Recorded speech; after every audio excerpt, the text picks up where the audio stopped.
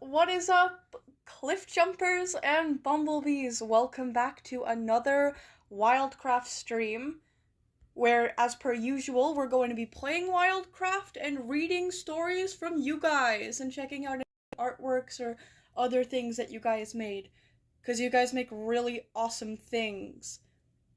But first off, as always, how is everybody's weekend starting? How is everybody's mornings?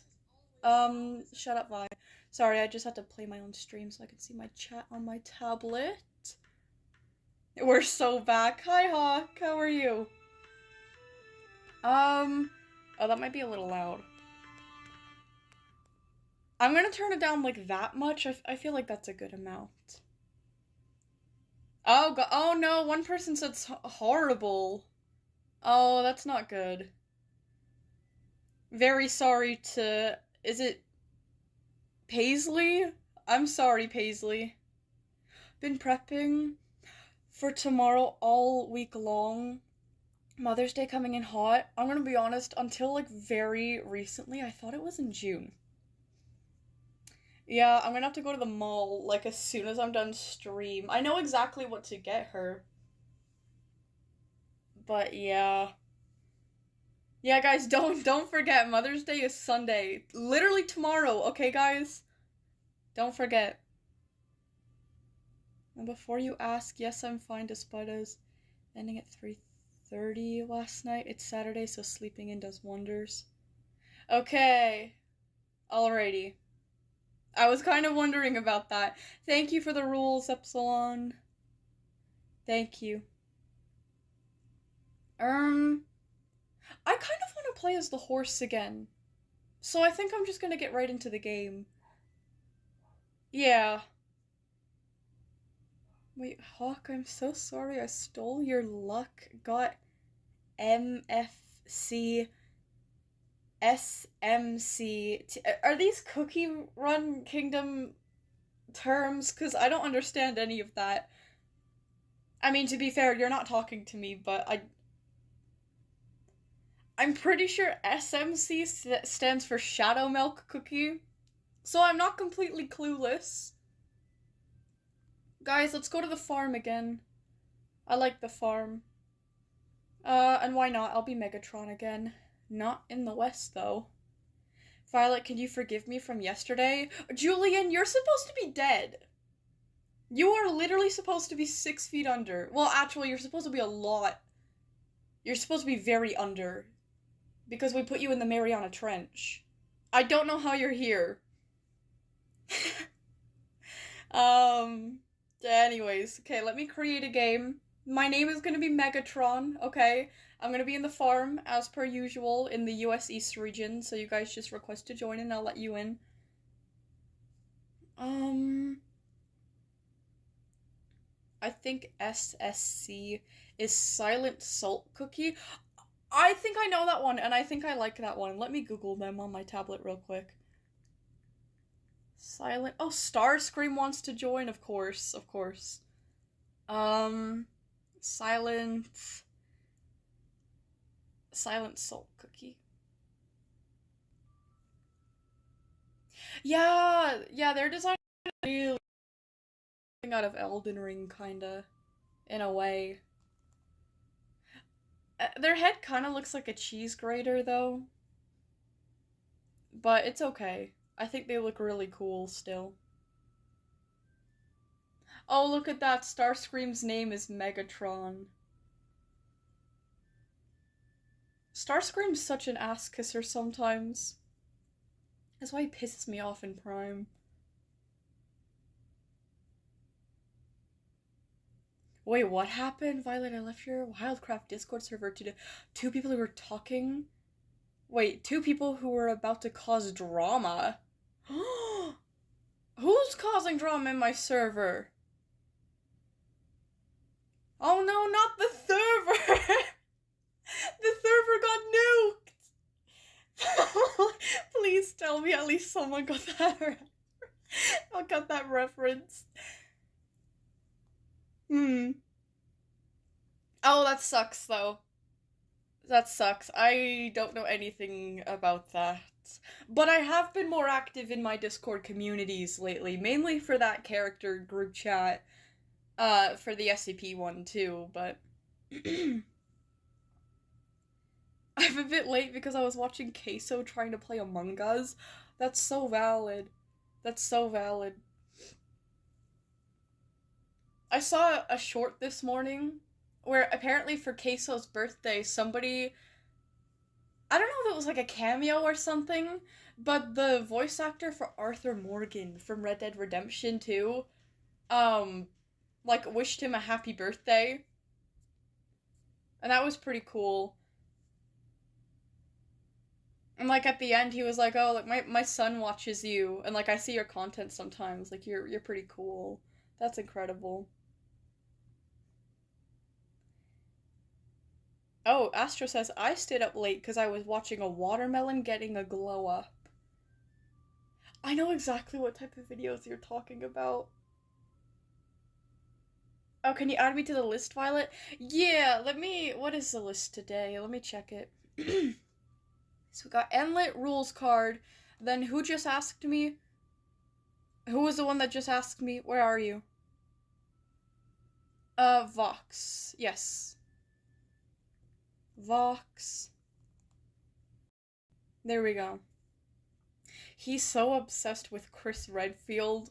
I know, I don't watch his, like, full streams, but I see shorts about that, and they're hilarious. He's kind of like me for Dio sometimes. I think he's actually a bit worse. I think he's very worse. How do I join, please? I have the app me in it, too. Okay, if you want to join, the server might be full, so you might not be able to for a little bit. But basically, you go into multiplayer. You want to switch your region to make sure it's in the US East. And then you should go to the farm map, and you should see a server called Megatron. That's me. All you want to do is request to join it, but I think it's full right now. But it's okay, because later I'll be going to the Gathering, which is, like, where a bunch more people can join me. So that'll be nice. I say we should go kill the boss, guys. Let's go. Who here knows T-Pain? Cause bro got added into MSM a while ago. Unfortunately, he didn't voice his monster, but the VA did a spectacular job at imitating him.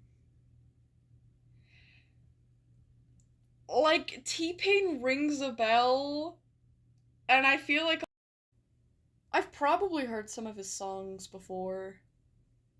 Maybe. Please don't tell me it's lagging. Oh, for fuck's sake! Oh, what am I gonna do? The lag, I can't reschedule for tomorrow. Also, I can't stream tomorrow. I thought Mother's Day was in June. It's not, it's fucking tomorrow. Thank God I already had, like, gifts and things planned out. I just need to go to a mall trip. Obviously, I can't order anything offline, though. That kind of sucks, but I know a few places I could take my mom out for, like, breakfast and dinner, and then I know the type of things that she wants. I have, like, a list of gifts that I could get her. So I just need to go on a mall trip after I get off stream. But I can't be on stream tomorrow. Sorry, I feel bad because I said I could be, but I honestly, I really, I don't know why, I really thought Mother's Day was in June. It's always been in, I don't know. Oh, I feel so bad for forgetting. I splurged her so much last year.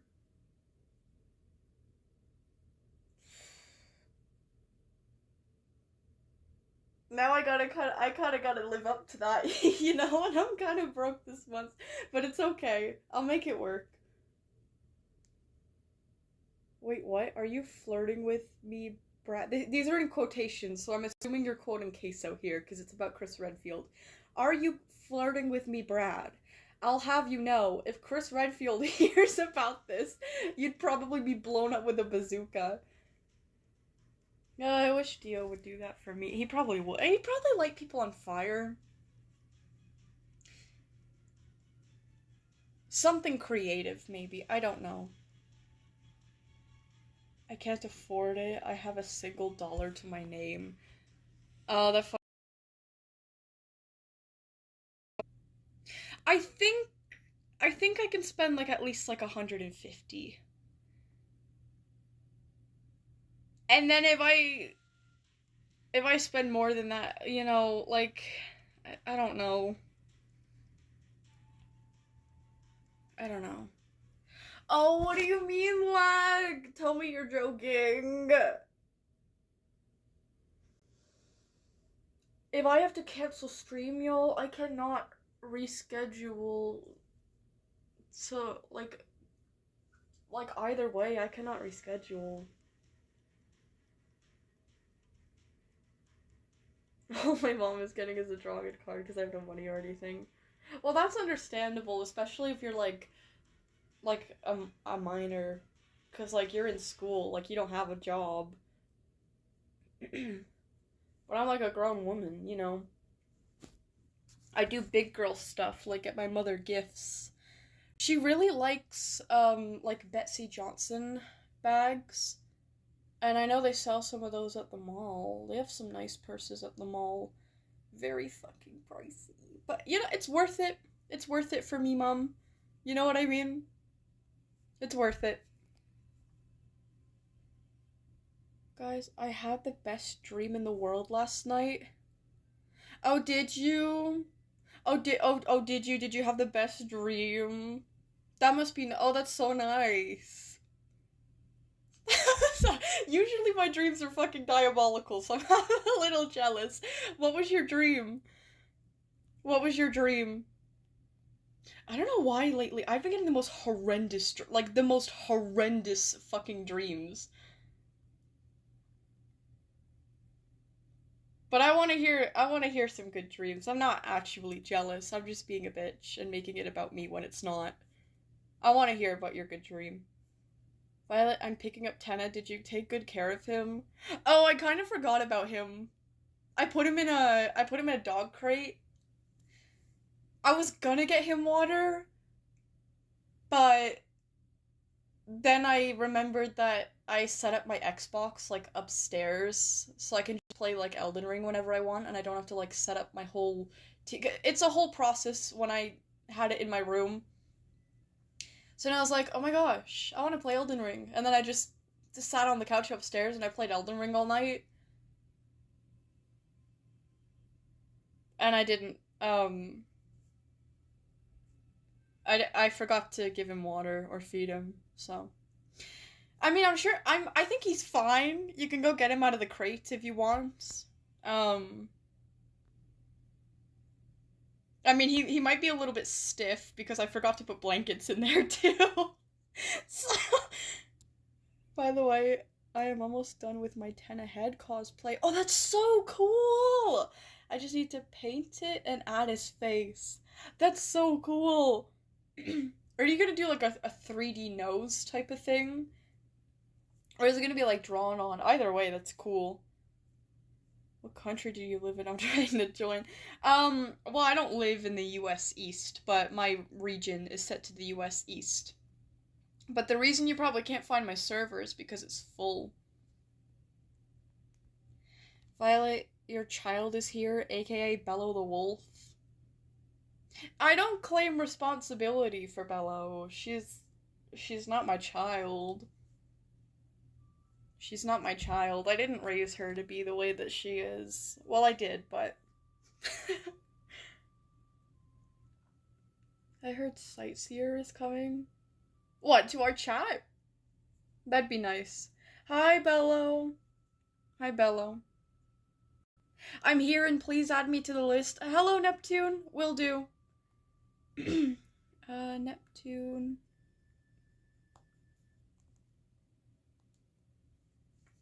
I think my mom will understand. If I don't get her, like, as many gifts. I think I'll just get her, like, one really nice purse, because that's, like, what she, like, said that she wants, right? Like, she wants, like, a nice purse. I think I'll get her, like, one other thing that's, like, a little bit cheaper from the mall, and then tomorrow, I'll just take her out for, like, breakfast and dinner somewhere, because there's a lot of places to go. Yeah, I can afford that. Yeah, if I can't, I'll just go beat up Gears in a back alley and take some of his money. Yeah, that's a plan. Okay. Violet, just pretend that you're Bello's mother. I don't want Bello to murder just because she got mad at you. Bello can't murder Bello can't murder me. She'd have to convince me to do something to myself, either like by accident or like whatever. She can't do that. She can't do that. She can explode your computer. I don't have a PC anymore. Mine's not even plugged in. Worst she can do is like blow up my phone or tablet, but I don't think that that would be that deadly. I'm not one of those people that like sleep with my phone under my pillow on charge. And I feel like I hold my phone back enough away from my face. I feel like I would be fine. Maybe a little facial scarring, but then I could look like Mello from Death Note or like Zuko from Avatar. You know what I mean? It could be a good thing. She could give me like a cosmetic upgrade. You know what I'm talking about? Wait, what, bro? That dream was fucking diabolical. I don't even want to describe it. Oh yeah, no, some I will not even say on stream. Anyways, what was the dream that you had, Epsilon?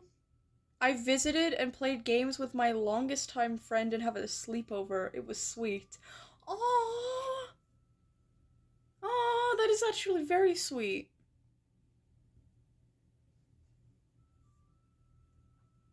Explodes Violet's phone. Oh, for fuck's sake. Okay, then we can't stream anymore. I guess I can't make any videos on you anymore. Bello, you may as well not exist anymore. You can't do anything. If I die, you literally can't do anything. Hey, hey, hey. Oh, hi, Quartz. Also, I had Hound sick. Oh, whoa. I had Hound screaming a lot last night when we were playing Pixel Gun. Sounds weird, but trust me, it's not. It's not. He's just very good at Pixel Gun, and I'm not. I dueled her, and she was getting jump scared before instant death a lot. That's true. That's true. His weapons, they don't one-shot me anymore, but they two-shot me, and they're fairly fast, I feel like. So I die fairly fast. But I did get some kills in on you, though. Not very many, but, you know. I had a dream where Bella was chasing me with a hammer. That sounds terrifying. That sounds absolutely terrifying. I have so many. This is like one of the ones that I can't say because like it's a bit more tame. It's horrible, but it's a bit more tame.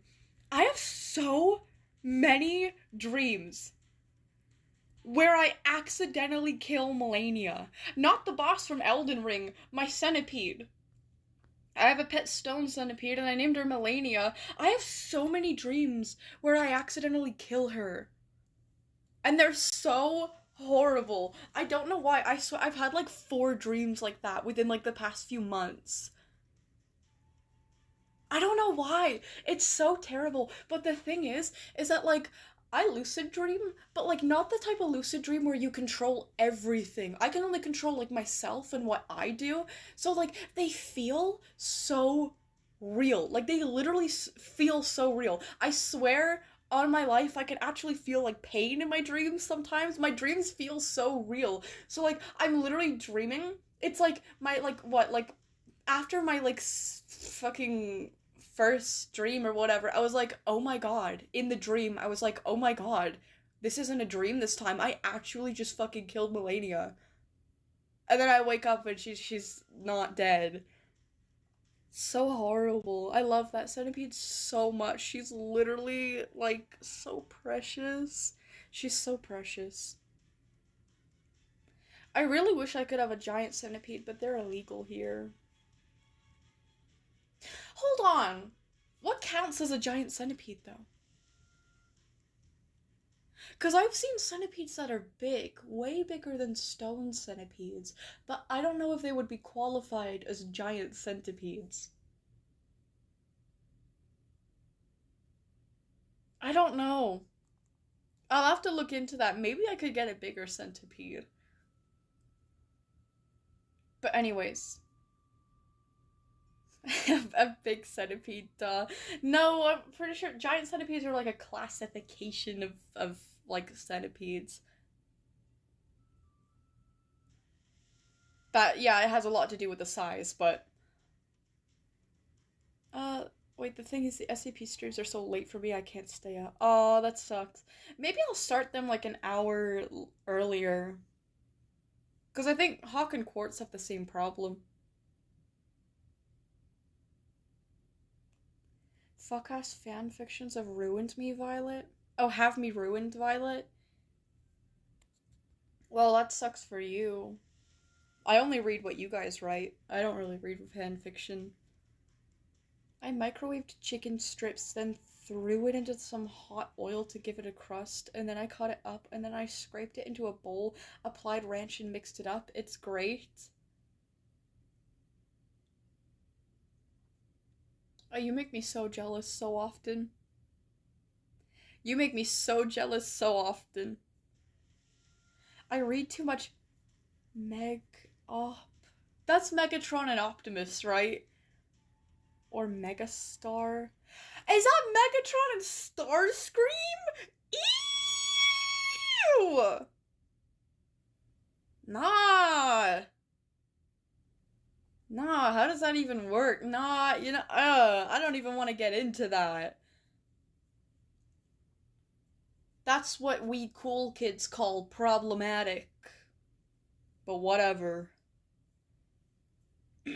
Wait, Bello, shut the fuck. Oh my god, it's Snake. Hi, Snake! Yeah, Bello, I'm back. Oh shit. Well, where's Hound? Wait, honestly, with how late SCP streams get, I wouldn't mind beginning it sooner so it's not late by the time it ends. Well, it ends for like 7 for you sometimes, but I'm talking about people in other time zones. But yeah. Yeah, maybe like 2 p.m. That doesn't sound so bad. Hound is still dead? No, Bello said Hound got away. Same thing goes for Starby. How does that like how? Like how? I swear, people ship anything that fucking moves together. How? How? I can only imagine that writing ships like that are like fun in the way that a puzzle is fun. Because it would take so much effort to figure out how that would even work. You know what I mean? Like, at least in my head, to do something like that well, you'd have to take like very specific iterations of the characters where like they might work together and take like some of their traits that are compatible and like exaggerate them in like an AU and then change their circumstances to allow them to be a couple in a way that isn't problematic. Like at that point, they're essentially two different characters. I don't see how that would work. I'm gonna be honest. Whatever. I would imagine someone shift Mute and Snake. I would throw up. Not gonna lie. Don't put that thought in people's head. People will run with that. I'm not even joking.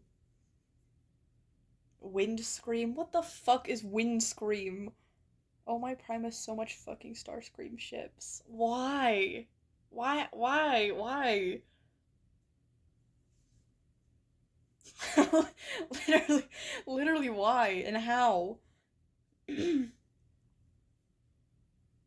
Wait, it's so hard to type because I have a giant tenna head on my desk. Oh, but I have duct tape on the thing to help it stay together, so I have glue. I have to glue paper onto it so that I can paint it.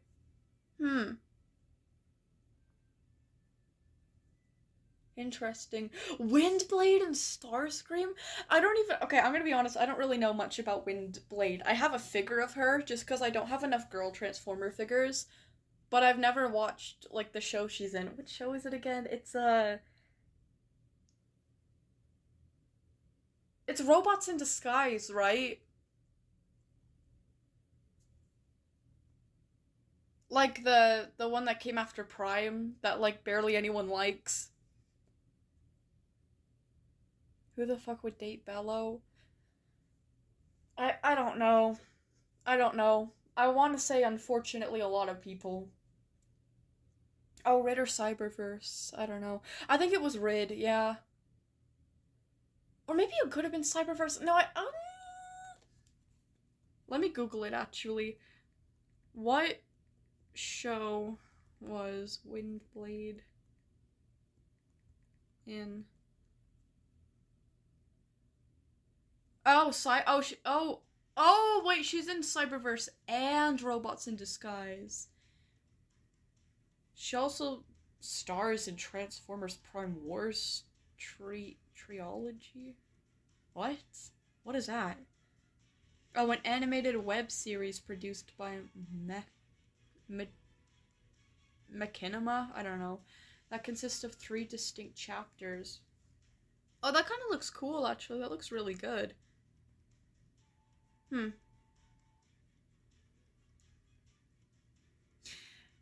I don't know. I don't really know much about Windblade. I know she's like a jet, too.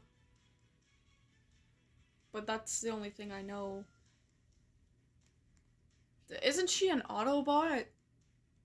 Whatever. I don't even know at this point. Oh, hi, Silver. How are you? Hi, Silver.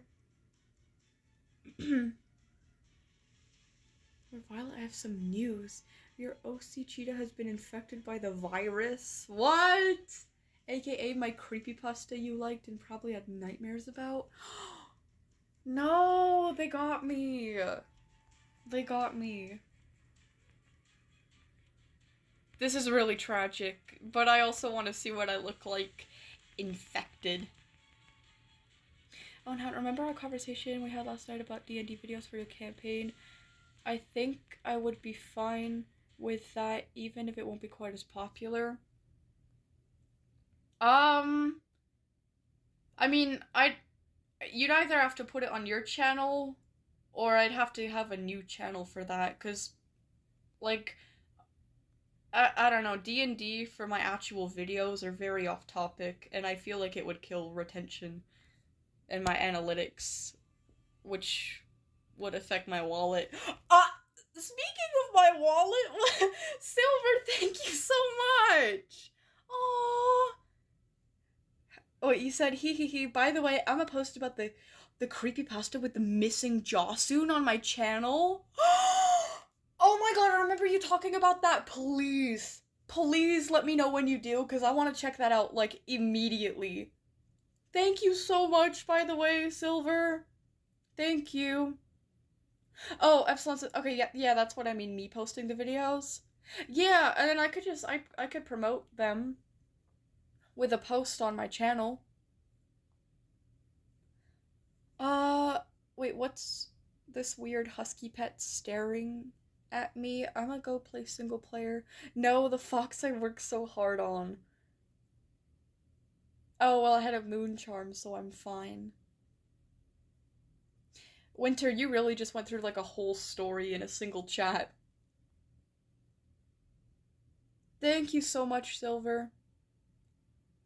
I'm dying. I'm sweating so bad. Why? Is it hot in your area? Sucks to be you. Sucks to be you. I live in Canada. It's, like, probably chilly outside. I haven't been outside today. I'm gonna guess that it's chilly. Like, not cold, but chilly. I do like certain Transformer ships. Mm-hmm.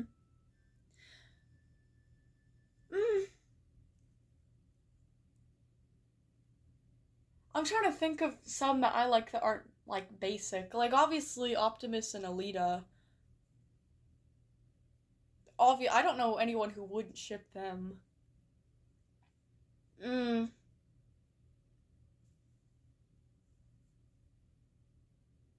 Mm. Oh, Knockout and Breakdown, that one's obvious too. I mean, they literally get married in the comics, which I find is so cute, but it's also so sad. Because in Prime, Breakdown fucking dies. So, like, knowing that they would have gotten, like, married if he didn't, that just makes it so much more sad to me. I don't know.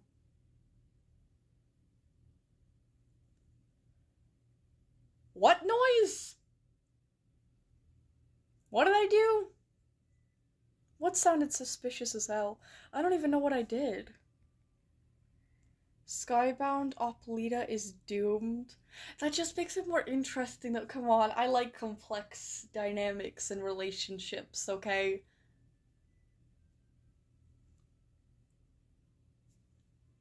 Oh, fuck all of you. Oh! I don't care anyways. I care for Violet. She's literally my best friend. What? Wait. What? Something just love you pilot. Wait, what? Wait, what? Jeremias, what are you on about?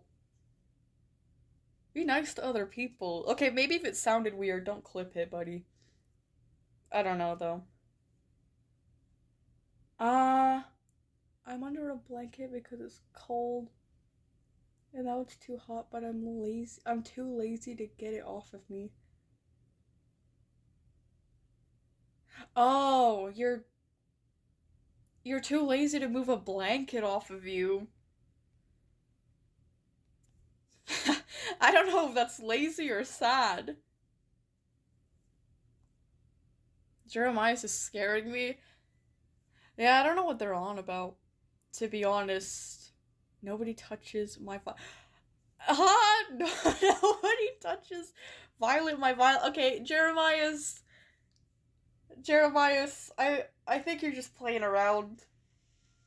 I'm like, on one hand, it's kind of funny, but on the other hand, it's gotta stop. You can't just be saying things like that. It's a little bit weird at the same time. I understand it's probably a joke, and like, literally, like, I don't know. Maybe if it was somebody that I knew well saying that and I knew it was a joke, it'd be cool. But I don't know you. That's the thing, I don't know you.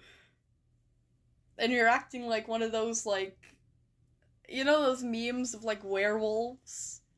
Like, protecting people or what? Like, you're acting like one of those. I will die in peace because I'm watching your stream. Oh, you know, at least that. R.I.P., but at least it's peaceful. Time out for you. Nobody can lay claim to a person, especially someone who has no interest in you. Yeah, I don't know you. You know what I mean? I don't know you. But anyways. Oh, Violet, I made you fan art! Gray, that's incredible! Gray, where can I find this fan art? Would it be in the Discord? Would it be on your community tab? Oh my god, I have a hangnail that's pissing me off so much. I hate hangnails. Wait, I mean, like, Jetfire x Starscream isn't that bad depicted on Starscream's history with Jetfire.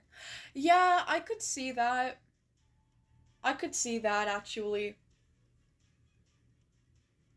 Especially in G1. I don't know, they'd have a very complex dynamic, like Optimus and Alita. Maybe a little bit worse, but, you know. Oh, creepy parasocial crush. Oh. Oh, ew. I thought they were, like, joking. Weird. me help with the boss. No, I got no XP because I barely did anything. You know what? That's my fault. That's my fault. I'm gonna kill a bunch of animals to level up then. We must summon Frompy. Oh yeah, where is Frompy? Frompy was here yesterday. Frompy helped kill Julian. But now Julian is here today and Frompy is not. That's kind of concerning. Oh. Violet, someone just body slammed you in game earlier? What do you mean body slammed me? I'm a horse! What do you mean body slammed me? No, they didn't. What do you mean? You can't even do anything of the sorts in this game unless you like duel them. That's like the closest thing that you could get.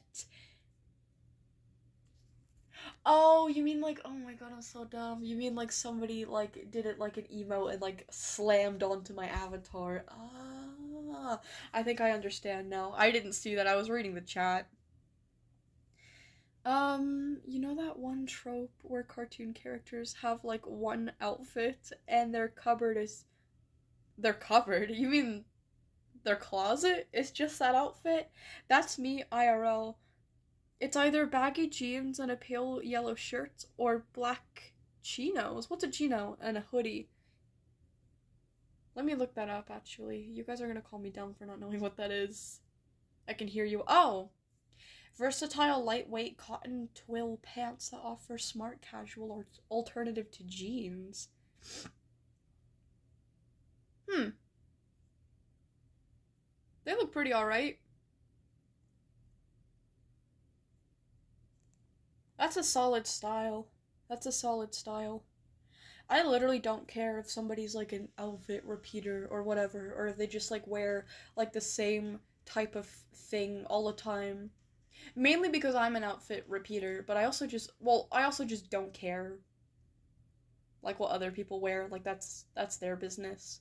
But also, if their outfit is good, like if they have good clothes and they wash it frequently, like what does it matter? You know? Literally, what does it matter? I drank Dr. Pepper for 2 years and I don't got diabetes. Hey, good for you. Good for you. I'd hope you wouldn't get diabetes after drinking Dr. Pepper for 2 years. Violet Vox has something to tell you. Oh, what does Vox want to tell me? I posted a part 3 for Snow.exe6's story. Oh, your OC cheetah design if you were infected by the virus and some breaking news. Ooh, Vox, I'm gonna add you to the list. Oh, wait, you're already on the list. Whoopsie daisy, silly me. Ew, skinny jeans. Who's wearing skinny jeans?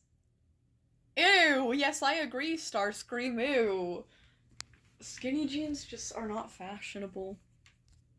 I saw this, like this YouTube short, literally yesterday, where this guy was like dressing in things that like men like it's typically not like socially acceptable for them to wear, and I was like, oh, okay, that's kind of cool.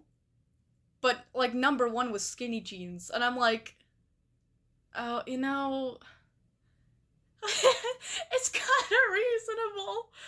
But then he tried to like make an outfit out of skinny jeans to make it seem like people can look good in skinny jeans, or like specifically men can look good in skinny jeans. Bro didn't even use skinny jeans. He used some kind of jean that was like only really like quote unquote skinny around like the upper leg, but then it was like what is it called, like flanneled out at the, like it was baggy from like the knee down, and it had like a bunch of like wrinkles at the top, and it was like very clearly like an alt design. Like it wasn't like regular skinny jeans, like it was some kind of like special pants. Like, bro, he didn't even look good in them.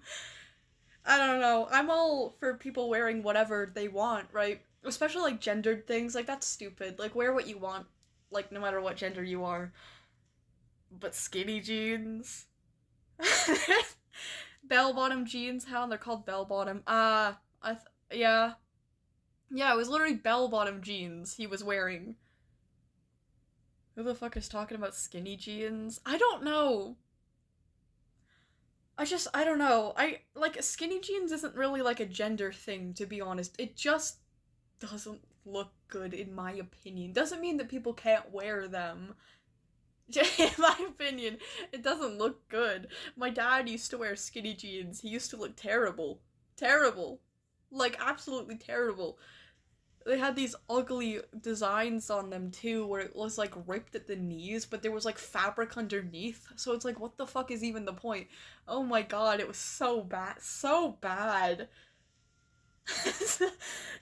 Another thing that I don't think anybody should be wearing are those I don't know what they're called. Those hiking, like, sandals, those fucking beige, like, oh my god, just look up hiking sandals and you'll know what I mean automatically. They are so ew. They are the ugliest shoes I've ever seen in my life. I would rather somebody go out wearing like those expensive like red cartoon looking rubber boots. Like, you know what I'm talking about? The like stupidly oversized cartoony looking one. I would rather someone go out wearing clown shoes than wearing these fuck ass sandals. They don't even look comfortable. They don't even look comfortable. They look like they give the worst rashes in the world. Please, somebody tell me you agree. Wait, why are we singing apple bottom jeans?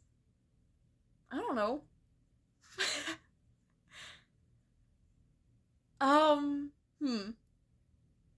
Violent, your dad was arrested? No, that was my biological dad. I'm talking about the one after that. No, my biological one couldn't fit into skinny jeans.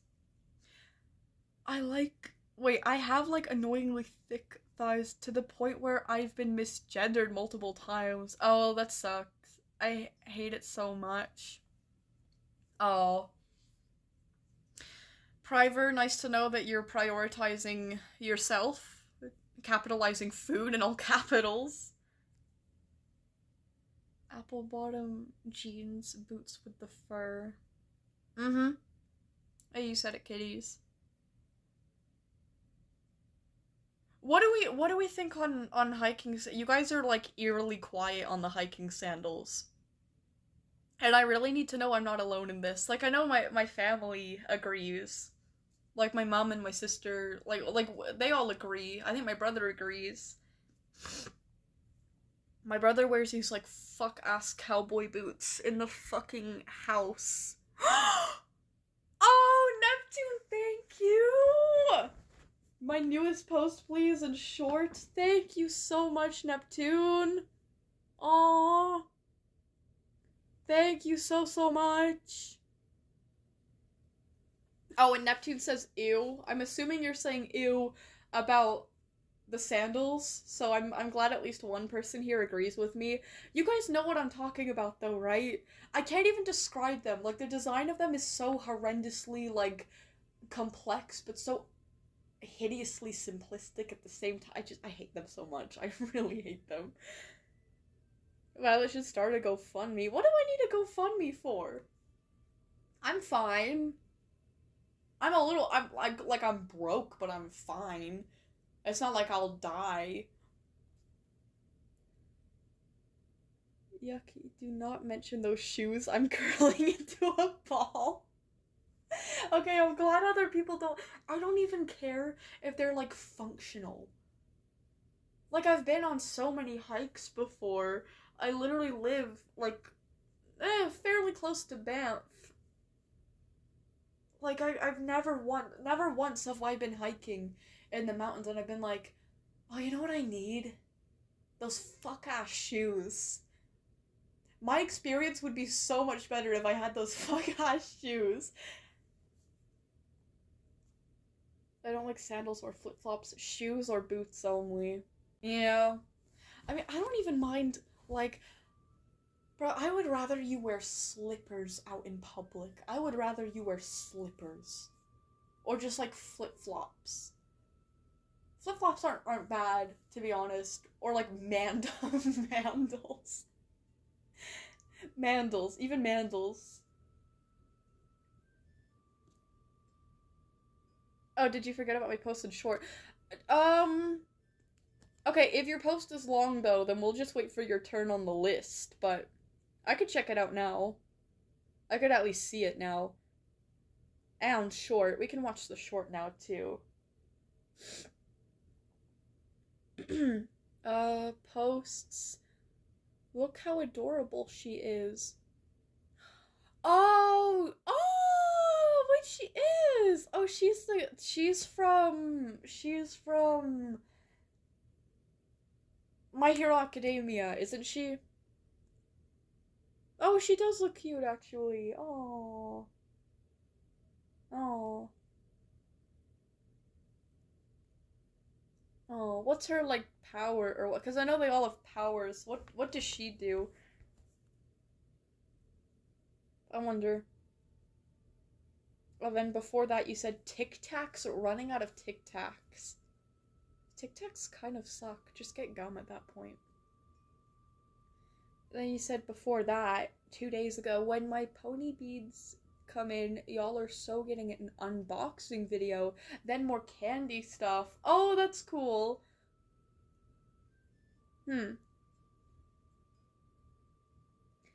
Neptune, why did you post this random woman 4 days ago?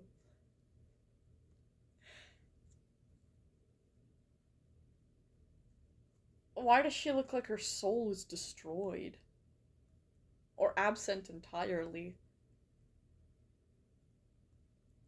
Ooh, 7 days ago. Did you draw updates jointer? Oh! Oh, that's the SCP that you were talking about. With the legs. Whoa, I really like how you drew the fur. And the eyes. That's incredible. That's incredible. Whoa, then you made like a realistic picture of Jointer. That's eerie. He looks like he could jump really far.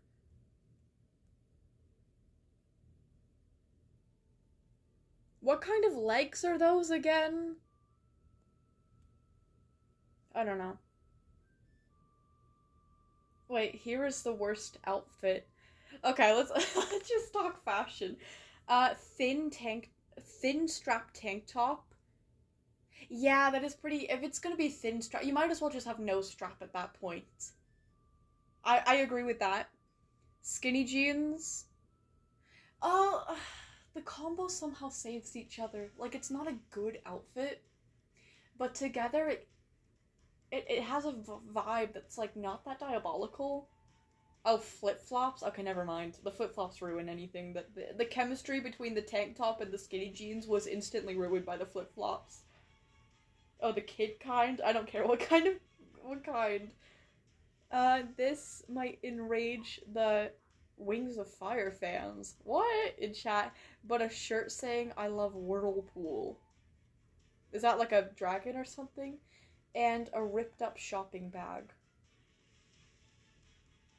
Yeah, I agree with that. I agree with that. A2 has the best fashion. Well, A2 is just, like, biologically gifted. He's a beautiful crystal creature. He's got it kind of lucky. I don't think his fashion really matters much. Let's let these people in. What would be, like, the worst fashion? Y'all, should we decide on what the worst outfit would be together? Wait, Violet help. Bella was at my door. She's bluffing. She wouldn't be at your door. She can't be at your door. If she's at your door, just don't let her in. Wait, hey Violet. Oh wait, you didn't even say hey Violet. You said, hey, that Wings of Fire shirt could be fire if you actually put a better fit to go with it. I believe Epsilon. I don't really know what shirt you're talking about, but... Okay, I feel like we should start with, like... Okay, you know what? Whatever outfit we pick, we have to add a fanny pack to it. We have to add a fanny pack. Yeah. Okay. I feel like we should go for head to toe, though. So, headwear.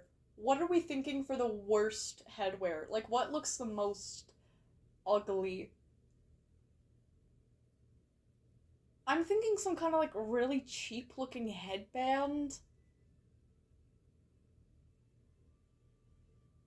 Like, if you pair that with, like, I don't know. Oh, bonus point if they're, like, cheap look. Bonus point if they have, like, ears on them, but the ears are, like, very, like, cheap, like, dollar store, like, fur and felt, and they're, like, kind of tatted. Giant, bright pink cowboy hat? You just crossed a line. You just crossed a line. You would not fit into the Calgary Stampede. You would not be welcome there at all.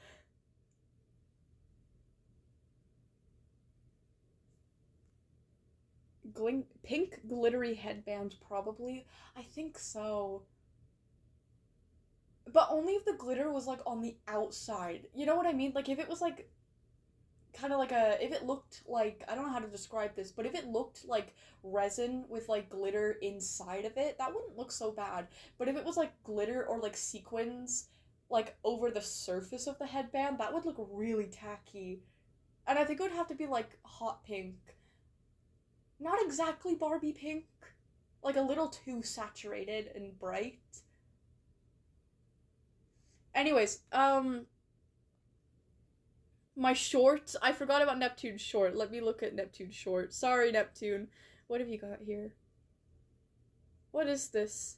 Oh my god, it's me! What would Violet look like as a Zeppetto? What is a pet with a T, by the way? Zeppetto. What would I look like as a Zeppetto? Okay, I really have to pronounce the T. Zeppetto. That's so cool! I don't know what this game is, but oh my god, it's so accurate. Oh, and you got my bow. Here's the, oh my gosh! Here's one of, wait, here's, on dog, my dog's being cute. Oh my gosh. Oh, I like that you included a picture of your dog at the end. Oh, that looks so great! The style, the face, the hair, the bow. I mean, technically it's a headband with a bow, but still. Oh, you did a really great job, Neptune. What do you have on, what is this reel beside it? Or not reel, oh my god, I'm not on Instagram. What is that short beside it, though, with Alistair? Ew! Ew! Ew! Oh, Alistair is so mingin. Sorry. Anyways. Do not remind me of the blue bitch. Wait, who's the blue bitch? I need to know who's the blue bitch. Who is the blue bitch? I'm so curious. Wait, the other beasts are okay-ish, but Silent Salt Cookie my goat. Are you calling Shadow Melt Cookie the blue bitch? Leave him alone. What did he ever do to you? Oh, just Cookie Run Kingdom stuff, don't worry, boss. Okay.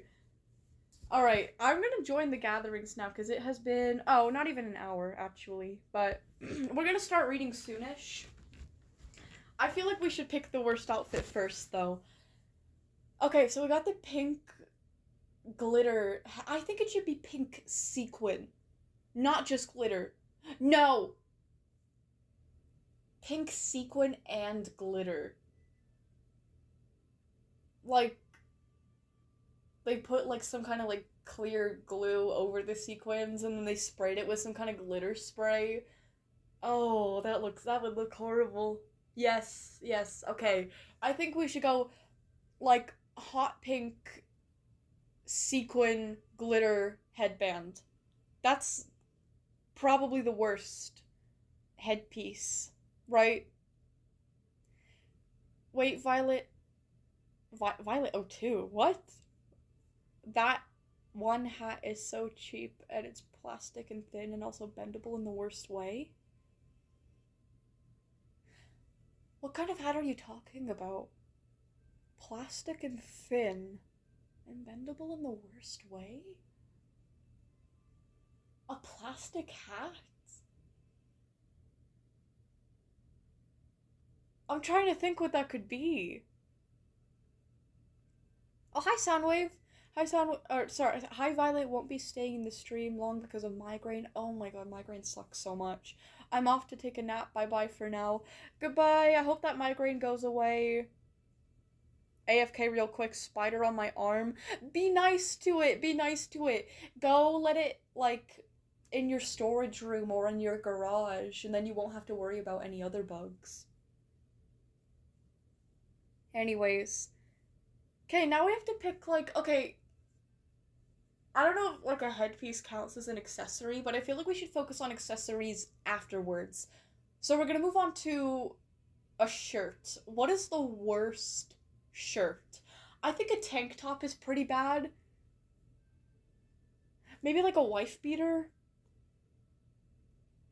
That's, like, an actual name for a shirt, but look up wife beater. It's a shirt. I don't know why it's called that. Oh shit, it looks really good on women though.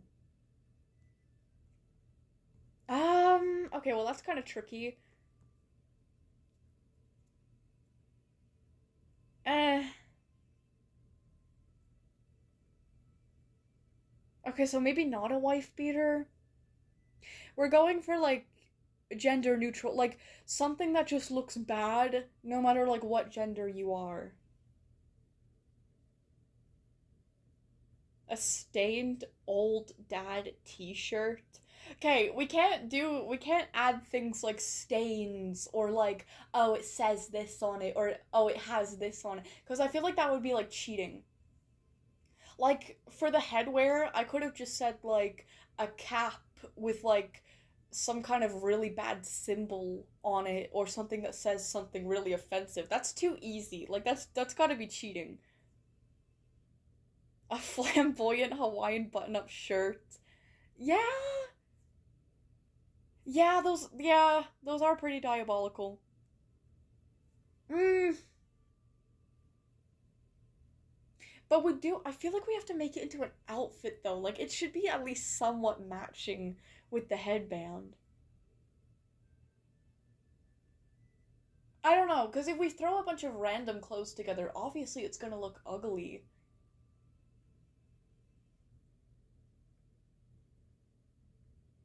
Hmm. Epsilon, when I get up from my nap, I'm gonna share OC art with you. Ooh, that sounds cool. What's the worst shirt? I'm trying to think. Who said that thing about the thin strap tank top? That might actually take the cake. Or no, ew.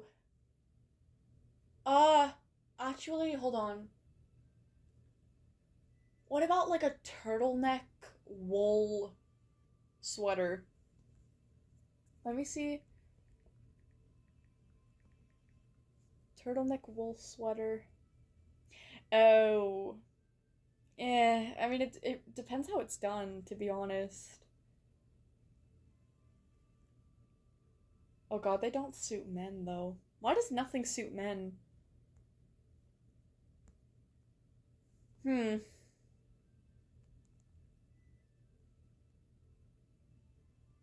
Wait, back when my AFK Journey creator friend was still active, I designed a bunch of potential merch for him and he loved it, but it never worked out. Now Violet, on the other hand. Oh, we'll see. Wait, I like turtleneck sweaters.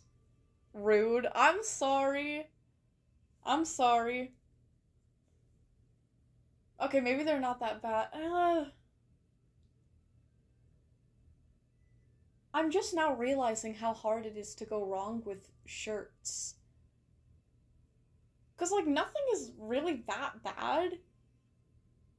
And, like, it really depends what you pair it with. It's really hard to go wrong with shirts.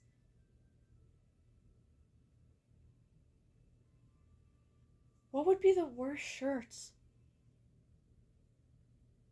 Oh, Object A2 probably likes turtlenecks. Okay, I really offended you guys with that one. I apologize. I apologize. With the shirt with the alpha wolf that has beaming eyes. That's a fire shirt, Snake! What are you talking about?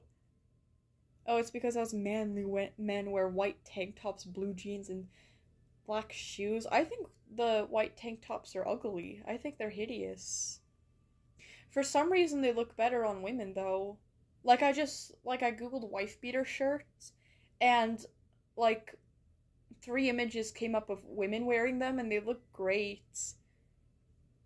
But then the men wearing them look very ugly. Maybe I'm gay. But I don't know. Oh, you know what's ugly? A gray tank top. A gray tank top. Just a plain gray tank top. Yeah, those are... Oh.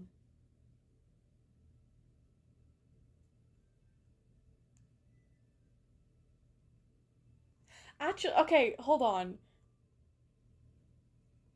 Mmm.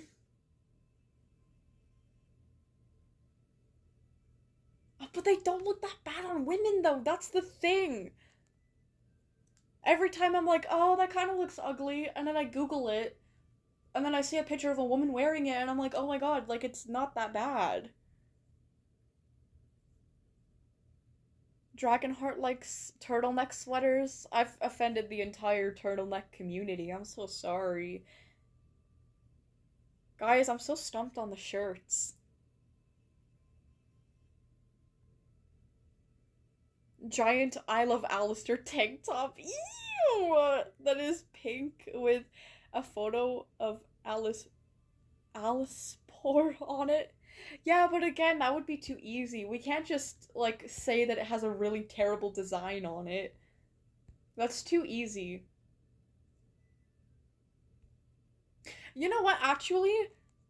I think we could make the Hawaiian shirt thing work if we if we match it with the headband by making it pink. Hawaiian shirt pink. Oh,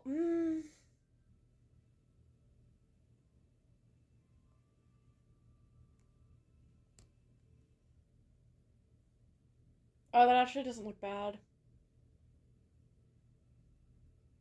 Not gonna lie. They paired it with white flowers. Which, like, is that. Oh, here's a hideous one. Oh my god. Okay. There's one that is like. I'm just on Google Images. Oh yeah, guys, if you want to join me, I'm gonna be Megatron. I'm gonna go and play on the Winter Forest English, okay? So if you guys want to join me, I'll be there. Y'all, there's one that's so ugly. It's like somehow like hot pink, but it's like dark pink in some areas. I can't just tell if it's like a gradient or if it's the material making it look like that, but it looks horrible. It looks like somebody dyed it like terribly. And like it's way more pigmented in some spots than others. But then you've got like it's cluttered with these ugly ass leaves, like these green leaves that like contrast really ugly with the pink, and then there's like some white leaves for some reason that are like green on the tips. I don't even know what the fuck that's supposed to mean or be. But then they've got like these white yellowish flowers. Then they've got like these like branch leaf things that are like a way cooler green than the big leaves. Then I pair it with like black buttons. That's disgusting. That's the worst shirt I've ever seen in my life. It has to be that shirt. That shirt is the ugliest shirt, and it also really goes with the headband because they're both pink. Now I gotta decide pants. Wait, Violet, I'm here. Did we read mine already? No. No, we're trying to decide what the worst outfit ever is before we start reading. We're on to the pants right now. Wait, hot neon pink with hot neon pink green mixed with Hawaiian. That's what I was, that's literally the shirt that I'm looking at on, it's so ugly. It's so ugly. I googled, like, pink Hawaiian shirt, and, like, I'm not gonna lie, a lot of them actually look nice. It's, like, pink with, like, white designs, and the color looks very pleasant. But this one right here is so fugly. Oh my god. Oh my god. That is bitch repellent right there. That's horrible. It's the worst thing I've ever seen in my life. Like, that's such an eyesore. I'm gonna be thinking about that all day while I'm at the- I'm just gonna be so upset for the rest of my life that that exists. What if we- dad shorts? Don't go after the dad shorts. I like dad shorts, actually. Like, you're talking about, like, the cargo, like tan shorts. I like those, okay? They're, like, not in an like, they're not attractive, you know? But I like them. Kind of in the way that I like mandals. Like, I don't think mandals look good, but I like them because I think they're kind of funny. And, like, they don't look terrible. You know what I mean? What about pink skinny jeans? What about pink skinny jeans? Oh my god. Oh, but they're all on women. It would look fine on a woman. Red skinny jeans. No, not like a nice, like, deep red. I'm talking like bright red skinny jeans. Ew. Wait, red skinny jeans. Oh, that's horrible. No, even worse than that! Red leather jeans! Ew!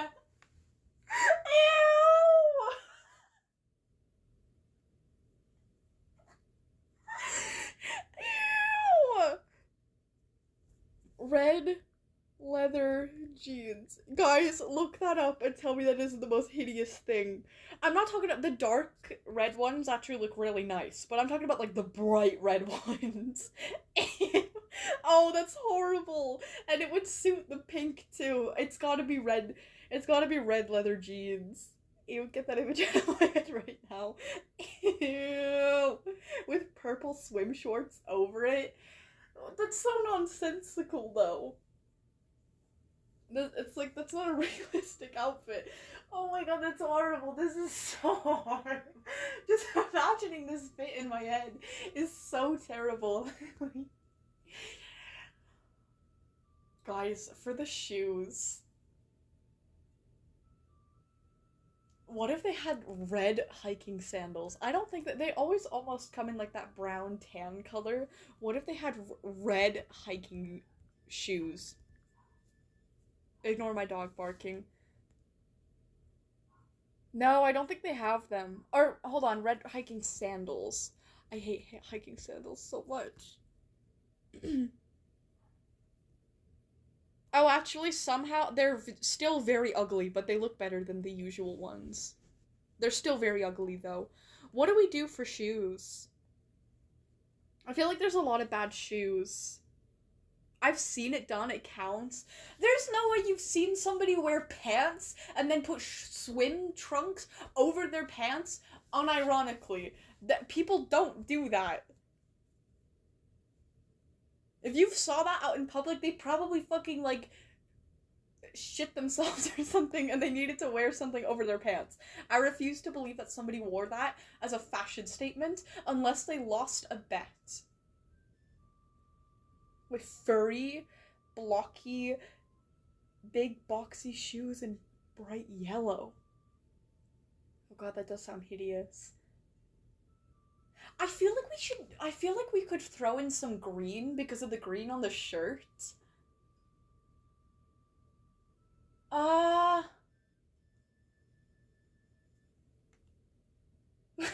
LMAO, what's this topic? I just came into this live where before we start reading stories, we're trying to define what like the worst outfit is. So far, we've got a hot pink sequin headband with like glitter spray on it.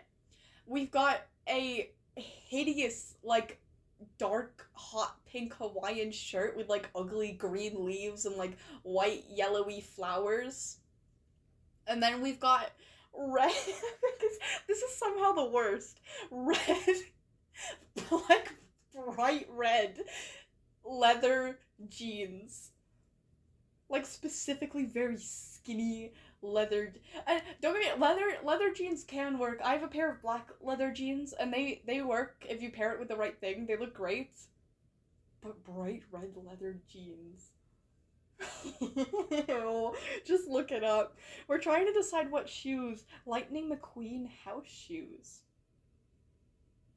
I feel like those would be fire. Like, ironically, if you wore it with like a I don't know, a good outfit. Lightning McQueen house shoes. What is a house shoe? That must be an American thing. What the fuck is this? It's like a slipper. What do you mean house shoe?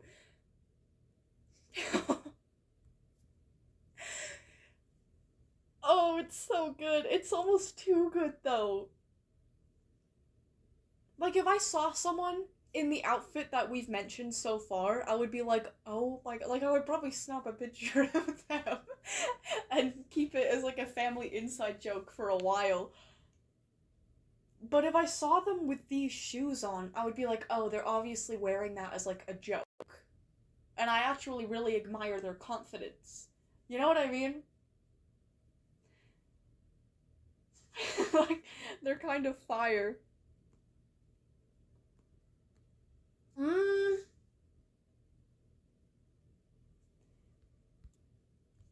What about like red mandals? What about like red Nike mandals? Oh god, now these are ugly. Oh, these are really ugly. What about green? Green Nike mandals. I'm not really seeing anything with like the same green. Sandal boots. Look it up. What the fuck are sandal boots? There's no way this is a thing. Sandal boots. Okay.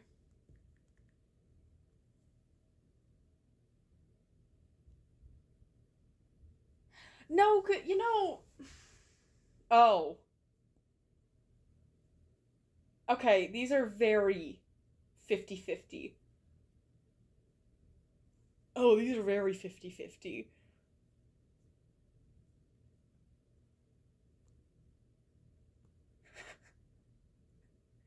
Like, some of these look pretty okay. Others look so bad. Oh my god.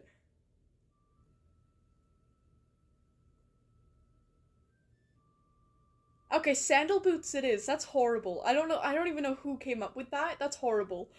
Oh my god. Oh, some of these are so diabolical. I can't believe anybody would wear these. Okay, I think sandal boots takes the cake. Maybe like a like ugly, very saturated but like dark green color. Wait, I would say add a yellow tie to that, but change it to the barf green color because Tenno wears a yellow tie and he looks super awesome. Listen, it's not exactly the individual clothing articles, it's how they work together. But it is also the individual clothes articles too. Wait, Violet, the worst one is purple leather shorts. What the fuck? Okay, we're past pants, but what the fuck is purple leather shorts? Leather shorts. Oh, those are pretty bad. Oh, those are really bad.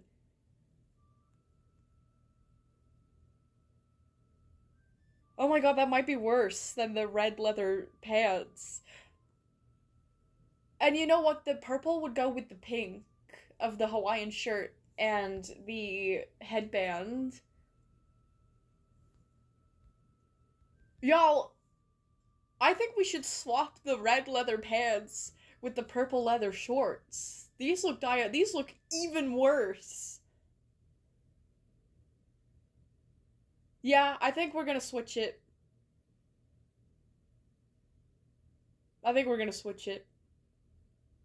Sandals that say darn good yarn. We can't say that it says anything on it. We can't say that it says anything on it. Huh. Okay, I think we're done with that then. Oh, Theo, hello! Theo, what's up? Wait, can I call you Centipider because you're blind like a spider and have a pet centipede? Well, you already called me Centipider. But, you know, sure.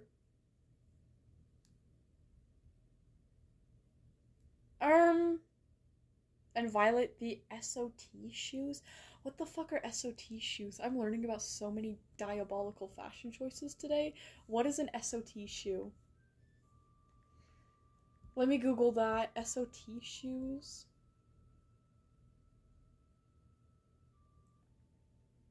Wait, what?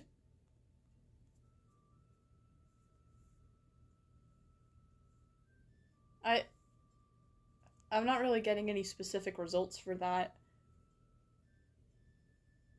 And Neptune just fell off of a cliff. Wait, what? Oh, Vio fucking Pete, there's regulars trying to get your attention. Hawk, I'm going between Google Images and my chat. I'm sorry. Anyways, who's trying to get my attention? You just say regulars. I know their names. I kind of want to read FICF today because we never read it. Oh, we never read it anymore, but it's a WILDCRAFT stream. Wait, because we don't have that many people on the list. I could read yours today. I'd like to do that. Anyways, chat, pretend you're working at a clothing store and Violet just wanted to purchase her exact outfit pieces mentioned. Judge her. Why I'll get to the reading. Wait, Enlit has been repeating a dozen times, and I have said like 5 times that I'm gonna start designing potential merch for you.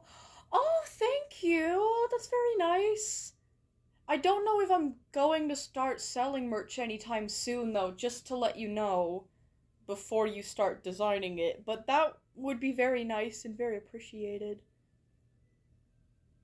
Enlit, what has Enlit been saying? Not Hawk's thing? What? Someone help me before I leap into the deep fryer. I need to know if I should run. Oh, what chapter? What chapter am I on? I think I was on chapter 7's prologue, right? Let me go into Wattpad and check, actually. It could have been chapter 6. But yeah, we'll start reading now. I'm going to my profile. Meow, meow, meow, meow, meow. And let me see here. Okay, prologue 7, yeah. Oh yeah, chapter 6 was tragedy, then we were at prologue 7. Yes. So then I think I would start reading chapter 7, New Start.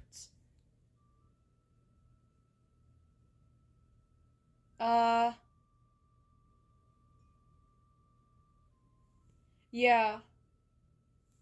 Yeah, I think I'm on chapter 7. Oh, thank you, Lou. That's very nice. Oh wait, we can? Sick, yay, woohoo, yippee. Yeah, we don't have that many people on the list, so I don't mind. We have Enlit, Rules Card, Vox, Neptune, and then I can add you right here. Absolutely. I've been missing reading the FICF, and if you want, I can start streaming like an hour earlier on Fridays.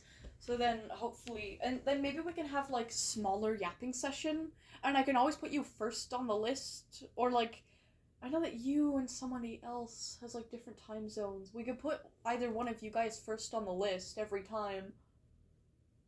I feel like that's fair. Climbs back up the cliff. Oh yeah, I forgot Neptune fell off a cliff a while ago. Nice to see you alive. So yeah, anyways.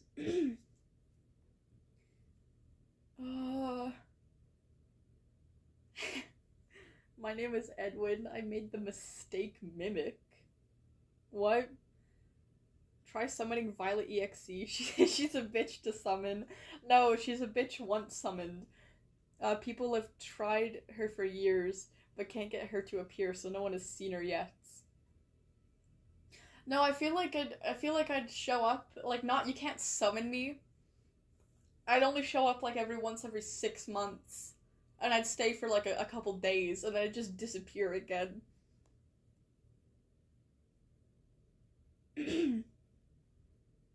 Anyways. Violet Air Jordans? Air Jordans aren't bad, and, like, Air Jordans, like, kind of have a purpose, you know? Like, they're sport shoes or whatever. Like, you're meant to play, like, basketball with them. Pretty sure. I don't give the same grace to hiking sandals because they're that hideous that they don't deserve the excuse of like, well, it's made for a specific purpose. It's not made to be fashionable. Shut up! They're so ugly. Just wear sneakers. You will not die. They're comfortable. Trust me. I've been hiking probably a lot more than you have. And I haven't even been hiking that much. Sneakers are fine. Anyways. Okay, Enlit is first on the list, actually, so we are going to get to reading, we are going to get reading Enlit's story first. Here we go. If you guys are, like, new to this, I read stories from you guys every Saturday, and for right now, we are on, Chapter 7 of Enlit's story, just beginning. So you guys can go on to other streams to get caught up with the other chapters. But one of our very beloved characters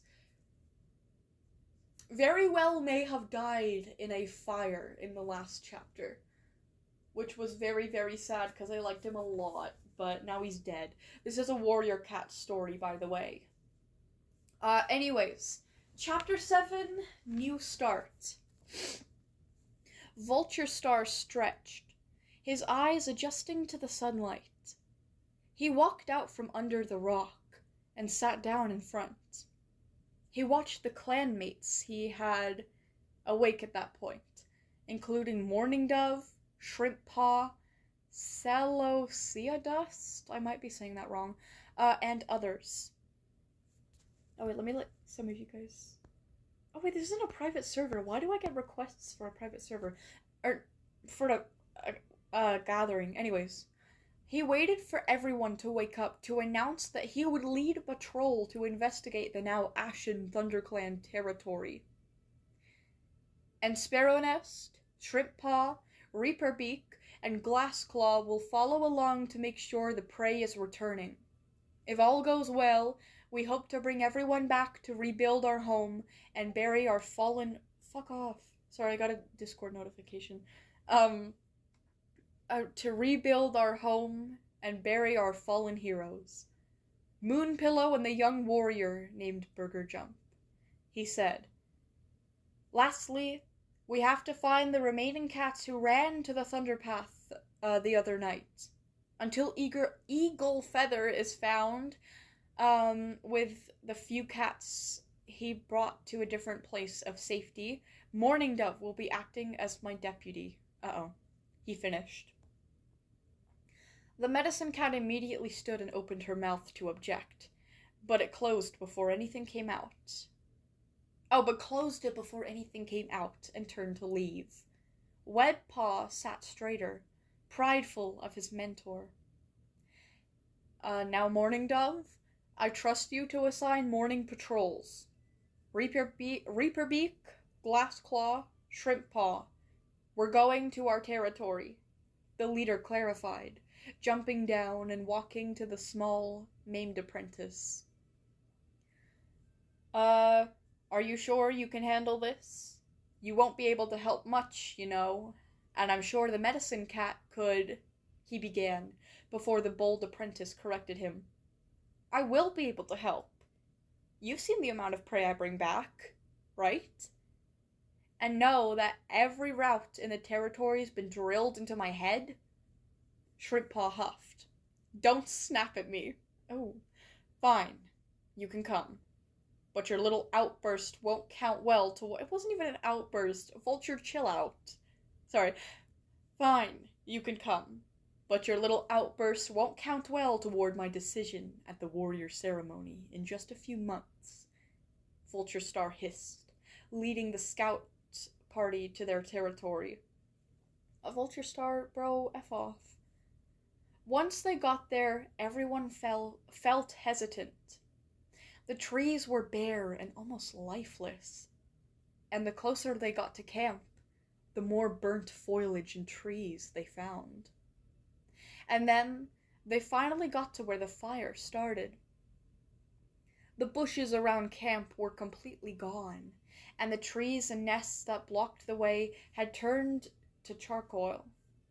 Everything was a mess, and there was still smoke coming from certain dens and trees. All right, everyone look around. Make sure there isn't any more fire or anyone else who was left behind, Vulture Star called, heading up to the apprentice and warrior dens. Shrimppaw couldn't stop staring at Burger Jump's dead body. It was burned, and the fur had gone, and his flesh was charred, aside from the splatter of blood from the tree crushing him. Oh, ew, he got crushed in half by that tree. I remember, ew, poor kitty. Shrimppaw decided to look into the medicine den before his wretched stomach sent a little signal to look away. Oh? Glassclaw headed to the elder den and Reaperbeak to the nursery. Vulture Star combed every nest, everything that a kit or apprentice could have hid under, and thankfully found nobody. But Reaperbeak had less luck. She came out, holding the limp body of a familiar little kitten. Whisper Kit. Aw, he was the only one left behind. His mother wouldn't have to worry anymore, but she would have to go through terrible grief, Vulture Star knew. Oh, that's so sad. Once he'd felt the pain of a young death, as it was the price of saving his clan. If only Howlstar had been saved, then Clamkit and Goatkit could have lived as well, he thought, looking back on the situation.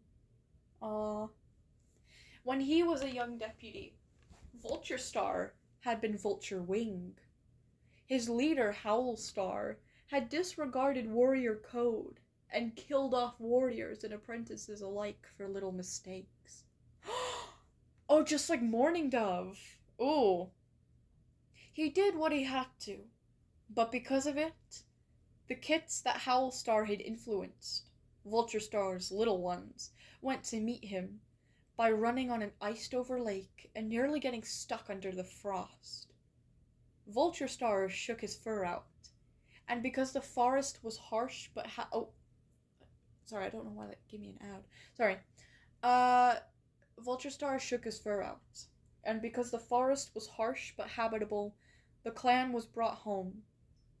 Moonpillow's body was never found, but there was never evidence that he had lived at all, other than the echo in the camp of life and a hero. He saw he saw Eagle Feather enter, with the cats that he'd brought with him elsewhere. He leapt down and gestured to Morning Dove to get off the rock. Eagle Feather, I hope there weren't any issues in the Wind Clan? The leader asked, allowing the cats brought with him to come inside. No, Vulture Star. Because of your efforts to ally with the Wind Clan's leader, we had no issues, Eagle Feather reported as he walked in. Alright, good. I want you to take Morning Dove on an expedition of sorts, by the way. Not right now, of course, but today. We need to map out the territory again and plan new routes, Vulture Star responded. Oh. That's the end of this chapter. Oh, it's so fun. I kind of like Vulture Star now. He's a bit of a bastard, but I think, like, understandably so. Like, he's harsh, but I can see why. You know? I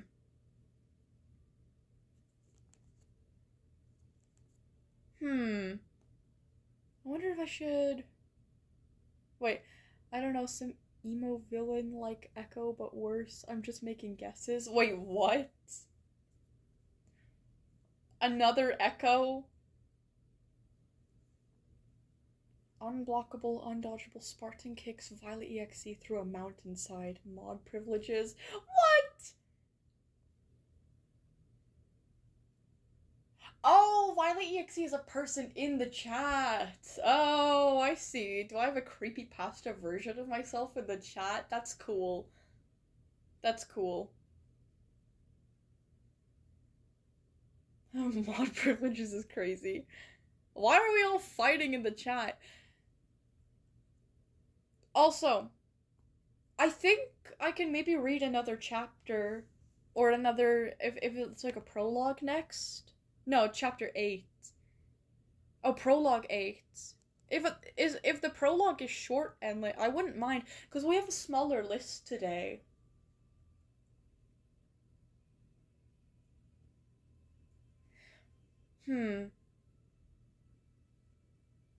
Rest in peace, Violet EXE. No one could survive that.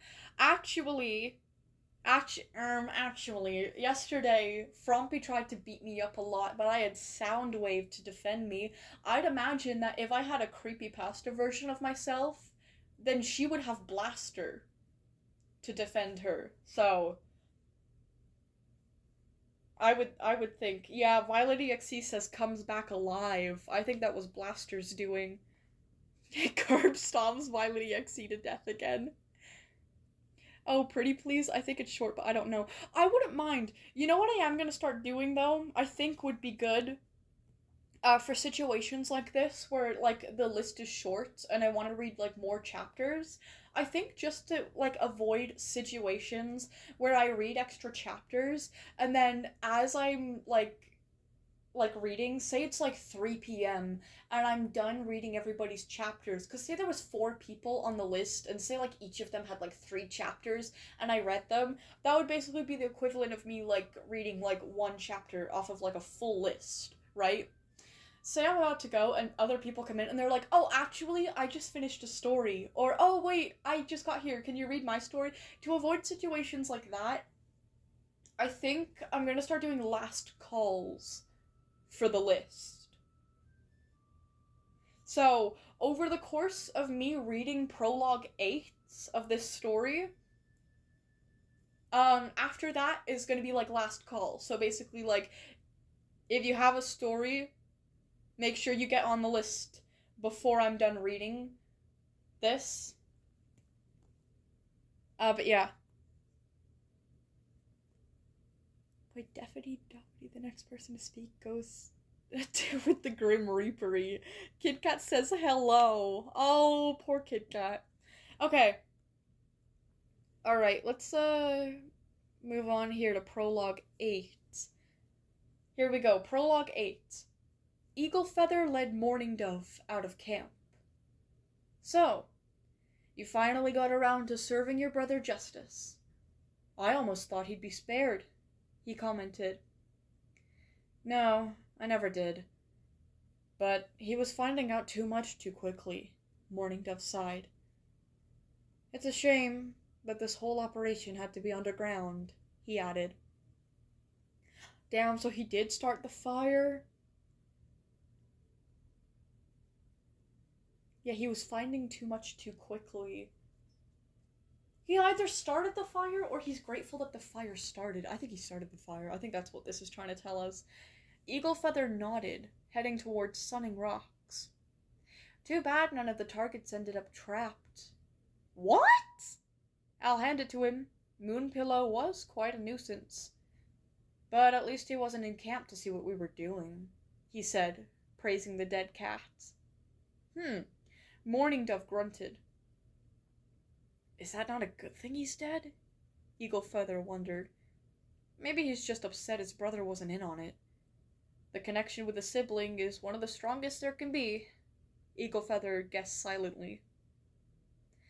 They reached Sunning Rocks, and Eaglefeather neared the river. Fish are still swimming, thanks StarClan, he said, seeing the shadow of salmon and trout. Yeah, prey is still around. I can smell it, Morning Dove said, stalking behind Eaglefeather. But really, Morning Dove began, quickly pouncing on Eaglefeather, holding his head under the water and digging his claws into the deputy's throat. I'm just glad you'll have something to swim with, even if they aren't really cats, he said, ignoring the thrashing and kicking. Oh my god! Oh my god, I hate Morning Dove! Eaglefeather, I would apologize, but unfortunately I need your role. This wasn't supposed to happen. I promise. You should have stayed at WindClan. Maybe even joined them. You could have replaced Moorstar instead of Rattletuff. Morning Dove laughed. But I promise, when I die, we can take over StarClan together, so you'll never be so useless to me. Right? Morning Dove threatened. Oh my god! Eaglefeather tried to kick the cat off of him, but his muscles grew weak. The last breath he had escaped, and his vision grew dark. He slipped out of Morning Dove's grip into the flowing river as fish food. He floated downstream into the unknown, forever lost to the dark forest. Oh my god! Oh my god!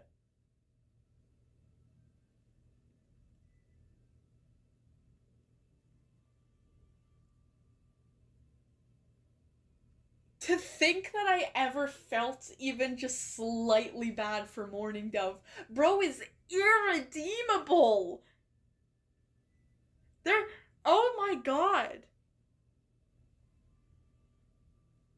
Oh my god! Poor Eaglefeather. I didn't even like Eaglefeather that much, but like I feel so bad. Morning Dove is just like straight up evil. Just straight up evil. Holy shit. Want to make another bet on it? What, that I could somehow feel bad? Yes, actually I will take a bet this time. There's no way. There's no way. There's a word for people like Morning Dove. And listen, I'd love to be proven wrong, but I'm pretty sure it's incorrigible. Incorrigible. Okay? A person who is beyond the point of correction, reform, or improvement. Literally just a person who will never change their ways. Who will always be the way that they are. I'd love to be proven wrong. And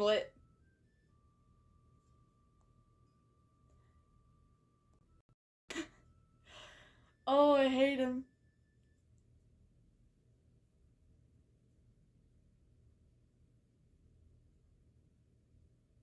I mean, I don't know. Morning Dove can change, but typically, I think that if someone was bad enough to murder people, like their brother's boyfriend, their associates, basically anyone who they benefit from killing, I don't think that they're a good enough person to want to change. That's the thing. Anyone can change, right?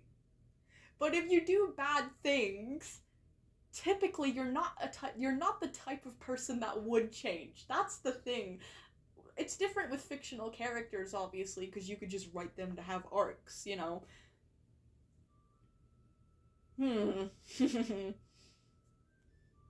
I'd like to see Morning Dove change. I think that's like the only way I would feel bad for him. But I doubt that he would. I doubt that he would. Oh, I will become Tenna. Is it my turn now? I think so. Let me see here on the list. Yes, it is. Yes, it is. Rules card. Where can I find your story? Where can I find your story? God, those were so fire, by the way, and lit. Oh my god. Oh, you said read my last message now? Oh, sorry. I'm going to make him your favorite character? Come on! Okay, maybe you can actually. Like, I've doubted you before and I've been wrong every single time. And, like, a lot of my favorite characters are pretty immoral. I mean, like, they have their reasons. And, like, most of them are very understandable. But they're still pretty not nice. So maybe you could. But I doubt it this time. I'm gonna take a chance and doubt it again. Yeah, prove me wrong. Prove me wrong. I'd love for you to prove me wrong. My Theotrap always comes back. Theotrap. He'll be your least favorite, then least favorite, then 100% your favorite. Morning Dove? I don't think you could... After what he did, though... I think I could respect Morning Dove if he changed. I don't know if I could like him. I don't know. You've got a challenge, I'll tell you that. You've got a challenge. Oh, you said posts rule card? Okay. On the rules card channel or on Kamari's channel? Yeah, I can write very well. You're gonna have to write very, very well. I think it's possible. I don't know. I guess I'm kind of a sucker for people who actually change, I guess. Like, that's my thing. Like, not like that's the thing, not my thing. That's not like the thing I'm known for. I don't know. I like these odds. Alright, well, I'm just letting you know. I'm not trying to sway the story in one way or another. I'm just letting you know, like, seriously, truthfully, the one thing that makes me, like, ease up very much, both on fictional characters and on real people, is if they show genuine remorse and they actually change. You know?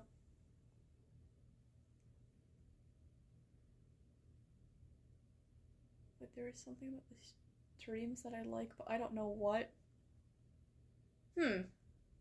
Maybe it's a sense of community. I don't know. I like that about my streams. Okay, rules cards. This one, this channel. Okay. Alright. Go to channel. I'm sorry. Alright, let's see here. Okay, sadly, no Smurf thing today. Oh yeah, so tragically, but here's spoilers. Weird Kit dies. I feel like that one kid from SpongeBob. You know who's like crying in the car, eating the ice cream? And he's like, I don't like pistachio! And the dad's like, well then why did you order it?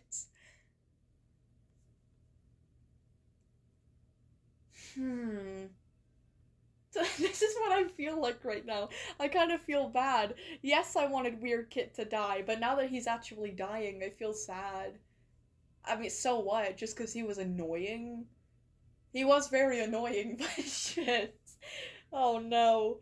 I can't help but feel like this is my fault. I'm sorry, Weird Kit. Not that much. But still. Anyways, here's the link to Exodus thing again. Read as much as you want. I hope it doesn't count as an SCP thing, because it's only similar to SCP as in... Oh, it's the files. Yeah, true. I'd like to read a couple more. We could do that. The rest is just wildlife that are kind of weird, so it counts for both streams. I don't know. I would say so. For sure. I mean, it's animal related, right? It's close enough. Look in the comments for links. Ones I want you to read the most are OD089 and OD113 and OD088, but read whichever. Look at the images. Okay. What the fuck? Okay, this is a... What, YouTube community post? Or is that a tweet? I don't know. It says, my 47-year-old minor. And it's a picture of Spampton. Okay. Then somebody replies and says, since when is he minor coded? Am I missing something crucial here? And then there's another piece of text below that says, hello, welcome blanked out name. Friendly reminder that while we are in a Tenna server, shipping Tenna and Spampton is strictly prohibited as it is a pro ship. What? There is a major power imbalance and Spampton is minor coded. Thank you for understanding. Have a blessed day. Okay, I can definitely see the power imbalance. I could see how with their history it would be kind of a toxic ship. What do you mean minor? What do you mean minor coded? Spampton is minor coded. Holy shit, minor coded.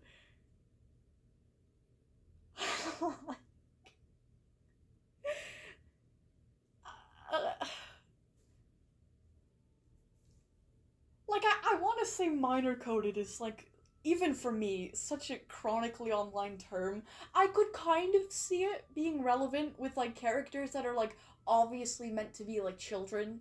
Like, they look like children or they act like children. You know. Then I think that would be a valid use of the term minor coded. But it's clearly an old man. Well, not an old man.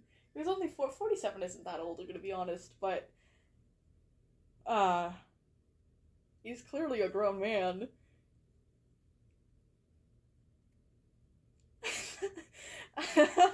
This is so funny.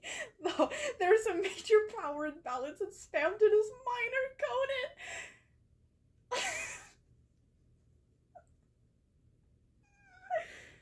Sure, bro. Anyways, okay, second image here is a screenshot. It's Ralph saying, hey, let's stop arguing. It might harm the baby. Susie says, what baby? Ralph says, me.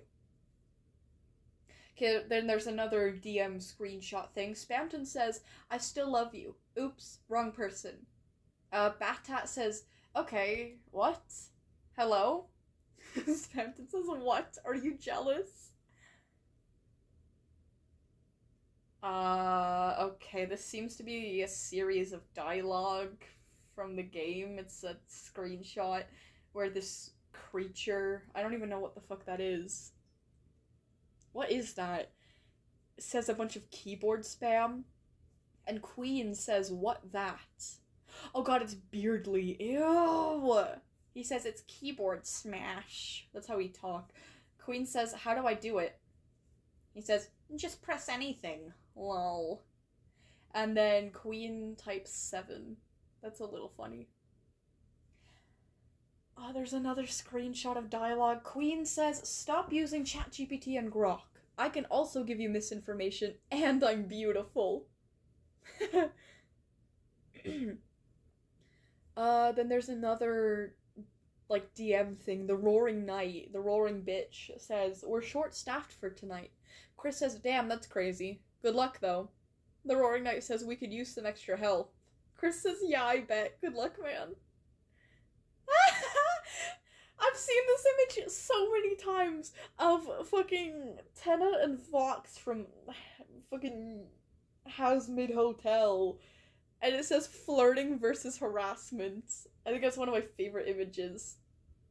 God, Vox is so ugly. The way his, like, smile doesn't even fit in his own screen. Anyways, not to compare two very different types of media, you could say that, but I think this is a prime example of how you make a villain character with the same idea, yet one will quickly be universally beloved and one hated. You just gotta know how to write them. Avicii doesn't know how to write anything. Okay, the next one is like a comic where Tenna says, "Your final physical challenge is to stop me from killing myself."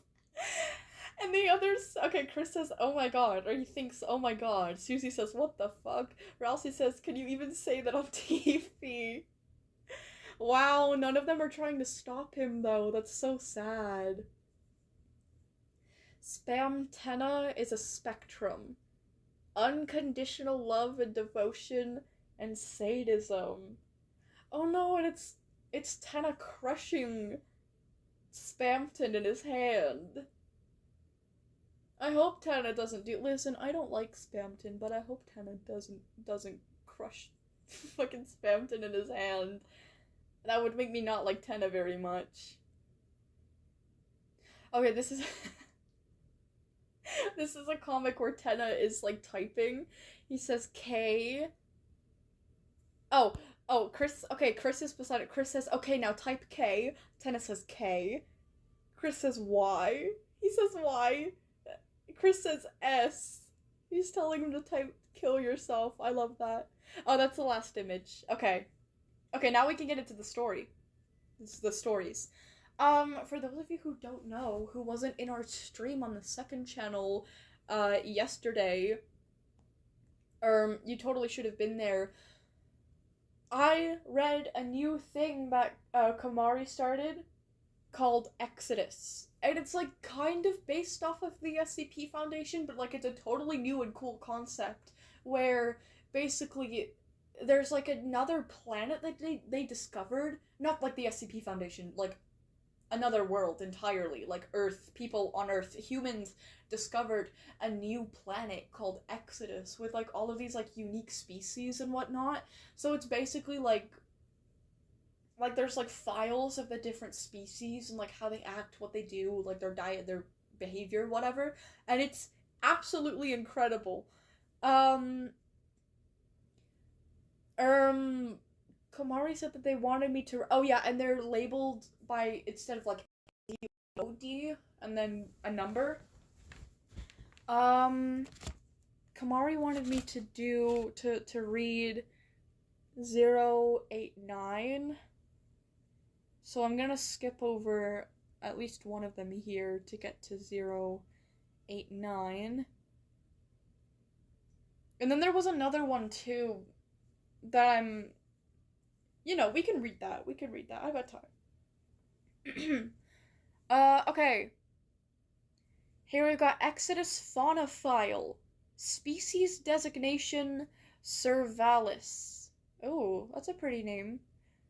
Catalog ID OD089. Classification tier 4. Big. So these animals are big. Overview. Cervalis is a large herbivorous terrestrial species. Why? They're all so terrestrial. A lot of animals are, though. A species commonly found throughout the open grasslands and temperate plains across the oasis biome. The species is widely recognized for its ornate antlers, armored body structure, and highly defensive social behavior. Though generally non-hostile towards humans, Cervalis can become extremely aggressive when nests, offspring, or dominant herd members are threatened. Due to constant predatory pressure from larger Exodus fauna, the species have developed an unusually fierce temperament for a herbivore. Oh, okay, that makes sense. Physical description. Cervalis is a quadrupedal hair-like organism. Oh, approximately the size of an earth moose. Huh. Notable anatomical features include a broad snout and compact facial structure, long rabbit-like ears lined with dense fur, ornate pointed antlers resembling glided ceremonial structures, armor-like body plating patterned after regal or decorative metallic designs. Huh. Fur tufts concentrated around the chest, shoulders, ears, and rump. A medium-length tail ending in a pointy, fluffy tip. Aww. Its plated exterior displays motifs and shapes resembling elegance, wealth, and medieval ornamentation. Females possess slightly larger antlers than males and commonly occupy dominant positions within herd structures. Let's go, girlies. That's interesting, though, that it's plated. Its plated exterior displays motifs and shapes resembling elegance, wealth, and medieval. That's like a human concept, though. So that implies that their design has something to do with like human involvement, or like at least something that's like connected or similar to humans, which is very interesting. Writer's note: this thing killed my brother. Founder's note: dude, you can't write that in the log. You are fired. No! Oh no. Poor writer. Their brother died and now they're getting fired. That's terrible. Anyways, social structures. Surveillance groups are typically led by the female possessing the largest antler formation. Competition among members is frequent. Oh, and includes territorial disputes, dominance conflicts, mate competition, and hierarchy challenges. Interestingly, both males and females are known to occasionally mistake one another for the opposite sex, often leading to unnecessary confrontations. Despite this confusion, females remain the dominant sex within most documented herds. Woohoo! Founder's note: the previous writer has been fired. Fuck you, Gerald. No one likes you anyway. Stop writing unnecessary shit. Only I'm allowed to do that. Oh, wait, what was the founder's name again? It was Joe Barrett and someone else. That someone else was the founder, but I can't remember his name. Adrian, that was his first name. What was his last name? I don't remember. Oh, Adrian Mercer. Thank you. I looked at the chat at the right time. Anyways. Meow, meow, meow, meow, meow. Damn, Mercer's immature. Poor previous writer. Anyways, behavior. Surveillance displays a combination of noble composure and sudden defensive aggression. General observations include passive grazing behavior when unthreatened, immediate hostility towards perceived nest threats, increased aggression from females with offspring, males displaying more passive and avoidant tendencies. The species is believed to maintain its aggressive social structure due to constant predation from larger fauna attracted to their biological traits. Diet. They are strict herbivores. Cervalis, I'm pretty sure, primarily feeds on plains vegetation, low shrubs, soft-rooted grasses, or seasonal flowering growths. Vocalization. Cervalis produces low, quiet vocalizations resembling a subdued equine call mixed with deer-like resonance. Resonance? Whatever. These sounds are most commonly heard during territorial displays, herd warnings, nest defense situations.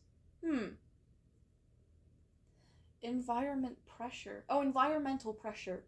Cervalis, whatever, is heavily targeted by numerous predator species across the oasis biome. Researchers believe that the species' plated anatomy, defensive temperament, and social hierarchy evolved as survival adaptations against repeated predatory pressure. Their striking appearance does not reduce this vulnerability. Oh no. Survival advisory. Exodus personnel are advised to avoid nests in juvenile groups, maintain distance from females with large, never approach a defensive herd directly, refrain from entering grazing territory during mating periods. That's the last one. Most recorded attacks occur after territorial boundary violation rather than active hunting behavior.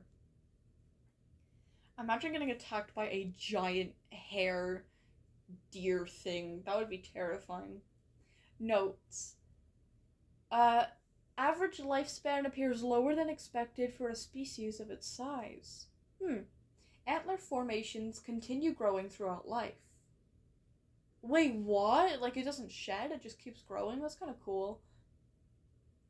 Older dominant females possess the largest recorded structures. Blue blood composition remains under study. That means they have hemocyanin, maybe. They have copper blood instead of iron blood. I think that's what it means. I only know that because of centipedes, but... Anyways, herds display strong... Or it could be a metaphor, because they're connected to the royals.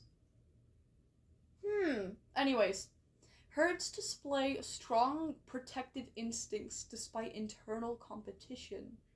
Threat assessment, moderate to severe when provoked. Recommended encounter outcome, observation from distance only. That wraps up...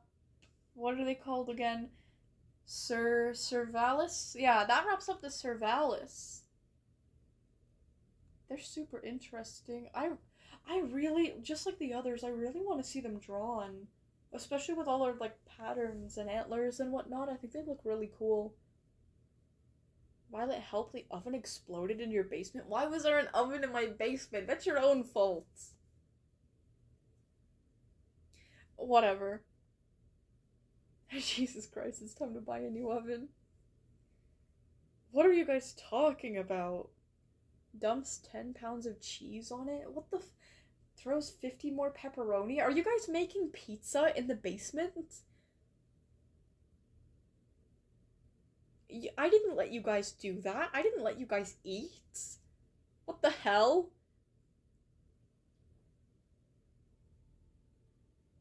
Read 113. Okay, will do. Is that the next one? Let me see. 113, right? That's the one that you said? Yeah, okay. We're gonna read one more and then move on to somebody else's story. I forgot who was next on the list, but anyways. Oh, the Mycovora. Oh, those were you were telling me about these yesterday. They're the big bad ones. Well, I don't know if they're the big bad ones. They're just animals, but still. Okay. Exodus faunophile, species designation Mycovora. Catalog ID OD113. Classification tier 5. Huge. Oh yeah, the tiers just mean their size. Overview. Mycovora is a massive, solitary apex predator documented across multiple Exodus regions, though sightings remain exceptionally rare due to the species' advanced camouflage abilities and low population density.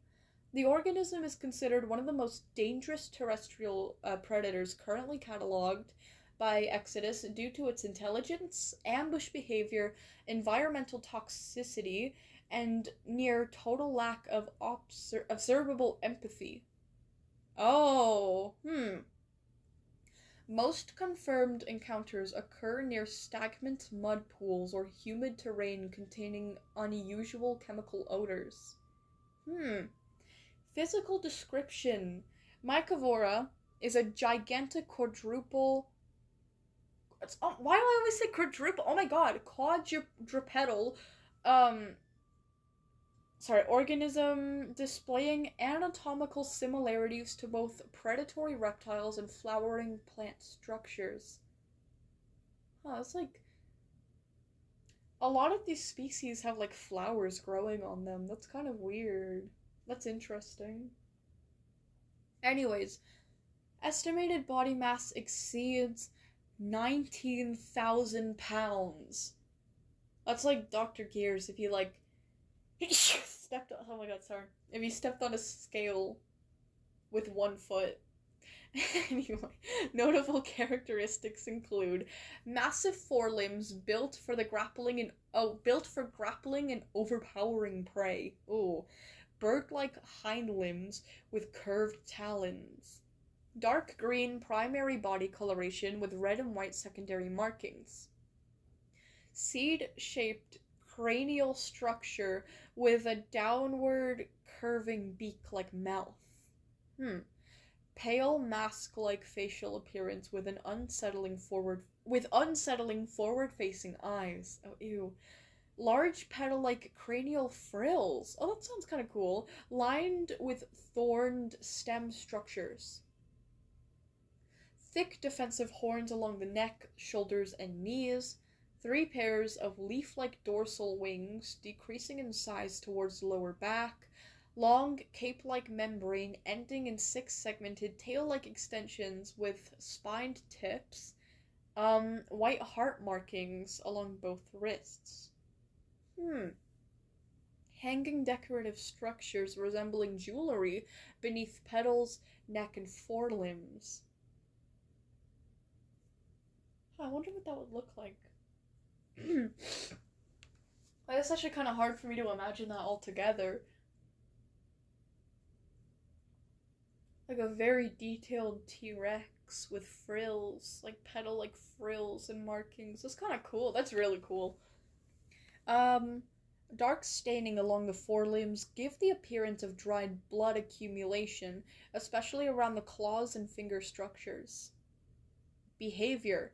Mycovora is highly intelligent compared to most Exodus predators and demonstrates ambush planning, environmental manipulation, basic problem-solving behavior, and strategic stalking patterns.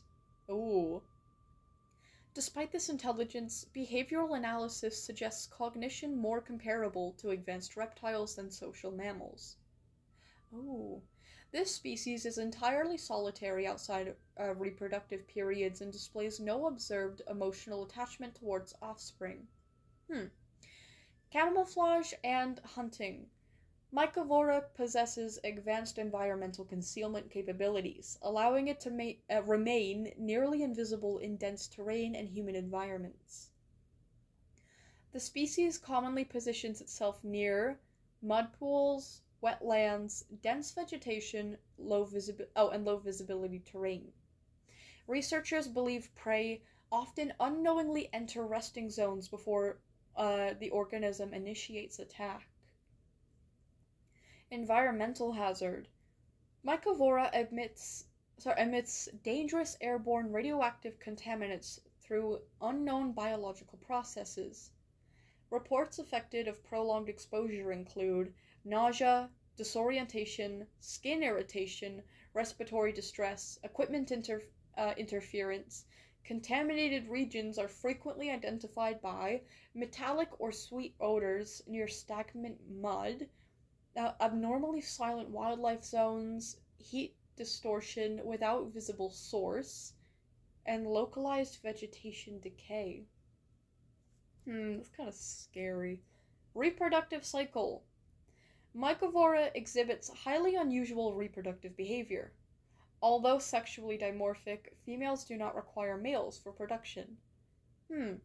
Observed reproduction traits include females producing only 1 to 3 eggs near the end of their lifespan, males serving exclusively as nest defenders, dense thorn vine nests, fortifications nearly impossible to penetrate, extremely high hatchling survival rates due to aggressive nest protection. After hatching, offspring receive no parental care and must survive independently. Diet. They are strict carnivores. Mycovora preys upon large terrestrial fauna, slow-moving organisms, creatures weakened by environmental contamination. The species appears to favor ambush over active pursuit. Probably, I'd imagine them being pretty slow because they're so big. Survival advisory. Exodus personnel are instructed to avoid stagnant mud pools emitting unusual odors. Do not enter visually obscured wetlands without atmospheric scanning. Never assume a silent environment is safe. Immediately evacuate areas associated with unexplained radiation spikes. If visual contact occurs, oh, that'd be so terrifying. Do not approach. Do not remain stationary in open terrain. Immediate retreat is recommended. Notes. True population numbers remain unknown. No successful captive observation has been achieved. Camouflage capability remains poorly understood. Male nest defensive behavior ranks among the most aggressive recorded in Exodus fauna. Threat assessment is extreme. And recommended encounter outcome is full avoidance and area evacuation. Damn. Okay, these guys are, like, kind of terrifying, not gonna lie. Especially with their, like, T-Rex forward-facing eyes. Well, that was Mycovora. They are terrifying. I really want to see their design, though. Not just because I think they would look cool, but, like, for some reason, I'm having a hard time visualizing, like, what exactly they would look like. I'm imagining, like, giant T-Rexes, almost, with, like, frills. And, like, flowers and, like lots of markings and things. Just very, like, decorated, big, frilly T-Rexes. But anyways.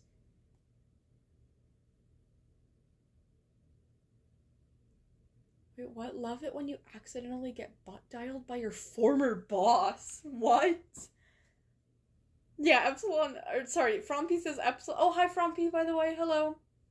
Epsilon what? How does that just happen? Epsilon says I have no clue. The thing is, I never even had his number added. That's so weird. I don't think I've ever butt-dialed anyone in my life. Like, I don't think I've ever... like, maybe my siblings I've accidentally called them? I don't know. That's weird. But I knew it was his voice and it was weird. Oh. Wait, Freak is claiming that you are friended to them and hunted Drownwolf with them. No, that's not true. That's not true. I've never hunted Drownwolf with anyone. I don't think I've ever hunted a creepypasta with anyone. We are not friends. This is a gathering. I can just rejoin this. I'll show you guys my friend list. No, we did not hunt together. If you hunted for Drownwolf with, like, someone named after me, it was an impersonator. You might have gotten fooled. Oh, my brother was throwing plates out of the cabinet? What the fuck? Are you serious? Like, are you able to stop him? The only time I've seen Violet hunt Drownwolf were on, like, live streams from a year ago, and I'm pretty sure she was in SP? I think I did. I'm stupid. You don't have to leave. You don't have to leave.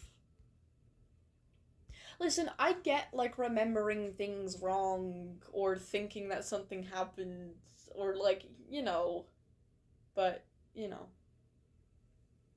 SP is single player. I think I do remember hunting Dragon Wolf on stream once. And then I made a video about it. But, like, I never did it with anyone in specific. But here's my friend list.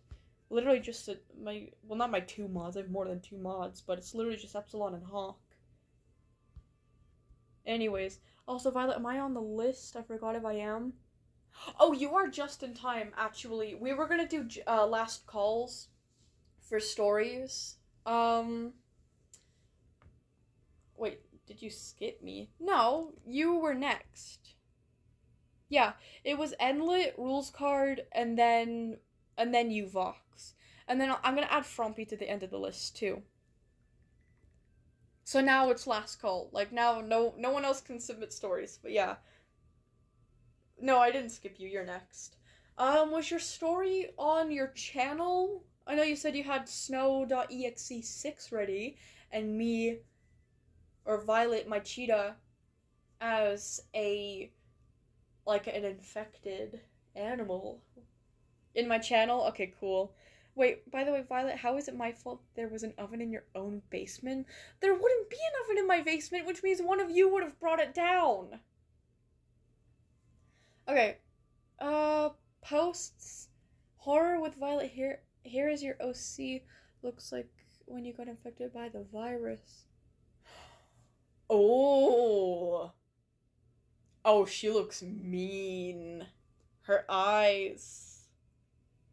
Oh my god, they're like bloodshot. And very realistic and very small. That's terrifying. Ew, with all this, like, tentacles. That's horrifying. Anyways, part 3 or 4 of Snow EXE's story, chapter 2, The Encounter. Long time ago, Snow.exe was wandering the winter forest, greeted by many creepypastas like Jingle and Player 3, sorry, not 3, where did I get 3 from? 457, until all of a sudden, Bellow the Wolf came and attacked Snow.exe. A battle lasted 6 hours and 30 minutes until Scythehorse stabbed Bellow and threw her across the map. Oh, bye, Bellow. He collapsed due to exhaustion. Snow.exe was dragged. Oh, wait, what? Oh, no. Snow.exe6 dragged Scythehorse. That's... Damn. Snow is a fox. Scythehorse is a horse. Props to her. She's gotta be strong. But she dragged Scythehorse back to her den, taking care of him while he was in a weak state until he was able to stand up, and quickly went to the Wild Plains. The end of how Scythehorse saved Snowy EXE from Bellow the Wolf. I like how you put her in a specific font. She's so fucking deplorable. She's so diabolical that you had to put her in a big, bold font. He's fucking Megatron. Breaking news. Violet is officially going to be added to the Vox Tech team. What the fuck is a Vox Tech team? Where she might be included in some videos or trends, but as long as she is okay with it, and don't worry, she can be lazy. Lol. What is the Vox Tech team? I don't know what that is. Don't tell me it's something to do with Vox from Has-Been. And it probably is, but I don't think I would like to be a part of that team. No offense to you, Vox. Anyways, Violet, you better watched 4 of my videos, including Dragon 27, Fire EXE, Bellow the Wolf Origins, but in musical, and The Guardians. Ooh. Okay. So you have videos to show? That's cool.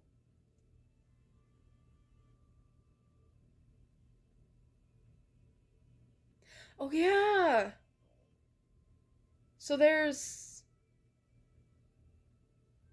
So you want me to see... breaking news... I'm assuming you want me to see breaking news, new creepypasta, Dragon 23, Fire EXE, The Guardians, and Bellow the Wolf Origins. Okay, let's see that. I'm gonna turn this up a little bit. Oh, I love this song. Breaking news. We officially have a Discord server that you can join. We have different sections for each person's personality. There are more coming up soon, so be patient with me. Oh, how cool! We're going to have members with Oh, sorry, not pranks. I'm so dumb. What? Ranks. Sorry, the text was glitching. I thought it said pranks. We're going to have members with ranks. Most of the rankings belong to YouTubers. Oh, and the new people. I'm still gonna consider the people I know as new due to seeing them in Discord for the first time. It's a dead zone for now, but I'm sure it'll grow as years go by. I've joined some communities already, but I'll join more as I find out more and more about the Discord servers. Oh, okay, exciting. Planning on doing Twitch? Is that queso? I was like, what the fuck? Why is there a picture of a bearded man in your Discord? I thought that, like, I was worried for a second that, like, some, like, old guy was doing, like, a face reveal, and I was like, what the fuck is some, like, grown-ass guy doing in your Discord? And then you strolled up and it was queso. I was like, oh. Anyways, planning on doing Twitch. That sounds exciting, but I'll try Discord first and see what happens. If it goes well, then I'll get Twitch. Ooh. God, I love this song so much. For now, it's a dead zone.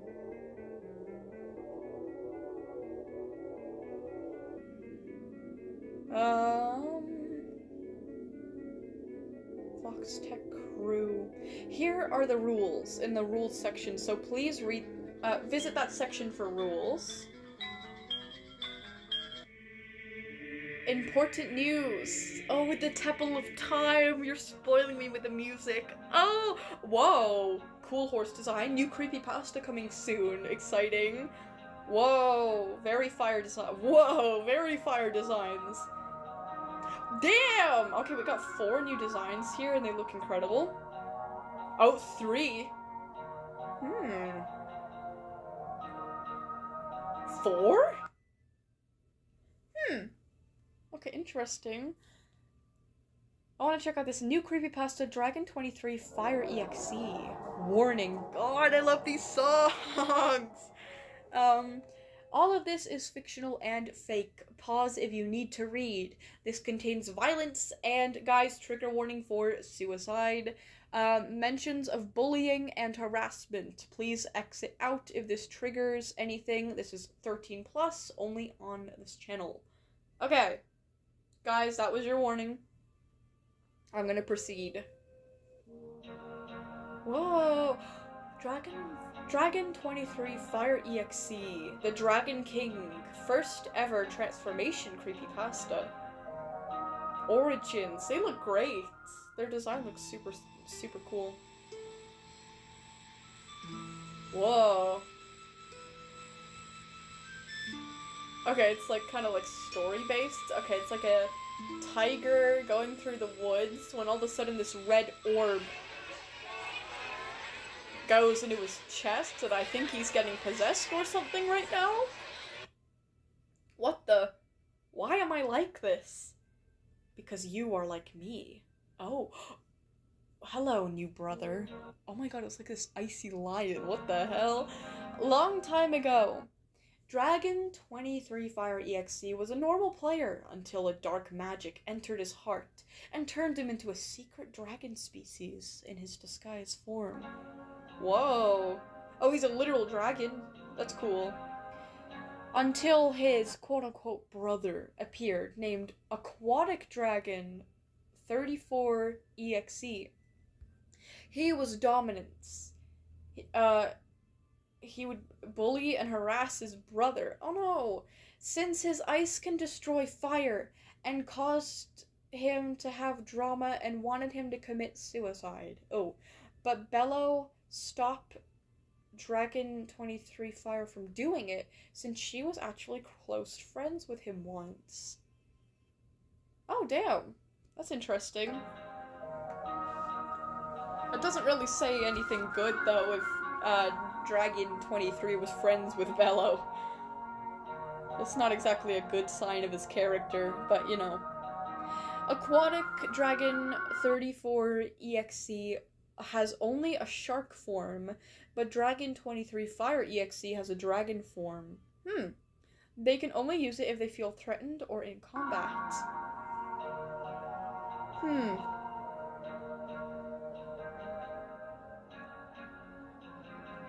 Whoa. The virus and Dragon 23 Fire EXE don't like each other, since he can burn the smoke. If you didn't know, the smoke is made of burning material, so it can act like wood and burn into coal. Interesting. Don't you want to see it? Oh. What?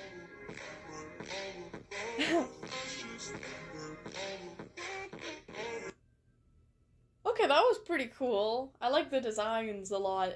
I like the editing. The editing was fire. Now we're gonna move on to the Guardians. Let's see what this is about. Warning. There are some images that might disturb some of the young audiences. 13 plus only on this channel. This contains violence, manipulation, and others that might come out. Killing is involved also. And this seems to be a horse, but it could be multiple horses. Oh, okay. The horses are... Oh, this is so cool. The Guardians.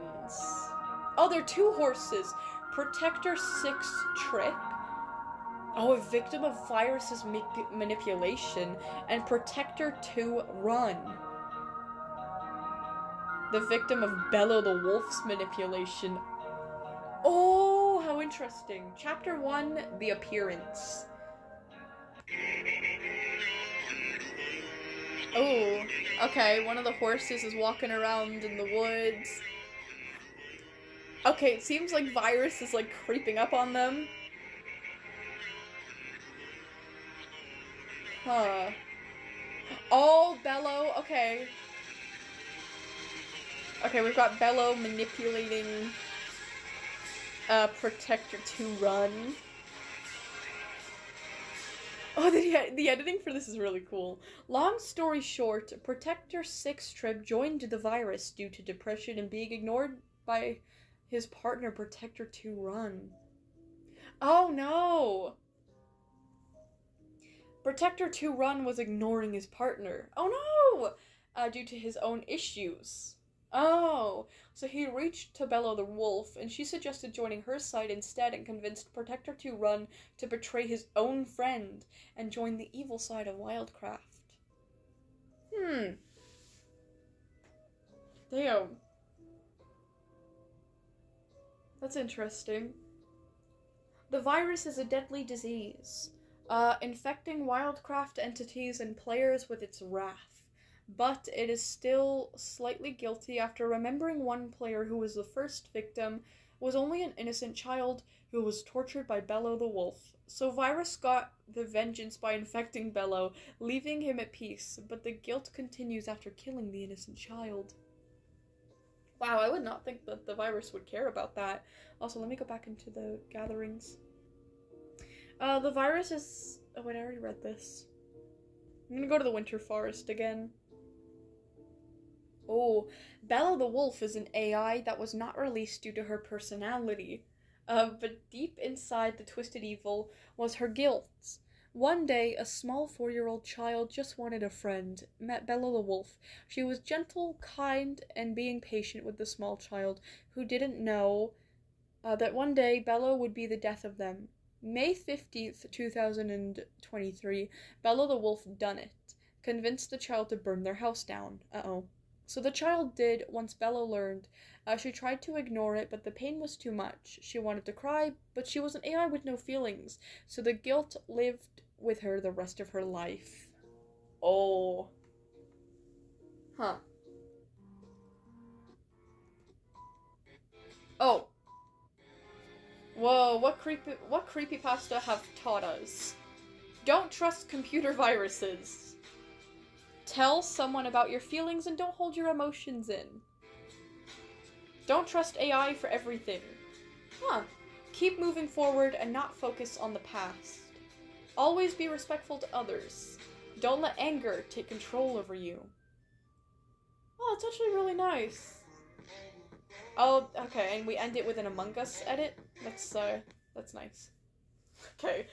Well, anyways. Okay, we've got 2 more videos here. Bello the Wolf Origins and music video for... Oh, wait.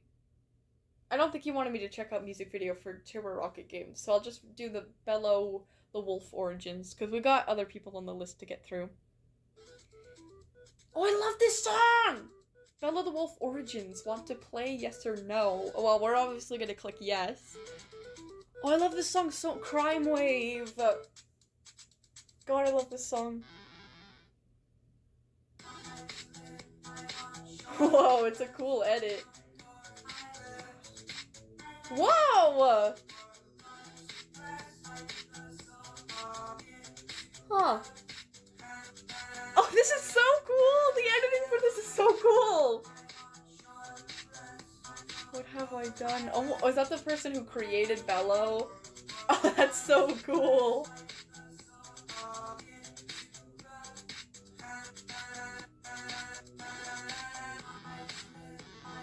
Oh, this is edited so well! This is so fucking cool!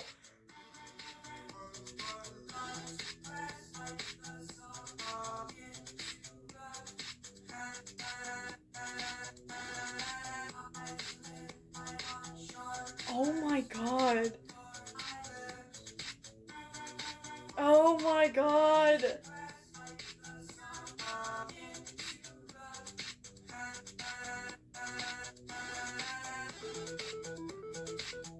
All of this is fictional. Some are not related to the actual story. Bello the Wolf is a rogue AI created by Turbo Rocket Games who was not released to the game due to some difficulties with the AI and has committed a lot of terrible things, so she was placed in the deepest parts of WILDCRAFT on the Winter Forest until players learned of her existence. The YouTuber who created Bello was named Violet. Check out her channel. Aw, thank you. Damn, this is so good! Thanks for watching, bye. That was Jay. You guys need to go check that out. By Vox _ unfortunately has been Hotel 2. It's called Bello the Wolf Origins Musical Style. That was incredible. The editing was so cool. Like, that was so cool. And I love that song, too. I love Crystal Castles. Well done. Well done. That was amazing. Oh, you can watch the other music? You know what? I think I just might. Let me go to your channel again. Okay, music video for Turbo Rocket Games. This music is not mine, belongs to... Oh, hold on. My screen won't let me pause. There we go. The music is not mine, belongs to someone else. They will be mentioned in the description of this video. No hate. Got it? Enjoy the video. Okay. Unless Alistair's in it, I will not be hating. Oh. Bello. Oh. Oh?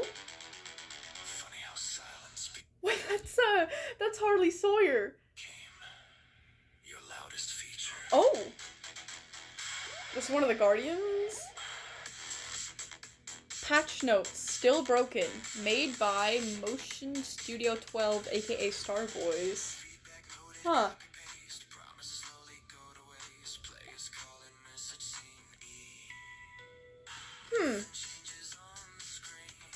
Oh, this is cool. Huh.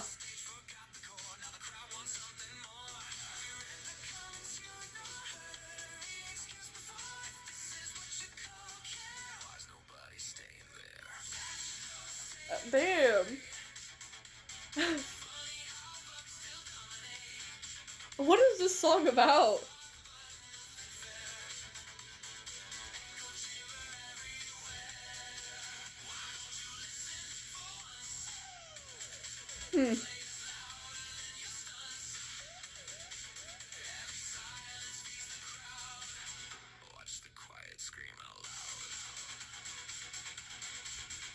Okay, we did not need the Discord rumor voice there.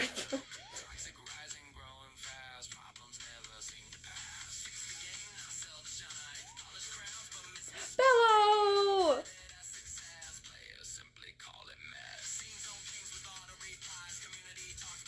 I don't like it when he sings like he's burping out of nowhere, but other than that, this song is really fire.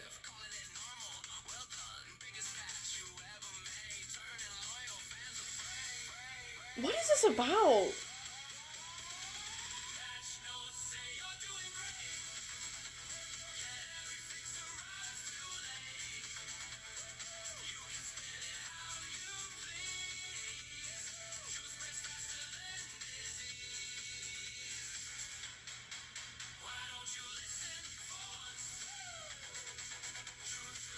I can't help but think this is about like Minecraft or something. Even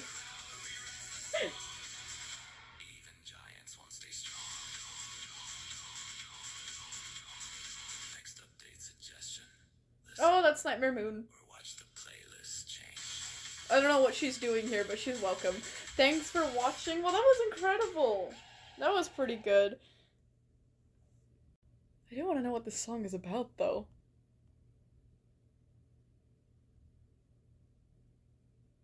Anyways, okay, back to my live stream so I can see the chat and stuff. That was pretty fire. Go from top messages to all messages. There we go. Oh, the song is AI. Ew, is it really? I've heard enough AI to...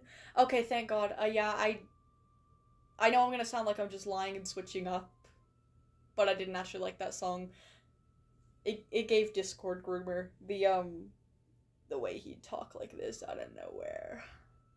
Like he was burping or something. It's gross. What is it even? It sounds like somebody getting mad about like it gives me the vibes of like it gives me the vibes of Cam Man getting mad over like Minecraft like not like updating their game to make minecarts faster, but if he was actually mad about it and if it wasn't just like a running gag of his. I don't know, who's this mad about a game that they gotta make a whole song about it? You ignored your own cat?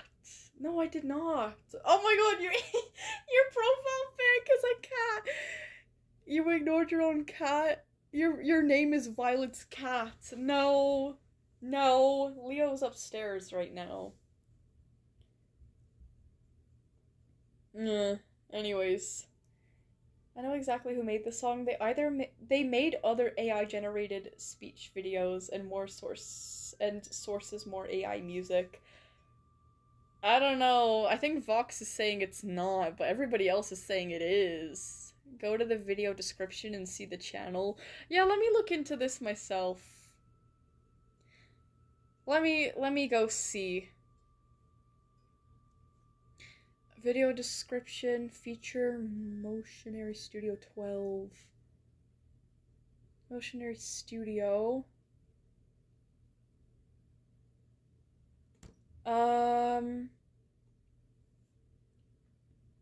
Not trying to call anyone out, by the way. I really don't care about this that much. Don't go harass anyone. I can't say like their music. Oh, WILDCRAFT songs. Patches Notes Still Broken. WILDCRAFT Anthem. Is it a... Oh, this is about WILDCRAFT?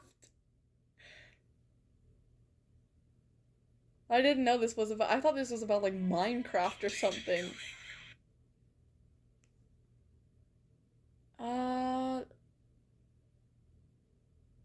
This is an original song created by our community, inspired by the voices and experiences and creativity of players who want to be heard. This video was put together using contributions from multiple players, making it more than just a song. It's a shared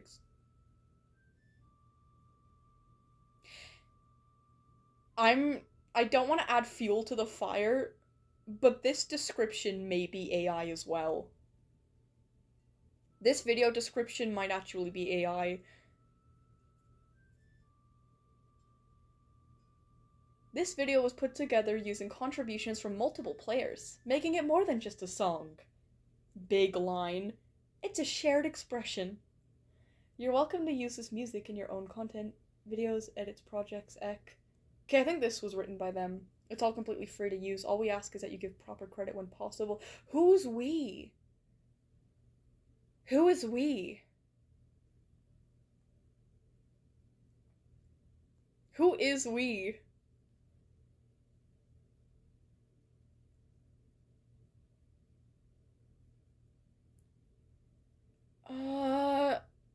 I don't know. I mean, there's only one song that I can see on this channel, and it's the one that we just listened to. So it's kind of hard to tell. I don't know. It it did sound a bit AI, and I think at least part of the caption that they used on the video was AI. I've kind of grown to be able to tell.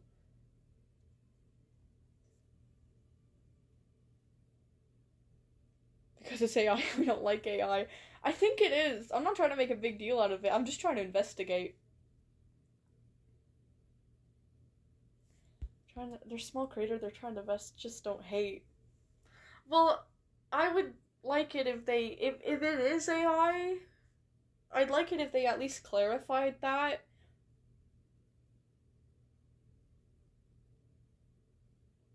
Like I'd like it if they were at least honest about it.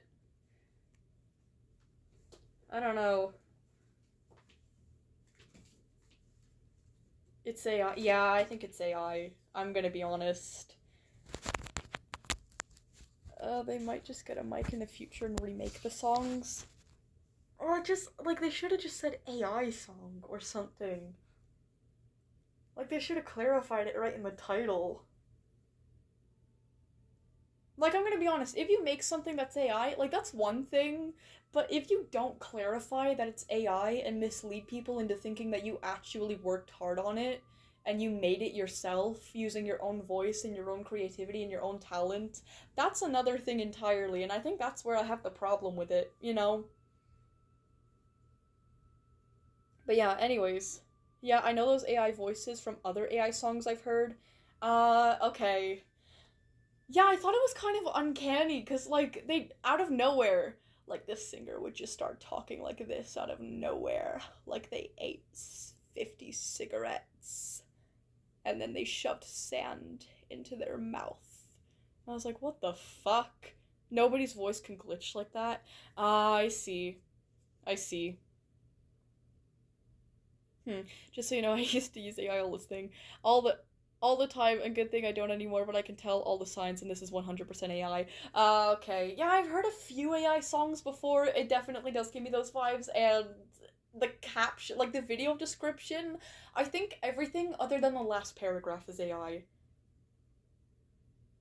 This is probably the reason why I quit some communities. I mean, we're just saying that a YouTuber whose song you used, the song was AI. We're not accusing you of anything. We're not even being that harsh on the guy that used AI. Even though he didn't even clarify it. That's like, imagine if somebody made like, well, imagine if somebody like posted quote unquote art and they didn't tell anyone that it was AI. And they got like views and likes off of it, and they were like fooling people into thinking that it was real because they didn't clarify that it was AI when it was. That's a problem. Listening to the lyrics are also AI. Okay. I was so confused. I was so confused. I was like, what is this song even about? Like, I thought it was like, I thought that like somebody else made a song about like a game that like has had like severe community issues or whatever because like they don't fix updates in the game. But then I'm thinking that's literally that's like almost every game company. I don't know. Like WILDCRAFT, Minecraft, um, definitely Roblox. Like so many game companies could fit those lyrics. I was like, what is going on? What is this on about? But yeah, the art is good, but why are they using AI for this song? I just wish they made it themselves. If you want a song that isn't AI that hits hard, here you go. Alright, this is not an opportunity to try to turn me into a DJ, please, but I will click this link because I'm soft. Let me click on this. Bleeding Rose. Oh, what a pretty name.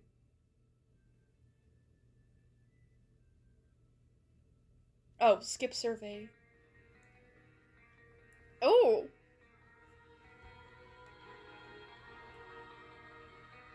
Oh, wait, hold on.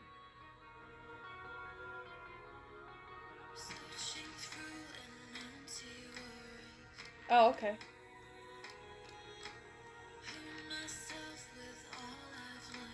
Oh.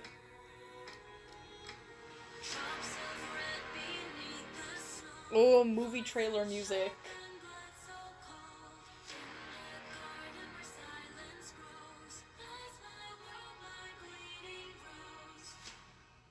Who wants to make a horror movie out of Dr. Gears and use this as a trailer song?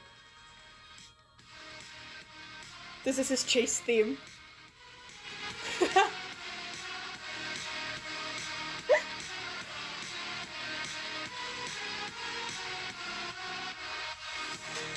Okay, it's actually. I'm sorry, I can't take anything seriously. This is very, very good. This is Dr. Gear's chase theme. When he gets too hungry, he like chases people down to eat them.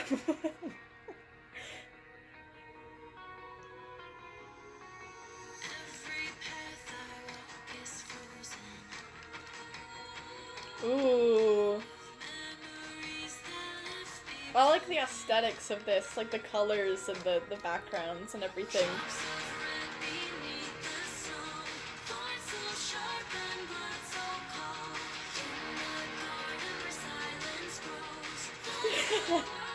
I'm just imagining a horror movie trailer with fucking gears.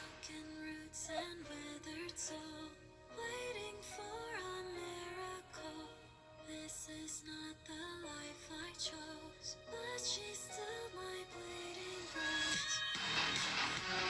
Ooh. Oh, this is very cool. I like the aesthetics too.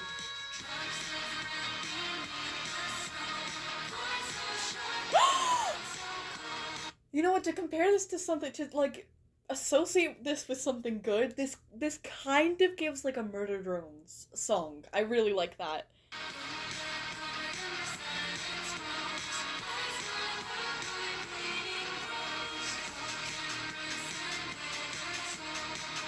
Oh, Jay would suit this song.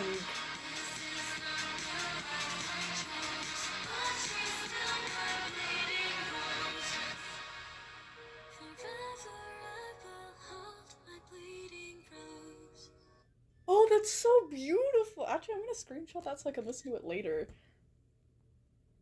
That sounds really good. Well, that was fire. Thank you for sharing that with us, Epsilon. Messages to all messages. Yeah, that is very peak. It gives like a Murder Drum song. I'm sorry that I said it sounded like.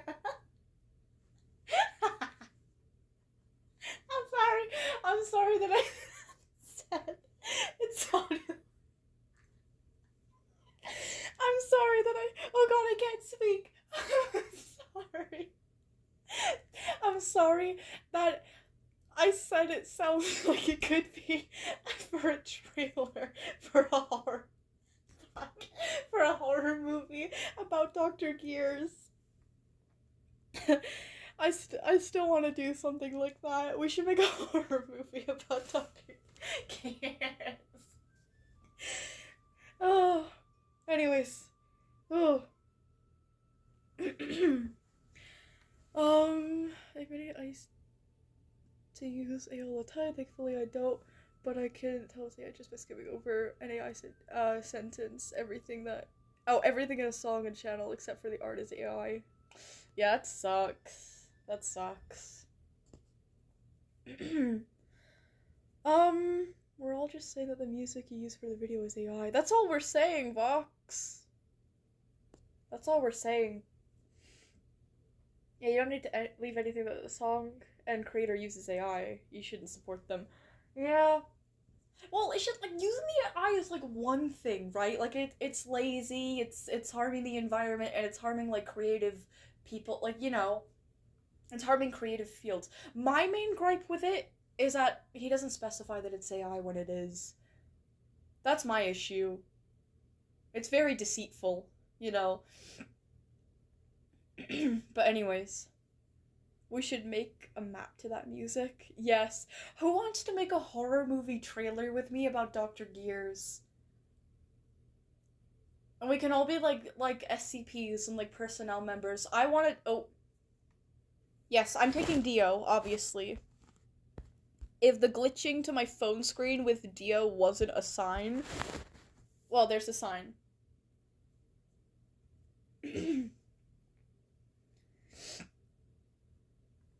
Okay. What were we even doing? Oh yeah, we were watching the video. Okay, I think that's Fox's stuff done. All the videos and shorts and whatnot. Yeah. Yeah, I read the Snowy XE story, the thing with blah blah blah with Scythe Horse and everything. So we're gonna be moving on. Neptune is up next. Very excited to see what Neptune's got. Where's Neptune? Yes. Do I find your thing on Wattpad or on your community tab? Dr. Gear's horror game Granny Ice Cream Style. Or you have to just escape his decrepit mega mansion. Yes! That would be so horrifying. Oh my god. I'm so serious. I think that a horror game, like, I think that if they've made a mod that was like Containment Breach, but they took all of the SCPs out, and it was only Dr. Gears in the entire site. I'm talking like there's no MTF, there's no SCPs, there's no like environmental harmful. It's literally just you and Dr. Gears in this like this giant maze like site. I think that would be so eerie and scary. I would genuinely be scared playing a game like that. That would be right? Right? Like, cause you take all the chaos out of the game, like constantly getting chased by anomalies or having to do something specific in order to like avoid getting killed by one. Like all of these crazy items that do all of these crazy things. Like instead of having all that, it's literally just you and Gears. I can make that SCP-CB mod. Oh my god, that would be terrifying. That would actually be so scary. I'm not even joking. I would actually be terrified. Oh, Violet, everything is on my community tab. Okay, Frumpy, noted. What did Neptune say? Neptune. So I have getting over things and join her, please, because I can't join the SCP streams. Okay.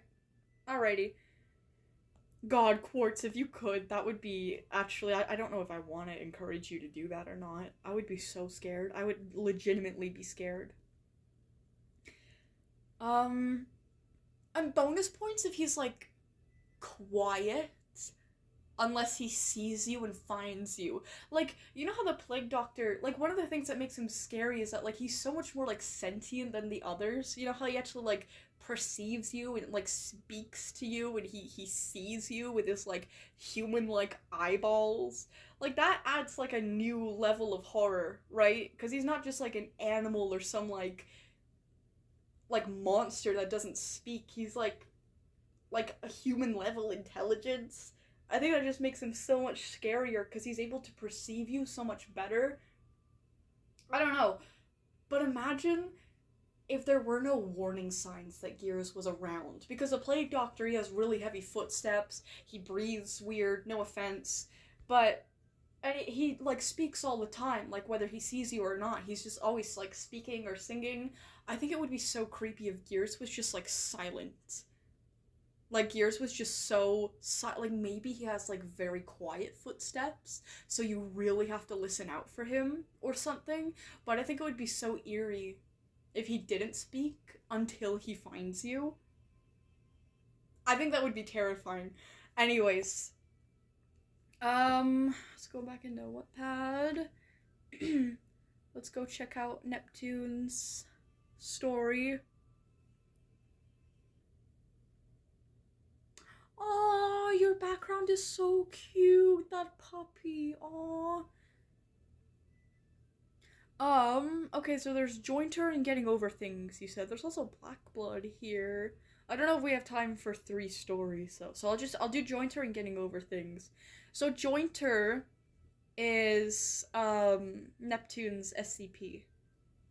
So we're gonna be reading that. Part 1. What is it? Jointer image isn't mine. Credits to the original creator. Okay. It'd be nice if you could say who the creator is, but I mean, it's kind of a start. Jointer is a wolf SCP. At first glance, it seems normal, but as you look closer, you may seem to notice its legs are wrong. See, wolves are digitigrades, whatever, which are mammals that stand on their toes for stealth and hunting abilities. But Jointer is plantigrade, where said mammal stands on its full foot, for example, humans. This makes it significantly shorter, thus easier to hide and stalk its prey. It has long, thin teeth like needles. It targets vital arteries like someone's gonna punch me for not knowing how to pronounce this. Coronary arteries, which wrap around the heart and supplies it with oxygen. Obstruction here causes heart attacks. Oh. And the vertebral artery, oh my god, which delivers oxygen to the brainstem.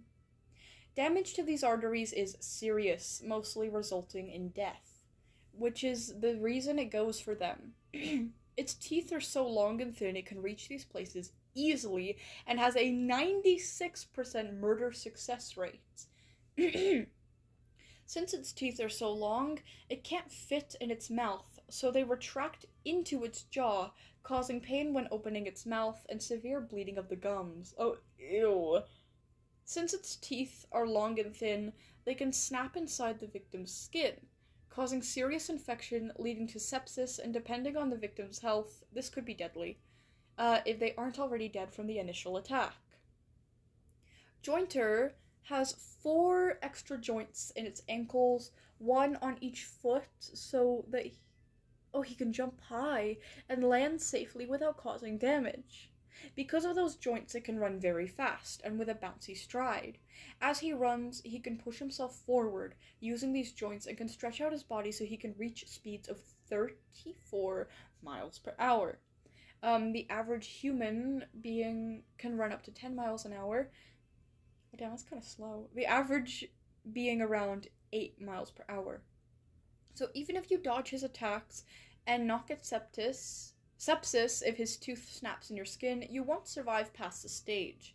This has a 100% murder rate. Jointer is very strong. Its back leg kick alone can get up to 235,000 newtons. I don't know what that means, but that's a very high number, which is enough for the victim to be kicked across a 100-meter football field. For reference, a horse buck is only roughly 10 newtons. I don't think the victim would even be a physical thing anymore if it got kicked that hard. I think it would just be a red mist. I don't even think the body would make it past 100 meters. Oh my god. Okay, well, Jointer is terrifying.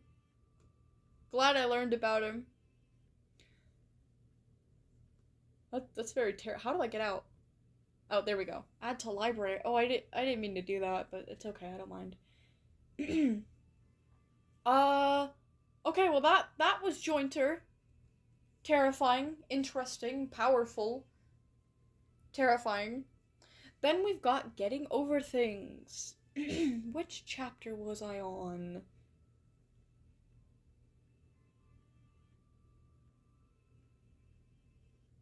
Was I on chapter 8? A little bit of everything?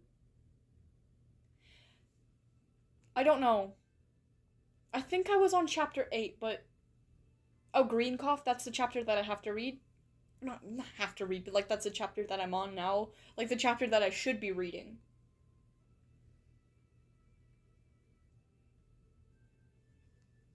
Violet, I thought I was after Vox. No, you were last.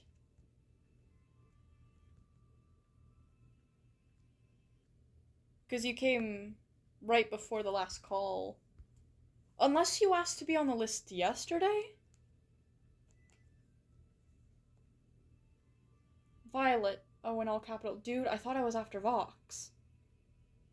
That depends whether you asked to be on the list yesterday or not. Because I don't remember you asking. I don't have you down on the list. I don't remember Neptune being in front of me. Okay, did you or did you not ask yesterday to be on the list? Because if so, I missed you, and then you should go before I get into getting over things. But if not, then you're last. Dog, I asked this stream before Neptune came into stream. Oh, wait, did you? I didn't even see you at the beginning of stream. Or at least I forgot that you were. Oh. What? Genuinely, I forgot about that, I guess? I genuinely don't remember. I don't have you down on the list, and I don't even remember you being here earlier in this stream. Like, way earlier, I mean, like at the beginning. Which is when everybody made, like, wanted to be put on the list.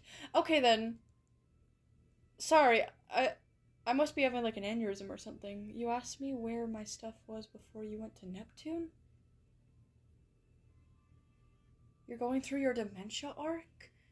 Yeah, I'm so confused. I'm sorry. I'm genuinely very confused right now.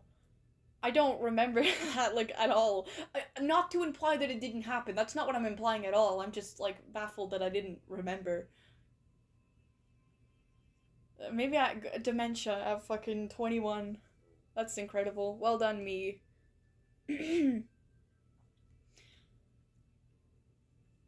um... Okay, well, then I guess Frumpy would be right now then, and then get over things afterwards. Frumpy, I thought you were on TV like 30 until like 30 minutes. I was, then Gra, I asked to be on the list before Neptune. Oh, gives Violet cat food? Thank you, local freak, thank you. That's so bizarre! I have no knowledge of any of this! Wait, no, Neptune asked before you came. Is Quartz correct? I could have swore, I don't remember. Okay, I remember taking everybody's names down in, like, yesterday's stream. I don't remember Frumpy asking, and I don't have Frumpy on the list. And then, when I started up stream, I think I even mentioned that, like, Frumpy wasn't here right now. And then like, everybody wrote if they wanted to be on the list, and then I talked about last calls. I said, if anybody, like, wants to be on the list, like, that was when I was reading Kamari's story. I said, I'm gonna read this, and then in the meantime, if you want to be on the list, ask to be on the list. And then Frumpy, when I came back from reading Kamari's thing, then Frumpy was in the chat, and they said something about being on the list, and I was like, oh, you're lucky you got here just in time. I was actually doing, like, last calls for whoever wanted to be on the list. Also, even yesterday, I still asked to be on the list and you didn't see my messages. Oh, okay, that makes sense. Thank you, Quartz, though, but... Okay, if you asked yesterday, then I completely forgot.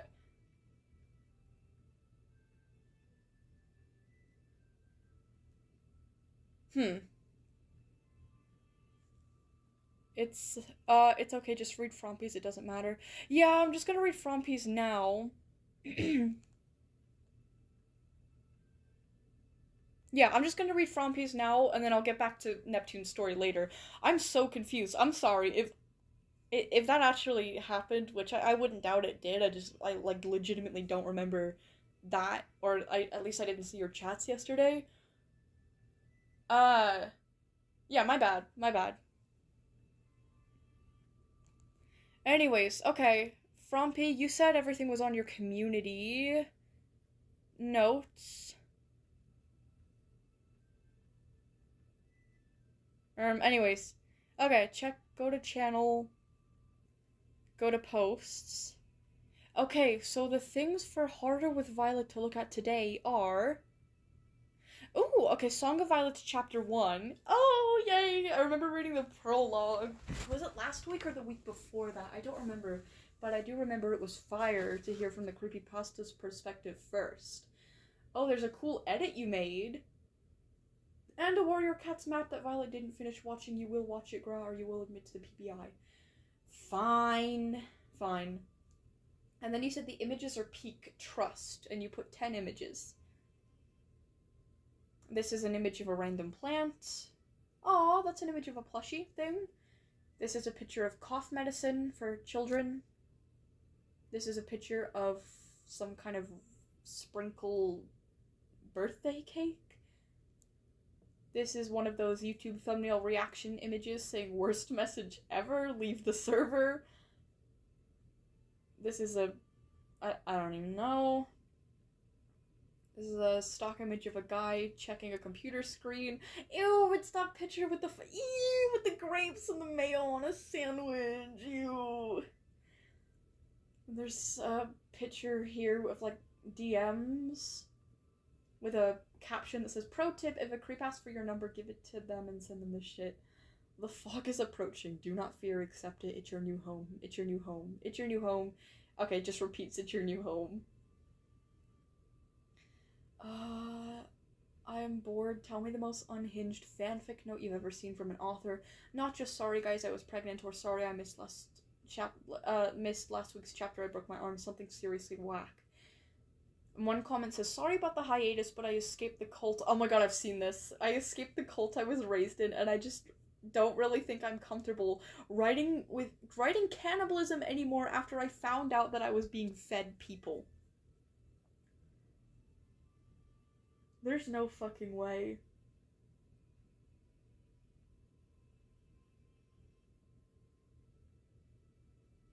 Also, can we talk about the user that commented that? Their username is Problematic Boy, and they're reading fan fictions about cannibalism. There's nothing wrong with those individually, it's just together. It raises some questions. Anyways. Okay, we're gonna read Song of Violets chapter 1. Wow, this took so long. Again, the link will be in the comments if it doesn't work here. Oh, it does, actually. That's weird how links work sometimes in posts and then they don't work in others. It's weird. Okay, here we go. Beautiful cover art, by the way. I know I said that last time, but... Alright. Song of Violets, chapter 1. Remember, either last week or a week before that, we read the prologue where they got, like, the creepypasta's perspective of things with Priver and Bello and Shifter and the lot. Anyways, chapter 1. Yippee! Violet awoke sluggishly, her legs stuck to the ground like dead weights.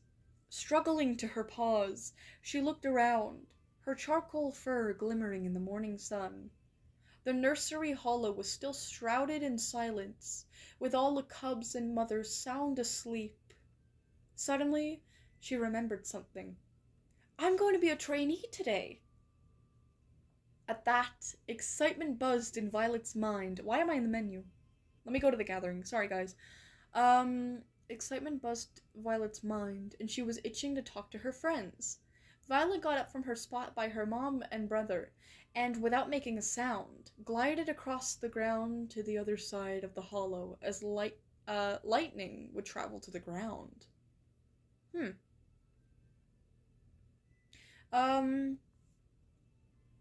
Hold on. Oh, not the west. Not the west. No, thank you.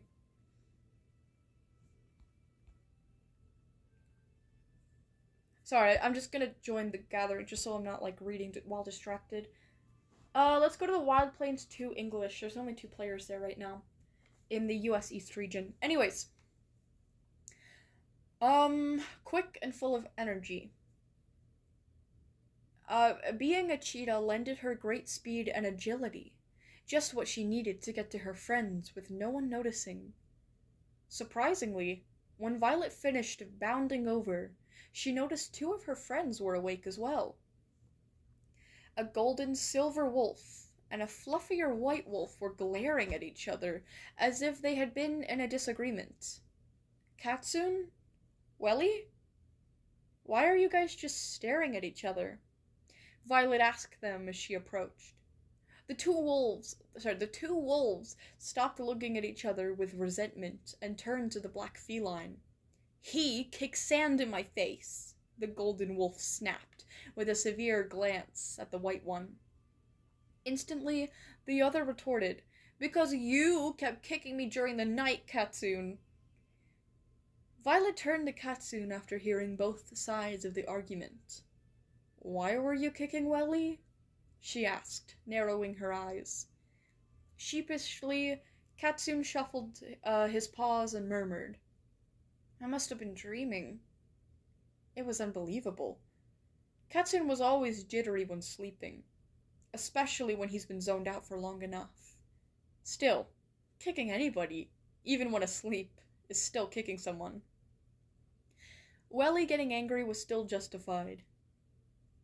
Welly half shoved, half bumped into Kitsune, throwing him to the sandy earth. I don't think this is justified. It was clearly an accident if he did it in his sleep.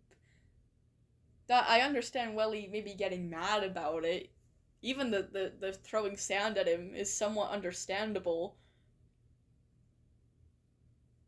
But I don't know, throwing him into the sandy earth, I don't know if Welly is justified here, but I don't know.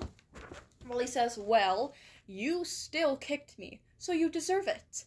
I'm right, you're wrong. So there." Welly huffed smugly. Okay, Welly can come catch these hands, I'm gonna be honest. Kitsune picked himself up and muttered something under his breath so that Violet couldn't pick it up. Violet growled at Welly. "You kick sand in his face, though." "Oh, yay, thanks me. Thank you, thank you, Vi. Or thank you, Frumpy, for writing Vi to stick up for Kitsune here. Welly says, "So what if I did?" Violet says, "That's dangerous. You could have blinded him by doing that." "Exactly," Kitsune yipped triumphantly. "You almost killed me."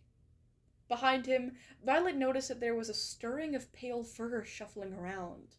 Welly growled out, "I did not!" Kitsune shot back, "Did too! Did not! Did too!" Violet just sighed. They lacked any reasonable bones in their body. That's kind of how it be sometimes. The pale moving fur behind them eventually rose to reveal a patched cheetah, her brown and white splotched pelt ragged from sleep. "What are you guys arguing about now?" she grumbled, clearly disorientated. Kitsune turned to the newcomer and whined, "Welly's being a jerk, Poorly." Poorly simply shrugged and said, "Figured." Her multicolored eyes were dull and tired, as if she'd been sleeping for 3 moons. Anywho, where's Ash? Violet realized she hadn't seen Ash all that morning. Even when she ran through the length of the hollow, she couldn't recall him being near. Ash? I don't know. Maybe he just woke up early and took a walk? "He's always up before dawn," Welly responded, the previous argument with Katsune seemingly forgotten. Poorly said, "He must have gone to Coal Rocks to go eat or something." Coal Rocks was a... I love this cheetah zooming around me. Coal Rocks was a jumbled mess of black boulders and pebbles. It was also the designated feather drop-off point for every cub and trainee. There was no reason for it at all. It just simply started as a tradition, and everyone began to do it. Violet decided, well, I'll meet you guys there then, unless you're coming, Kitsune replies. See you there then, Violet. Turning to scamper off to tell her mother, Violet realized that her little brother, Shrimp, was also awake, prodding their mom. She was still asleep, seeming quite tired. Shrimp, what are you doing? Her brother jumped and spun around at Violet's words. You scared me, he complained. Sorry, Shrimp, but why are you bugging Mom? She asked. Shrimp looked at her with big blue eyes and answered, I'm asking her if I can come with you guys to Coal Rocks. I overheard you talking and I wanted to come. Violet suppressed a sigh as he kept shaking their mom, who was slowly waking up. Shrimp followed them everywhere to the point where her friends started calling him Leech. Oh, that's so mean. Suddenly, a shadow towered over the two of them. Looking up, Violet saw a silver fox standing over them, amused. What are you two doing, bothering Dottie like that? She asked. Violet answers. We were going to ask her if we could go for a little walk, Antler. Oh, Antler's new. Antler simply nodded and said, Very well, you may. I'll tell her where you're at if she wakes up. When she wakes up, God, not if. Oh, and don't forget, today's your special day, so don't wear yourselves out.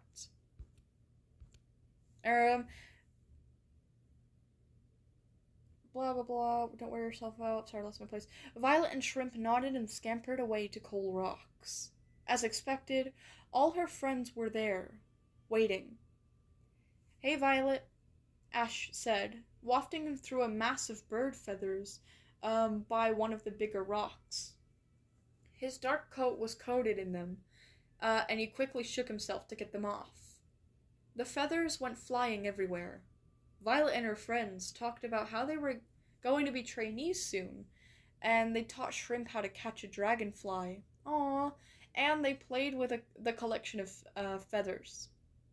Eventually, Violet decided to fetch some prey for the group, and Katsune and Poorly came with her to the prey storage. As they padded through the now busy clearing, Violet overheard some conversations. Violet saw Duck and Bee, oh yay, Duck, who were anomaly hunters, talking with each other. Is everything all clear on our territory? Bee, who was a wolf, asked, his pale ginger pelt blowing in the wind. Oh, I love Duck. Duck, a silver fox, responded. Mildly. Everything north on our territory's edge has had many reports of anomalous activity that is slowly creeping inland. However, the defenses are holding strong, and nothing has yet posed a danger to the heart. The tree trunk group is safe. Bee nodded slowly. Violet suppressed a shudder. The anomalies that they were talking about were weird animal-like creatures that pose serious threats. The anomaly hunters were there to set up defenses from them and attack if they tried to harm anyone. The legend said that the anomalies used to be at war with the tree trunk group. And they had won. Sorry, God, the top of my screen keeps being annoying. And they had won, while only a few select remained. Violet wanted to be an anomaly hunter, very badly. Suddenly, Katsune broke into her thoughts with a query. I wonder why they call this place the Heart, he asked as he walked to the prey storage. Poorly shrugged and said, I thought it was obvious. Our camp is in the heart of the tree trunk group territory, so it's called the Heart. Kitsune nodded. I guess that makes sense. I mean, he started before he bumped into someone by accident. A timber and gilded wolf was staring at them with contempt. Watch where you're going, he growled. Kitsune looked up and said, Oh, it's you. Violet recognized the figure of Dandelion, who was always rude to them. The audacity of a fucker named Dandelion to be rude. He thought himself to be so much better than them because he was a trainee and slightly bigger than the rest of them. Dandelion smirked and said, yes it is, tiny guy. You guys just wait for when you're trainees and miserably fail all of your assessments. Poorly snapped at him. First of all, your insults are trash, and second of all, we're almost the same size as you. We could beat you in a fight easily. Violet nodded and shot. My claws are sharper than your little nubs will ever be, and I want to see you run even half as fast as me. Dandelion let out a laugh and challenged. Come on, then. Do it. Fight me. You won't.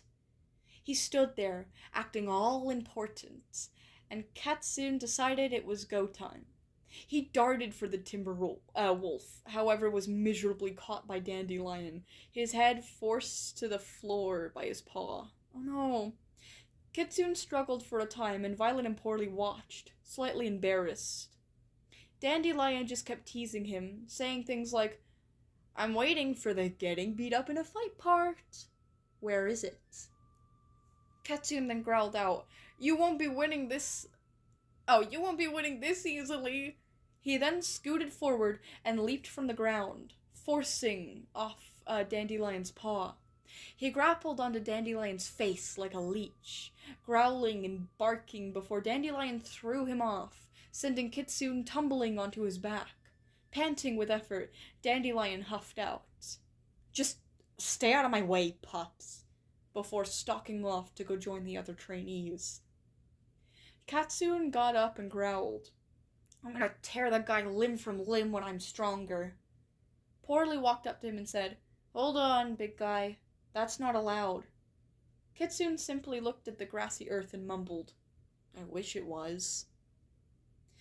Violet turned back to where Bee and Duck were talking, and then she saw him. Loki, the leader of the tree trunk group, had joined their conversation. They were reporting back to him about their findings. Loki talked with them about assigning more patrols near the north side. His gray fur rippling with the morning air. Something sparked in Violet. It was ambition. Ambition to be important, and ambition to be recognized. She saw herself with the three, talking about how to protect the tree trunk group from anomalies. That was who she wanted to be. A plan began to form in her head about how to achieve that dream. Violet, are you coming? Poorly's voice interrupted her churning thoughts. What? Oh, yeah. The prey, she stuttered. Kitsune shook his head. Hurry up, Woodbrain! Stop staring at them! Joked. Violet trotted over to them, thinking of an important plan the whole way, and eventually, the answer came to her. Absolutely fire as always, Frumpy. That wraps up chapter 1 of the Song of Violets. Oh, I like these dynamics. I like how much the kids, actually, act like kids, too. I don't know, I just feel like you've done it really realistically. So well done. I wonder what's gonna happen with that Dandelion, though. I don't remember Dandelion all that well. Is he new as well with Antler? Oh, let me go back to the YouTube live stream chat so I can actually see what you guys are saying. Dandelion sucks. Yeah, he kind of sucks. Well, he really sucks. He reminds me of, I don't know why he reminds me of this, but he reminds me of that guy in season 1 of Squid Games. You know, like the bully gangster guy. You know, he's kind of bigger than everyone else and he beats everyone else up and stuff. He reminds me of that guy.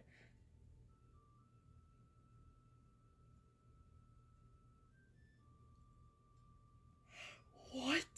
Ew, I just went on Pinterest and searched up Dr. Gears and I found Dr. Gears art drawn in the class of '09 style, and someone said I want to pinch his cheeks and he need a hug. Ew! That was probably Julian. Violet, I'm in your server. Oh, hello! Wolfie Plays, where are you?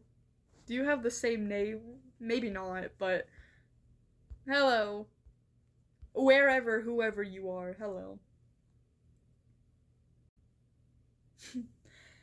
Every character currently mentioned so far was in the original story. Dandelion wasn't in the story originally, but Antler didn't show up. And Antler didn't show up, but was in the allegiances. Oh, I see. I may not like Dandelion, but I do like the dynamic he adds, the extra obstacle, the added conflict, aside from the main conflict of the creepypastas. I like that. Also, what is he doing, like, picking on the others? Why? Like, if he's a trainee already and they're not, like, he's obviously, like, older than them, so, like, obviously they're gonna be worse. You know what I mean? Like, they haven't started training yet. Oh, you're Wolfie on pause. Oh, there you are! With the pirate hat! Oh, how lovely. Oh, look, you've got a twin. Don't worry about it, you'll absolutely love Dandelion in later chapters. It just might take a bit. Alright, well, like what I said with Enlit, change can really sway me sometimes. So we'll have to see how his character progresses. But I don't doubt you. I don't doubt you.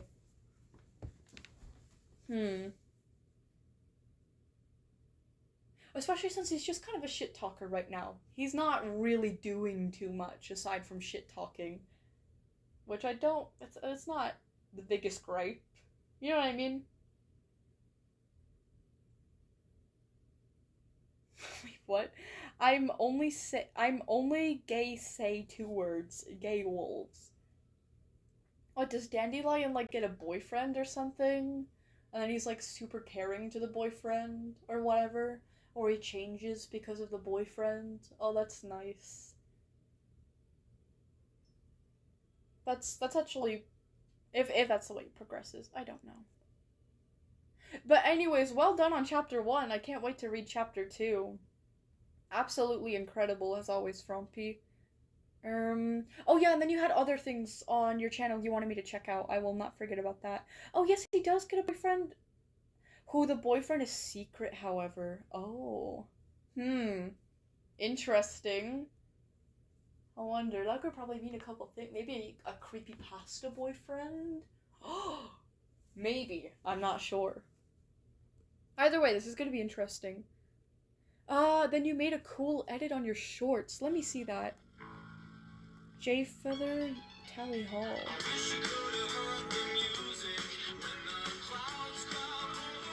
Whoa.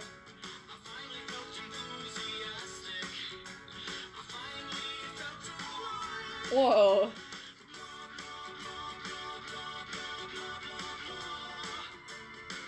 Your edits are like incredibly in sync with the music. Oh no! Oh no, Kitty's dying!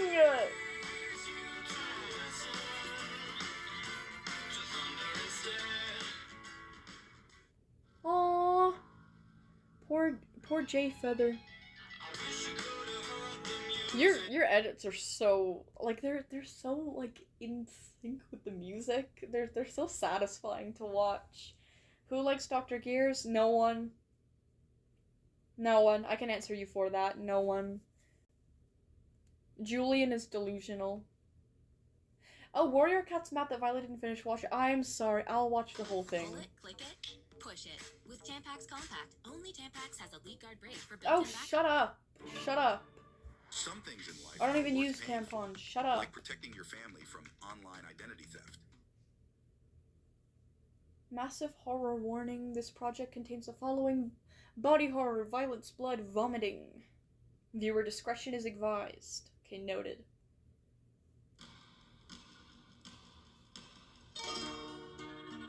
Oh! watching this.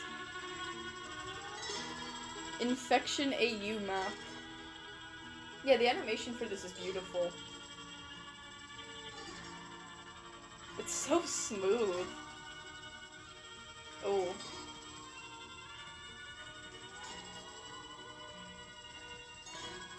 Huh. Yeah, the cats are starting to get a virus.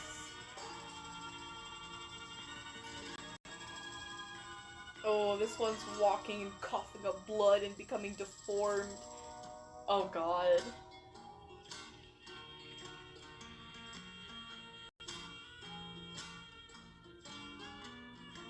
The animation for this is so smooth.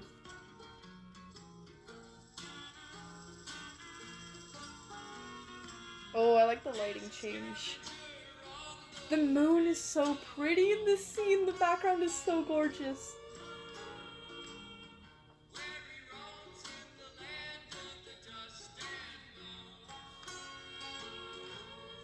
Oh, ew.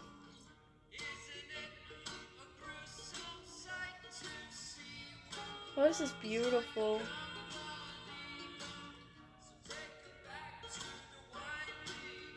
Jeez.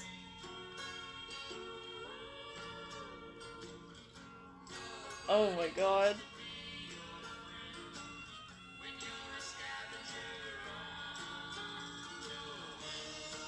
Ew. Oh, this is so great.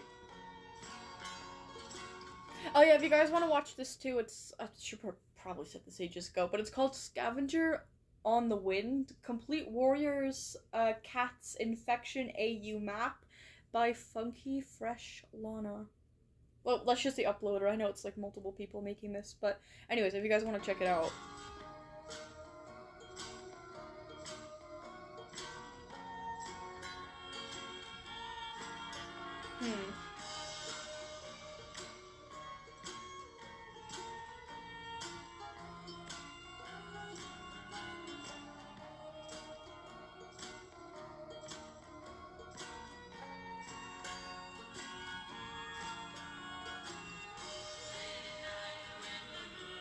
Oh, the backgrounds are so pretty.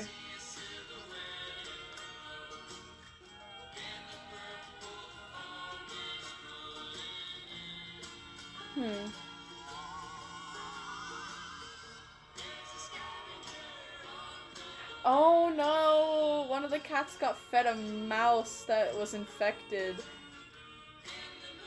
Oh no. Oh, violently coughing up blood. That is not good, I'm pretty sure.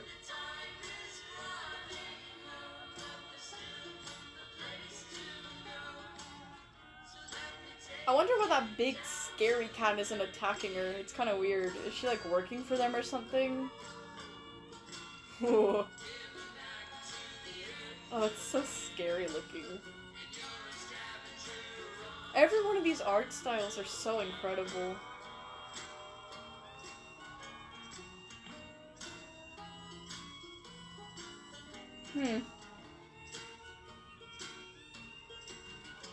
Oh no!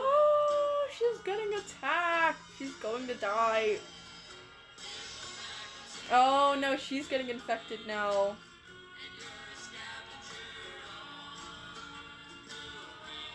Whoa. That was really cool, actually.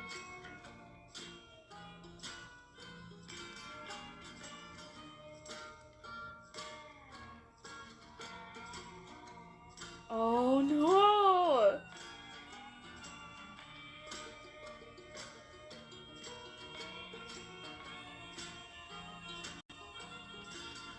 Oh no, the infected cats are getting everyone.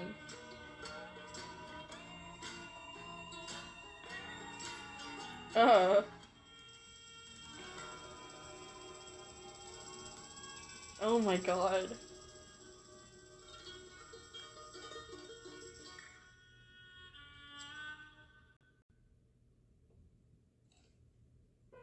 Okay, you said you wanted me to watch this to the end.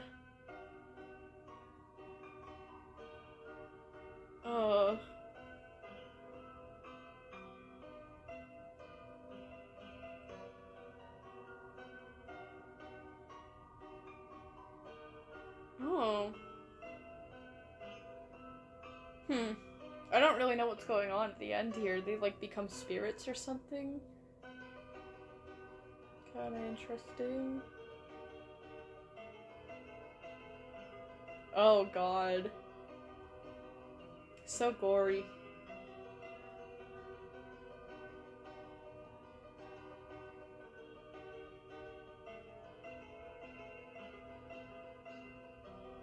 I think that's like the best map that I've seen. Like, in my opinion, I think that's the best. There's just, like, literally every single animator had like such a great art style and like such like fluid animation. And, like, the backgrounds were beautiful, like the lighting, the expressions, I don't know, everything was just so well done.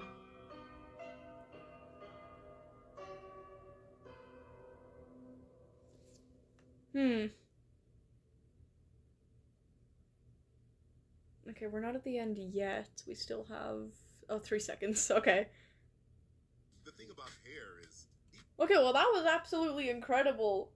Frompy, thank you for showing that to me.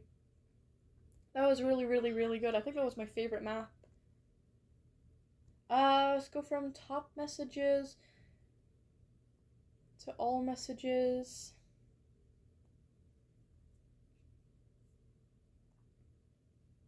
You gotta wait the 3 seconds, man. I did. Chat, next week I'm giving you a Hollyleaf map.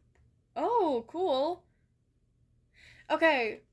I am going to cross Frompy off of our list today. And then we've got Getting Over Things. Oh. Sorry, Frompy was still at the bottom of the list. Like, I added them like after Vox, but they were still, like, there was 2 Frompies on the list. Okay, so it's Neptune, then Quartz. I think I'm only just gonna read one, object today, just because I need to go to the mall and figure out, like, Mother's Day stuff, you know? But yeah, anyways. La la la la la. Wait, who was next again? I literally just checked. Neptune, yeah. That's Neptune. Wattpad. Go into my followers. Where's Neptune? Neptune the Wanderer. There we go. Getting Over Things. And you said we were on chapter 9, green cough. Oh yeah, I remember everybody starts getting green cough, which is very serious. It like kills. It's very deadly disease for the cats. But anyways, wait, what, Violet? Can you hold on?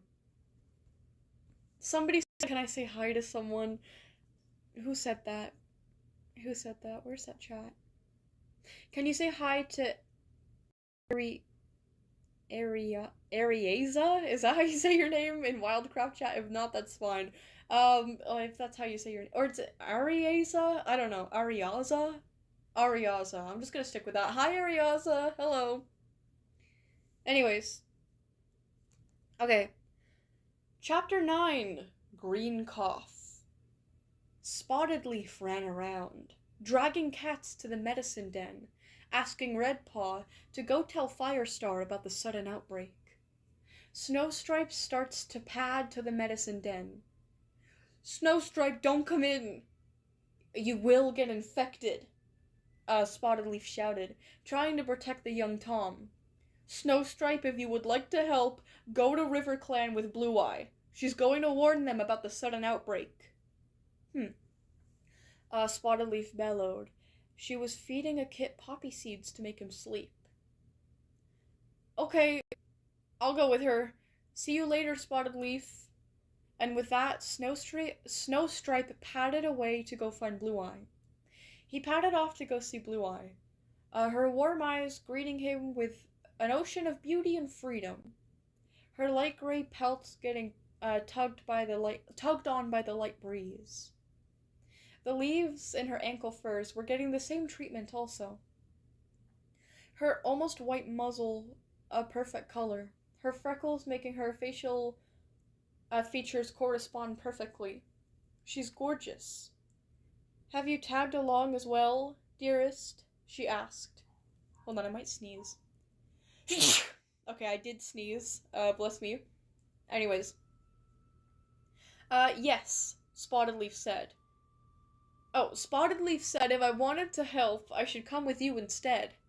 I've never seen her so stressed. The white Tom looked down, kicking mud over his dirt paws. You're correct. And don't do that, you'll stain your paws. You're lucky to have a perfect white coat. You don't want to ruin that privilege, she warned. There was no real heat behind it. As they padded to River Clan, Snow and Blue were smiling and laughing along the way to the opposing clan, joking and bickering about clan drama, when a tall, yellow cat with a black brindle pattern walked up to them. What are you doing here, Wind Clan? They scowled. We were here to warn your clan. A new threat has emerged. Star Clan is testing us. Blue Eye spoke. It was a lot more formal than before.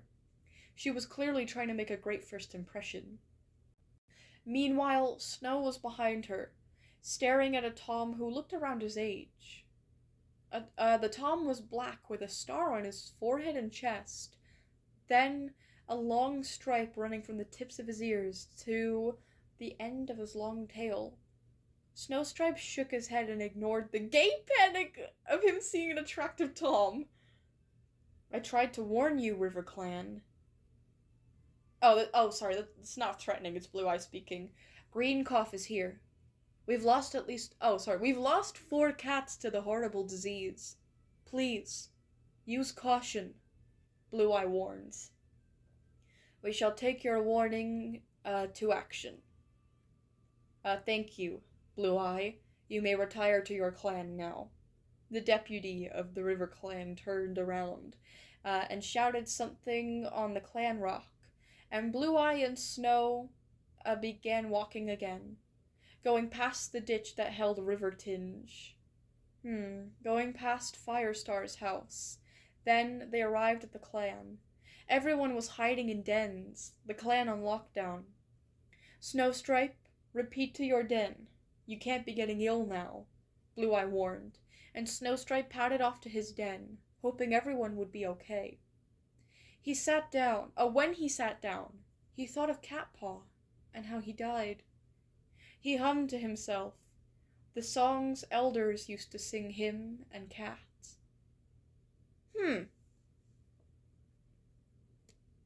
Oh, hopefully Blue Eye doesn't, die. That would suck. I mean, hopefully nobody dies from this, but I doubt that at least... I feel like at least, some people are gonna die, unfortunately. Don't you hate it when the chat says you have to wait 0 seconds and doesn't send your message? And that sounds so painful. Oh my gosh. I've had that happen before in Sherman's stream. I don't really watch Sherman's streams anymore. Not for a reason. I just haven't really caught up with it. But yeah. Anyways. Oh, can I get a pic with you in WILDCRAFT so I can post it on my YouTube story? If not, that's alright. Yeah, you can. You can. I'd sit down for the picture, but I feel like my horse looks better standing. You can take screenshots or whatever. I don't care. That's totally cool. Could you check my posts, please? Oh, you know what? Why not? If it's pictures and stuff, I'll do it after Quartz's story. But yes, I can. Okay, it is pictures. Deltarune 2025 newsletter random scenes. Okay, yeah, it's all just Deltarune screenshots. Okay. Okay, I will check that out, but I want to get to Quartz's story first. Okay, Loki, I gotta go, and as always, thank you so much for reading. Thank you so much for writing. See you later, Neptune. Have a great weekend. Alrighty. La la la la la la. Okay, Quartz's turn. Wait, I too have a post I've been trying to show you for a long while. Are you allergic to patience? Shut up, Vi. Sorry. Sorry, that was rude. Sorry. I'll check out your post afterwards, too. I'm just gonna get through the people on the list first. Anyways, okay, Quartz's I'm so sorry. I'm gonna get through, Quartz's story first. Unless I'm forgetting something. There's your moderator and friend. I know, it was naughty. I was naughty. I should have had patience myself. It was hypocritical. It was hypocritical. Cancel Violet. No! No! Please. Alright, okay, I want my post to be checked too. Okay, if you guys have posts that you guys want me to see, I will check it out after I'm done reading the people on the list. Oh, Violet, if you have time when you're done with everyone else, could you read mine? If okay. Oh, if not, that's okay. Oh, here's a cookie I made before the oven exploded. Thank you, Wolfie. Unfortunately not. We did do last calls about maybe an hour or two ago, and I also really have to get ready to go to the mall afterwards for prepping for Mother's Day. So, you know. But anyways, next week for sure. I can put you, like, first for next week. But yeah, anyways. How dare you say such things to Hawk. I'm so sorry, Hawk. I'm so sorry. Anyways. That genuinely slipped out of my mouth before I could stop it. I'm so sorry. I genuinely don't know what washed over me. Anyways. Add me to next week's list to SCP and WILDCRAFT. Okay, let me make the list now. Who was first on it again? I think it was it Wolfie something? Yeah, Wolfie Wolf Plays. Wolfie Wolf Plays. And oh yeah, was it Rules Card that said that they want to be? Yeah, Rules Card. Okay, Wolfie Plays and Rules Card. And I'm just gonna put a note at the top specifying that it's for SCP stream.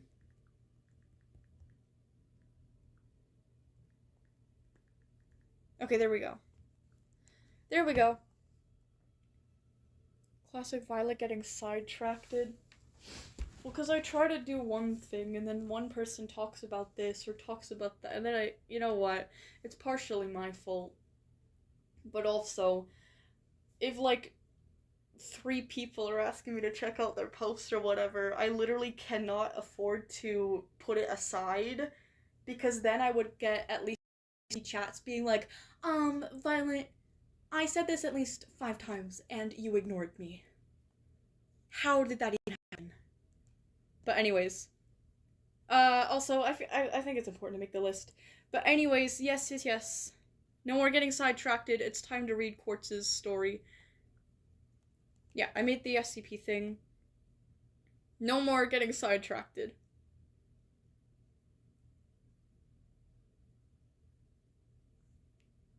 Wait, what? I have a clip of a stream of Violet saying that if Hawk and Exelon were drowning, I asked her who she'd say first, and she said she'd drown full. Make it fair. I'm making it fair. But anyways. Where's Quartz here? Go to channel. Go to the FICF. Google. There we go.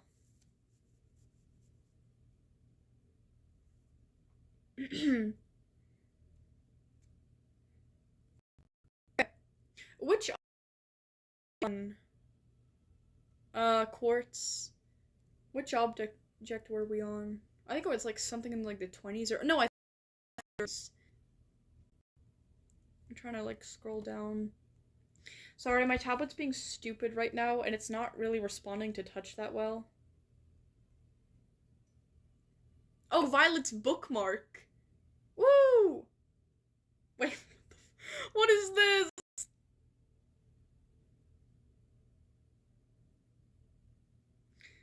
What is this? There's something you wrote a bunch of times. Wolf in sheep's clothing, leading the herd to the slaughter.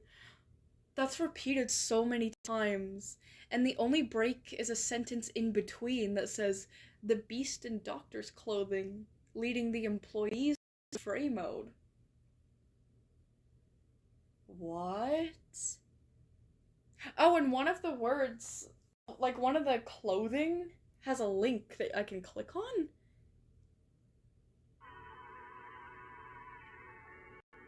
What the fuck is this? It brings me to a really weird video.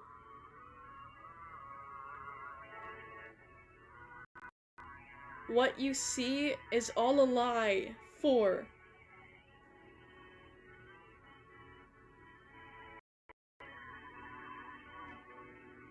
Is that Eric Cartman? What the what in the courts? What is this? Wait a minute. In the description. Oh, this is an AR. This is an ARG. Oh, this is an ARG. There's the description of this video is code. Oh. Huh. If somebody wants to decode that, that would be super appreciated. Otherwise, we're gonna move on for now. Let me see if there's anything else interesting about this video. I'm just gonna skim over it.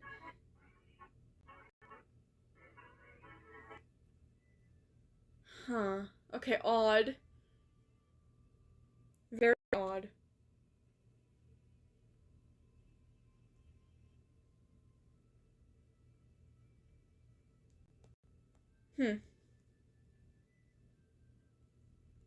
Okay, well, that was interesting.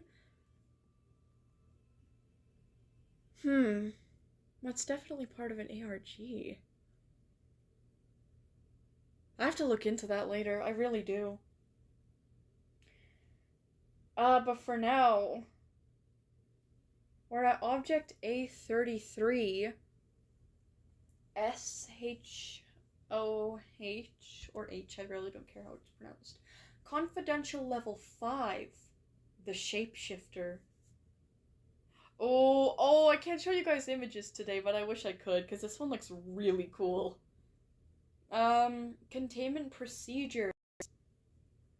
Object A33 should be contained in a thick 2 meter box, made of object A28. Is that the metal again? I don't really remember. I'm not that good with numbers. The box should also be lined with calcium. One entrance to its chamber should be present, however it should be locked down at all times and only open for testing purposes.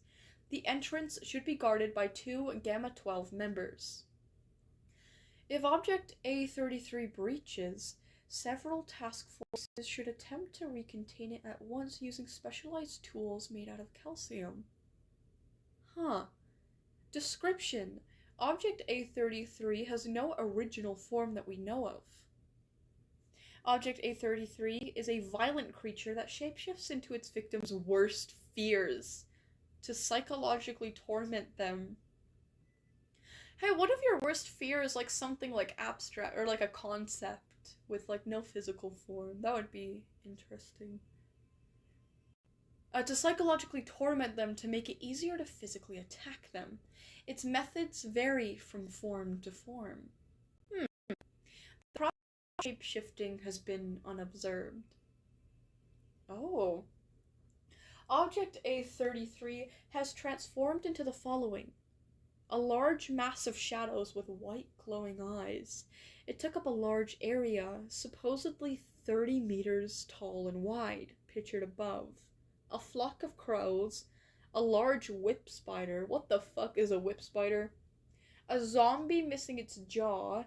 Object A18. A monster made of frame that has no legs, though it has a large torso, arms, and a head with no eyes but a large maw. Oh, and finally a large mass of centipedes. That would be incredible for me. I would like that a lot. Actually, maybe not, because it's okay. Ladybugs and other insects, arachnids, and bugs. However, these shapeshifting abilities seem to be nullified or restricted with calcium. If the object is in a 5-meter radius of calcium, the object is completely unable to change forms. Those who glance once are fools. Those who glance twice are observant. And the word observant has a link to it as well. Let me click on this link. If it's related to this ARG. Let me click on this if I can.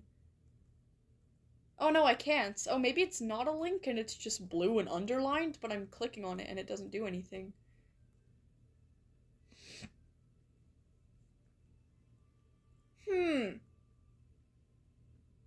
Okay, well that's still very interesting. Huh. Okay, I'm gonna go back to my live stream chat. Just to check on what you guys are saying. All messages. Sorry, but pronouns are a touchy subject. Don't judge like that. Who's judging pronouns? That's not nice. Don't guilt trip us. What's happening? Leave me alone. Oh my god. Wait, what is going on? You guys act like my old friends, which I hate. What is going on? Oh my god, you guys are ganging up on me. Well, maybe you could be the comment denominator in an issue. I don't know. What's going on?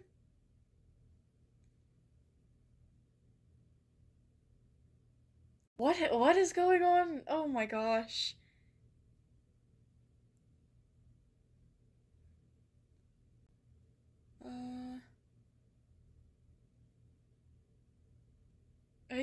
Am I missing something? That's it, Theo. Now you're being referred to as Telegraph. Fucking bonks the shit out of Dio. Touch, please. I was joking. Hug, please. Blah, blah, blah. Yeah, hug, bonk him even more than my man. Him, I don't know, you're a dumbass. Don't call me a dumbass. Yeah, it's kind of. You're a. Yes, I meant it got a problem. It was a joke. Oh my god, you got. Well, Goofy, I think you are kind of starting things here. Oh my god, I'm leaving. I hate you people. Okay, well, that wasn't nice. So you're kind of starting it.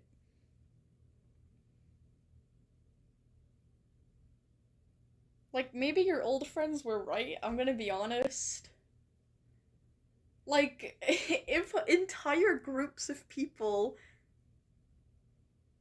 have a problem with you, listen, sometimes it's them, but it may, if you're the common denominator, if you float around from group of people to group of people, and somehow you're a problem in every group of people that you're in, maybe it's not their problem, maybe it's actually you. Goofy. Maybe. Just maybe. But yeah, I'm sorry, you guys. That was very mean of them. You should be able to click on the link. It worked for me. I don't know if it's my tablet just, like, being dumb. I'm, like, you can hear me trying to click on it. It's just zooming me in and out. I click on it once, it doesn't do anything. I click on it, like,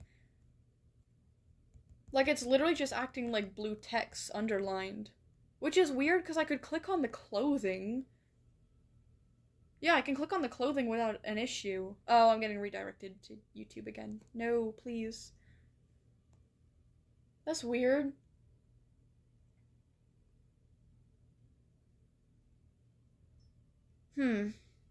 Guilt tripper shaking my head. Yeah, I think it is. Instead of just being like, oh, sorry, yeah, that was mean. I shouldn't have called you a dumbass. Or, like, he was, like, he, she, I don't care. Well, not, I don't care, I don't know. But, like, saying you're a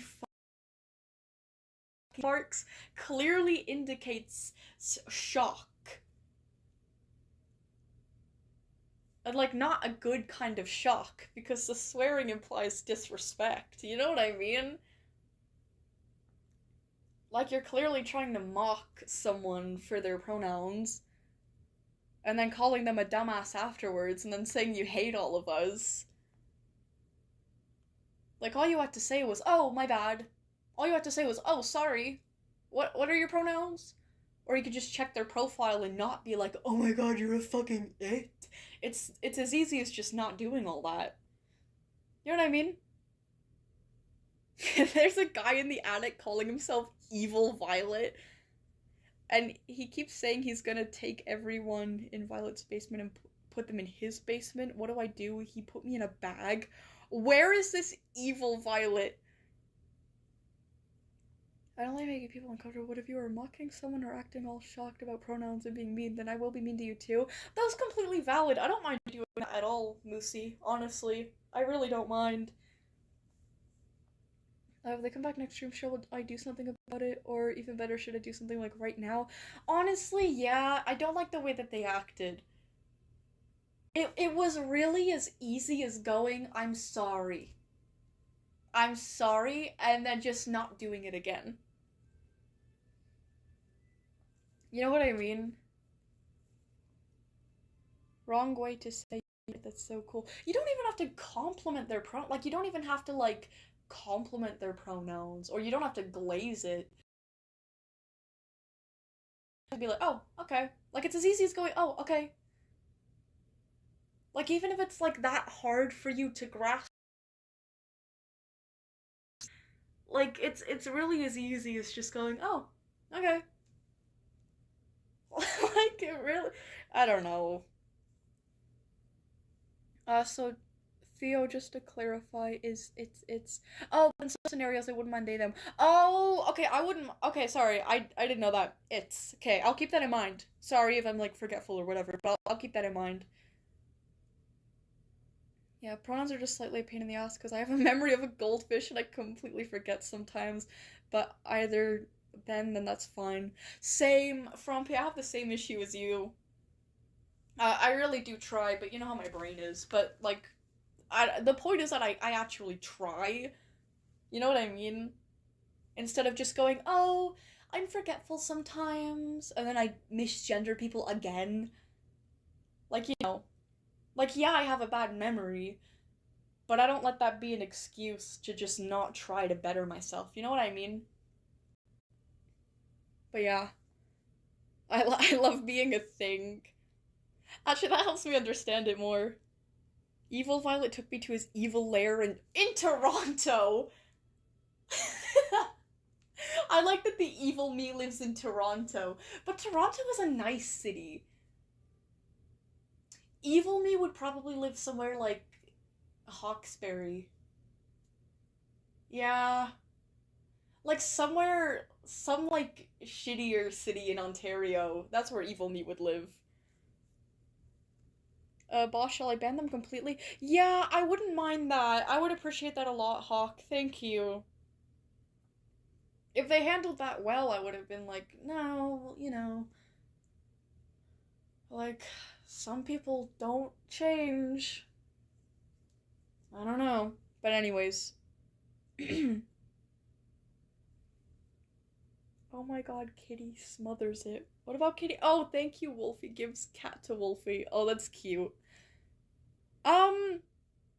Yeah, Quartz, I can't click on this link. It is not working for me. Oh, oh god, I got redirected to that video. Where is Quartz story? No! I keep getting redirected to that stupid video. Sorry, the video itself is stupid, but the ARG part is not. Okay, let me go back onto Quartz's channel. An IQ too low, apparently. Okay, let me go to channel. Okay. There, FICF. Scroll down. Police. Okay. There, go down, down, down, down, down, down, down, down.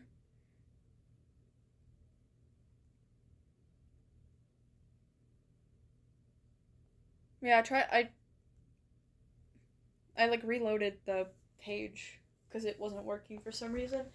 I'm trying to click the link again, it's not working for some reason, which is unfortunate. But I would actually like to read Object A34 before we like start having, well, before I check out people's posts and then I start like winding down. You know what I mean? Object A34 SMOL confidential level 3. Object A34 should be kept in a wooden box. This wooden box should be locked with a basic key, and oh my god, with a basic lock and key. The key being kept in Secure Locker 18. After every test with any subject, Object A34 should be hand washed in a basin filled with 98 Fahrenheit or 36 degrees Celsius to 40 degrees Celsius lukewarm water. The object should then be cleaned with a mild detergent or gentle fabric cleaner. Soak for 15 to 20 minutes, then rinse thoroughly with cold water and let the object dry. Do not scrub or agitate the veil, as this can lead to the fibers loosening. Object A34 should be worn at any time by standard personnel. If Object A34 is missing from its containment chamber, Protocol 34L3 Ghost Subject should be initiated. Oh? Protocol 34 involves sprinkling flour in all hallways possible.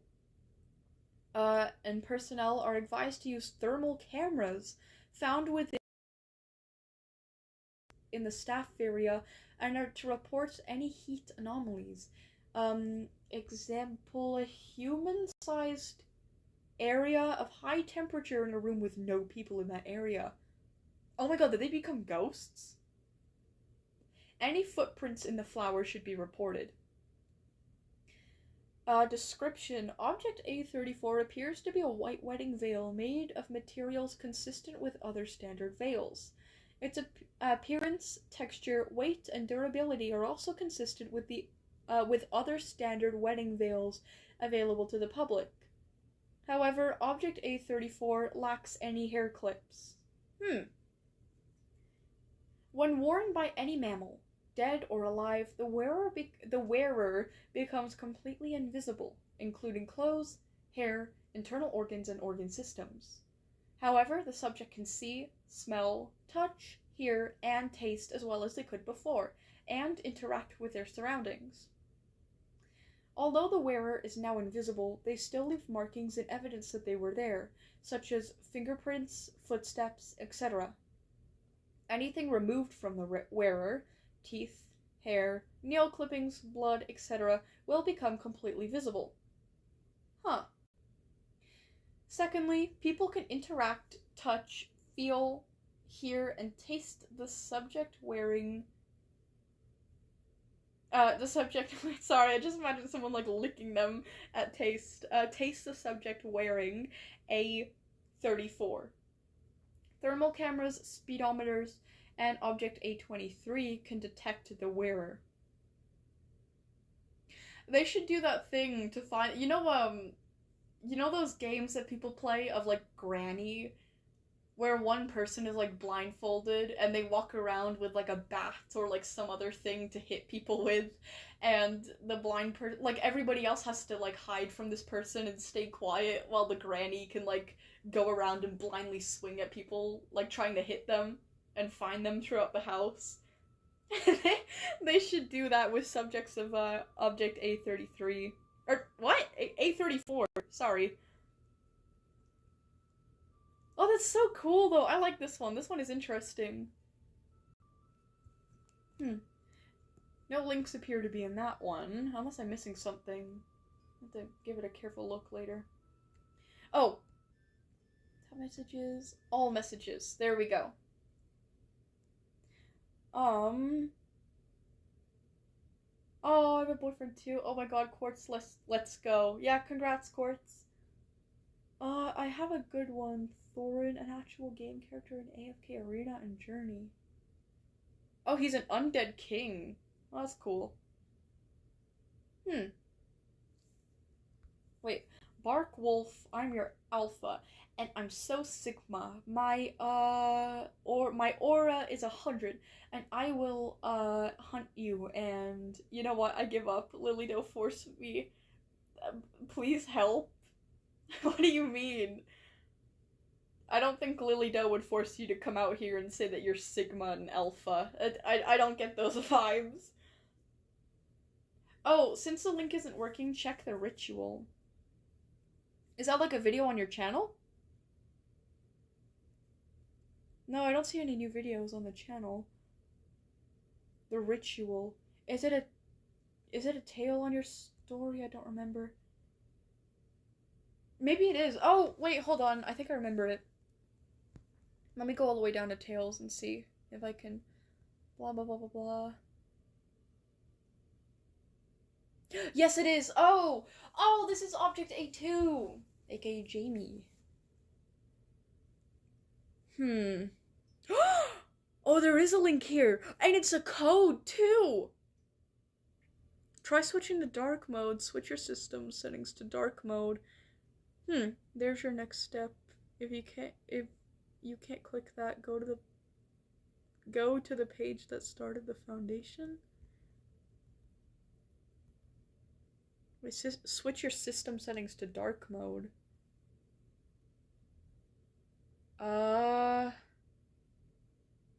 Auto dark mode? Yeah, let me try doing that. Yeah, it's still not letting me click it. That's very annoying. Oh, I really want to see what this is. If you can't click that, go to the page that started the foundation. What do you mean the page that started the foundation? Huh? Main page? I don't know. Oh, I really want to find out what this is about. It won't let me click on any links. That's so annoying. Wait, Quartz, do you think you could send the link in like the... I don't know. I don't think you can do it in the YouTube chat. I don't know if it would work. Free mode? Let me see here. Oh, you mean like, oh. I should have been thinking that way, and I did not. Low containment area, moderate containment, staff area. Oh, free mode incident.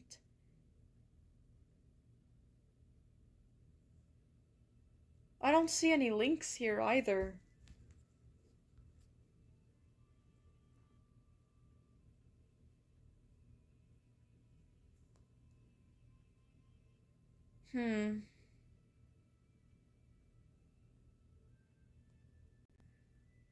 Weird.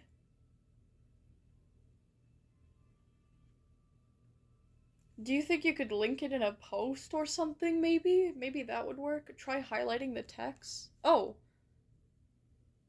I don't know if I can do that. Let me see. Oh, I can. I can, but it doesn't make anything stick out to me. Oh, how did I even do it? Oh, there we go.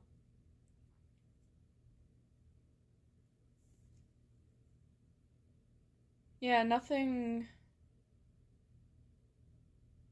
Wait! It gives me an option to copy a URL.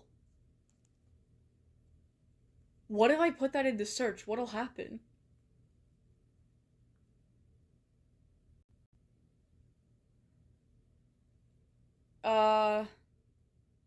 There's okay, the thing that shows up first is called full stop punctuation, and it's a video with 1 million views. Is that what I'm supposed to click on?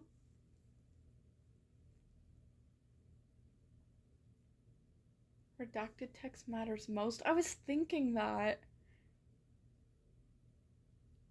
Huh.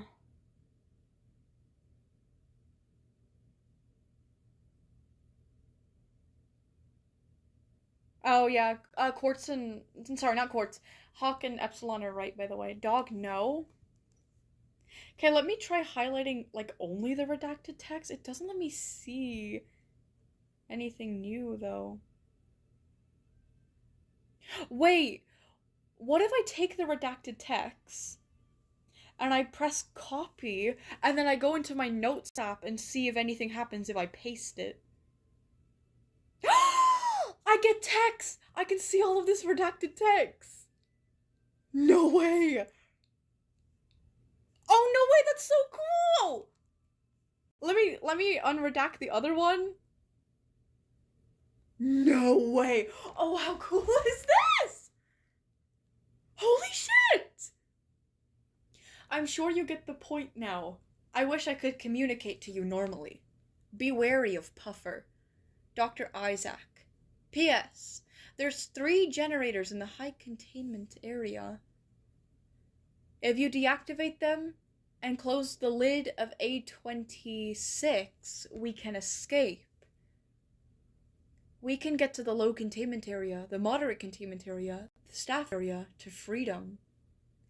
They will escape to the afterlife or to the warm embrace of freedom. What? Oh, this is so cool! This is so fucking cool! Oh my god! Be wary of Puffer. Wait, there's 3 generators in the high containment area. I noticed the O is capitalized. I don't know if it's supposed to be. Why is this so cool?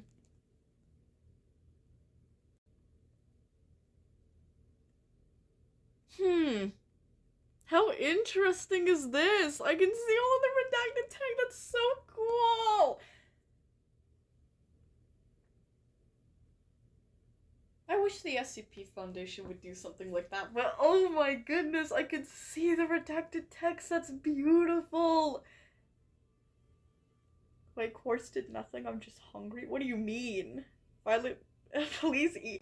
Feed us or I'll try to eat. Didn't you guys bring like an oven down to the like basement and make a pizza or something with 50 pepperonis? Can you guys not just eat that?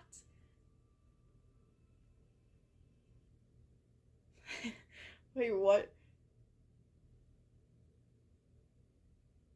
Oh, I don't want to sound like I'm dragging it on, but that genuinely kind of shocked and hurt me. I'm so sorry, by the way. That guy was being a prick for no reason. I don't get why he was trying to make everybody else, like, the problem. Like, I know I'm gonna sound like an old man when I say this, but, like, if it smells like shit everywhere that you walk, maybe check under your shoe instead of blaming the environment.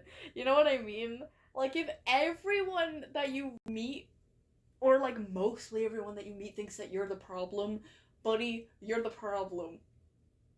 I don't know how to tell you that. In a way that I don't even know. You guys sound like my old friend group. Well, maybe because you did something to your old friend group, buddy. Maybe you did something.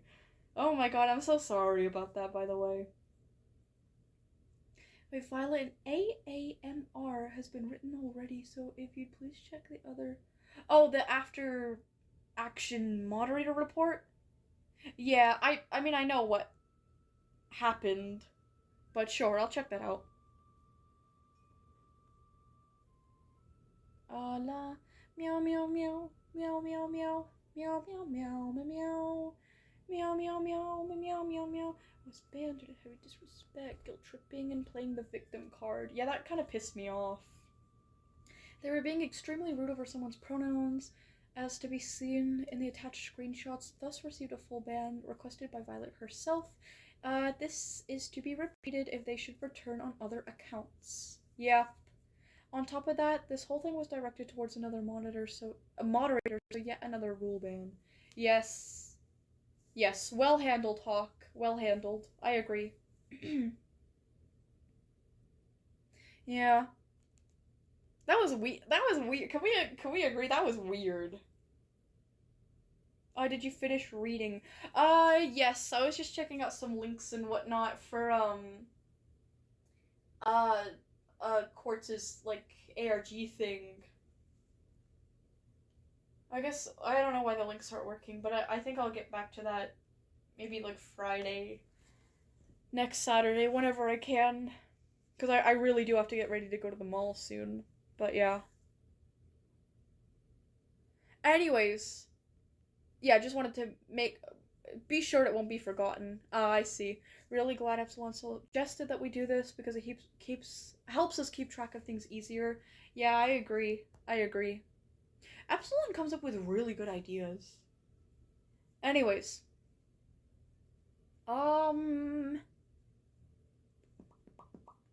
Oh yeah, who wanted me to check out their post? I know it was Hawk, Rules Card, and I think someone else. It might have been the person we banned, actually. I don't remember, but obviously if it was, I'm not checking out their thing now. Anyways, okay, let's check out Rules Cards first. Deltarune 2025 newsletter, keyboard spam, random scenes, keyboard spam, I don't know. Okay. I don't know. I actually have no idea what's going on in this screenshot. It's a gameplay screenshot. That was such a cool backflip. Whoa, that was a cool backflip. Two of them whoa, that was so cool. Anyways, yeah, it's a screenshot of Deltarune. Chris is, like, walking into a room. There's two characters here. There's, like, a cat. Is that Friend? I think it's Friend playing with yarn on the floor. Another character who I don't even know what the fuck that is. Then there's... what's his face? Batat, and he says, "You're Mike. Pluie is the name of the minigame." Okay. Then there's another screenshot with Tenna and Batat. Is it Batat? I think it's Batat. I don't know. Anyways, Tenna says, I don't know who's speaking. Where's Pluie? I want to see my little Pluie. Pluie's the name of the game. His name's not Pluie, it's Mike. I know Mike better than you, and sometimes he is... Wait, I know Mike better than you, and sometimes he is a cute little Pluie. Now bring him out, or I'm tightening your contract, Tenna said. You, don't look very Pluie today. I don't feel very Pluie today. Not when you treat the people who work with you like expendable trash. Oh, Tenna, you naughty. Tenna says, the size of Mike's ass seems very variable lately. Who is Mike? Who is Mike? Who is Pluie? I'm so confused. What is this all about?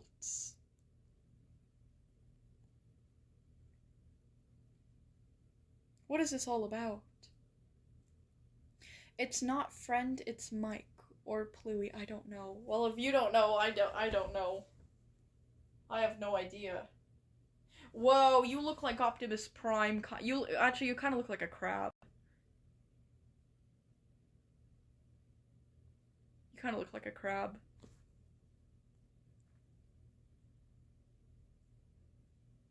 You look like a transformer, kind of.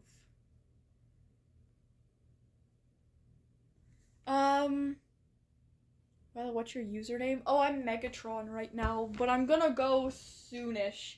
Where's Hawk's post? Here, go to channel, go to posts.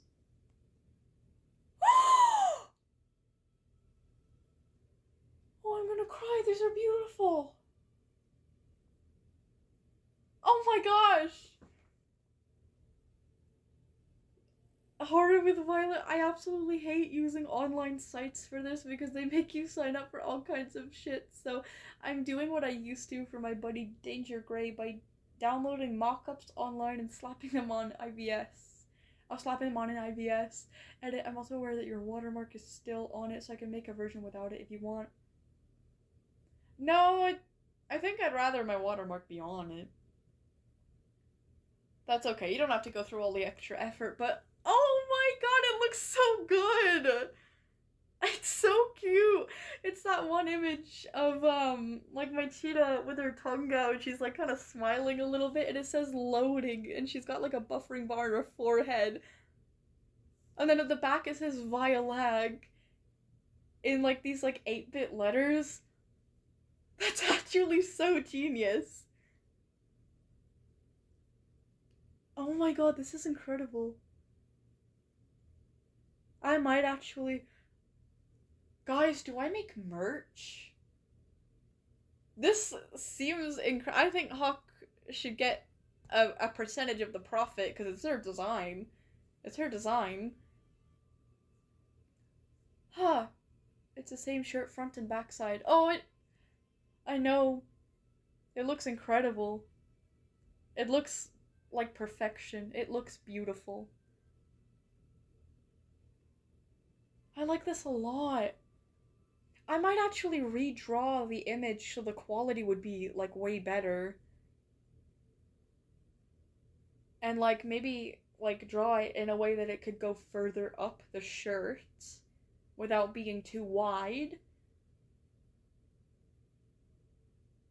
Oh, and I think it would benefit from having, like, purple rims on the sleeve and, like, purple and black, like, rim on the collar. I don't know if we can do that, but that would be incredible. That would be amazing. Hawk, this is beautiful. This is incredible, actually. I might look into getting merch just because of this. It's incredible. It's divine. I made 24 different things for Danger back then. I counted t-shirts, hoodies, jeans, sneakers, bags, tote bags, and backpack, bottles, and an attempt at keychain thingies. You are incredibly dedicated. Holy shit. That's incredible. It'll take me a while, but with enough images to add together, I can do a lot. Hawk, well done. Well done. Very nice design. I love it. I really do. Did anyone else want me to see, like, their posts or whatever? Because I think I'm going to dip soon and get ready for the mall. Violet, I beat up Alistair for you. Thank you so much, Rules Card. Thank you. Thank you. I can see if I can find the old designs and DM them to you. Yeah, that would be cool. That would be cool. I'd be interested in seeing that. What do you people have against me? Well, haven't you been eating things the whole time? What the fuck? Regan, what are you talking about? SCP-096 then sings I Want You Crying for Me. 096 would never do anything like that. Stop slandering him, or I'm going to take you to court. This is Matthew's mother and legal guardian. You are to desist. Do you guys know what I'm talking about? Yeah, I'm just gonna play the audio for you guys. If I can find it, let's see. This is math. Okay, I found it, guys. Hello, this is Matthew's mother and legal guardian. You will desist in contacting my son and having any more irrational and upsetting arguments.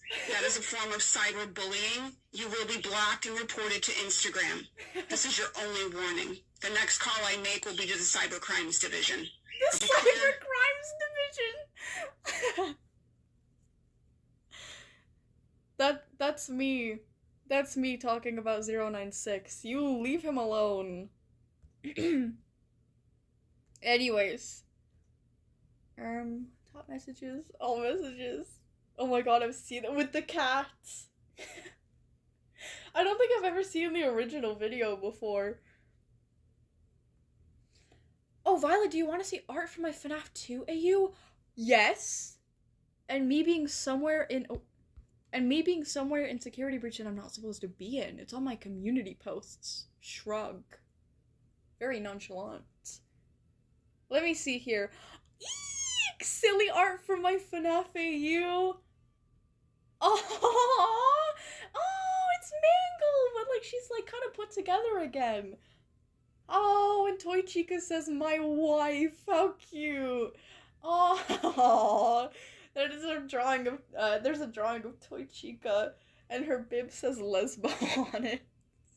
Oh, they're so cute. They're so precious. I really like Mangle's design.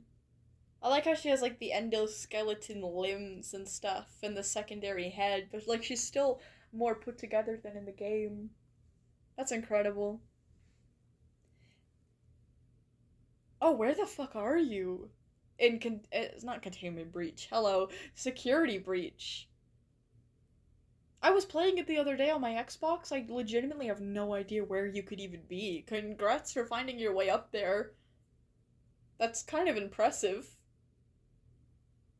What do you have against Alistair? Everything. Every single thing. What do I not have against Alistair? Mangle is the main character, because she's the best FNAF 2 character. I like the puppet, but I can see where you're coming from. Mangle's one of my favorites. I love that, like, in almost every one of my live streams now, there's usually a gorilla pulling stunts in front of my camera. It's so appreciated. It makes the visuals a lot more entertaining while I'm just standing around doing nothing. Violet, can you get me out of Evil Violet's basement now? He's going back for more of your workers. That's okay. I rigged the perimeters with landmines and heat-seeking missiles, so I think it's okay. But yeah, I'll come to get you. I just have to wait until he sets one of them off, so I have a way out of the perimeter of my home. And as soon as he does that, then I'll come get you. SCP-096 collabs with Miku. Now that's something he'd do. That's something he'd do. I think that he would outshine Miku a little bit, and I feel like I'm a little worried for Miku though, because I feel like he would make Miku really insecure with how, like, beautiful he looks. You know. Wait, IRL, I call Alistair my animated child, so I'm triggered? Be triggered. I'm gonna beat up your child. I'm gonna beat up your child. What about me, though? I'm still trapped. I'll come get you after. Don't worry. I just need to wait until Evil Violet triggers one of the landmines. Or, like, the missiles. So I can come get... Because right now, if I step outside, I'm gonna step on the land missiles. Or the landmines, and I'm gonna get hit with the missiles. So I need to wait until Evil Violet comes along to set one of them off. So I have, like, a clear path. And, like, the missiles are all fired already. Why would you trap yourself in? Well, I didn't do it intentionally. I just, like, realized that's what I did after I finished setting everything up. Yeah. Yeah. Oh, well. Oh, that's sweet. You're the best, and may Jesus protect you through the day and night. Thank you, Truffle Whiskers. No, please spare me. Wait, what's going on?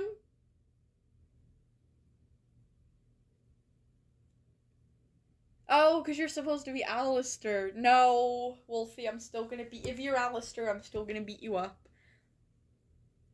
Wait, why is Frumpy here? I'm in Violet EXE's basement. Wait, Kamari EXE, I am here. Oh god. Alistair sucks, grr, and so does Dr. Gears.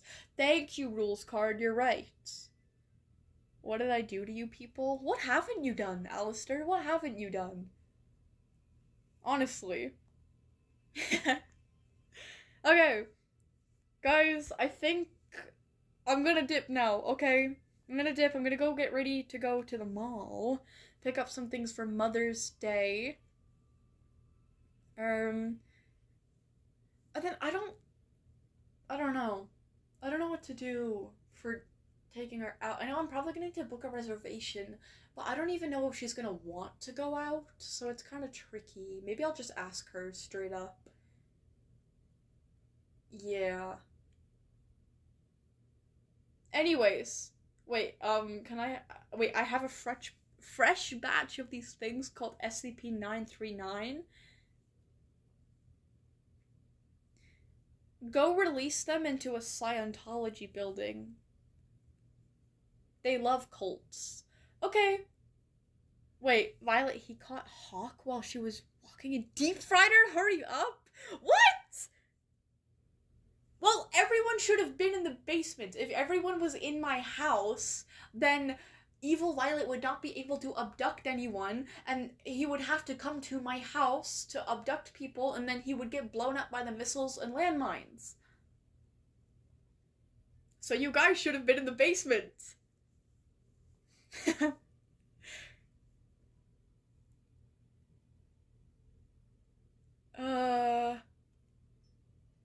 I just found all the designs I sent them. Oh! Check DMs before you end. Okay, will do. Let me see here. Discord, chats, Hawk. Whoa! AFK with Danger Gray.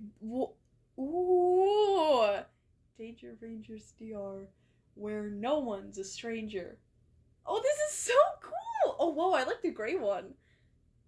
Made by Danger Gray. The Esperia Chronicles made by Danger Gray. I'm a proud member of Analytica. Or Analytica?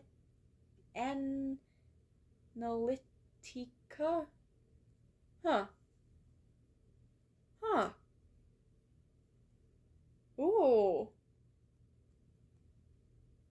Oh, I like the black sweater, or the black hoodie one. Oh, the red one's also good. That's so cool. I don't know which one's my favorite. The gray one is pretty good, actually, which is weird, because, like, I usually don't really like gray clothes. I also like the black shirt and the black, hoodie. Oh, wait, there's more! Oh, the water bottle! Oh, how sick is that? Whoa.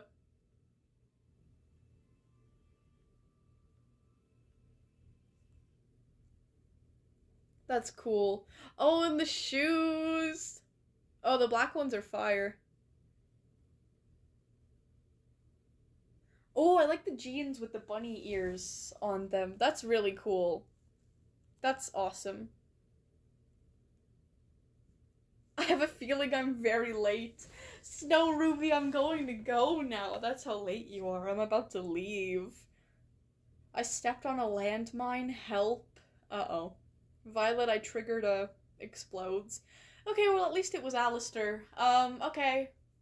I'm assuming the missiles also shot your corpse a bunch. So, I'm free to go outside now. Okay, rescues Frumpy, rescues Hawk, rescues everybody.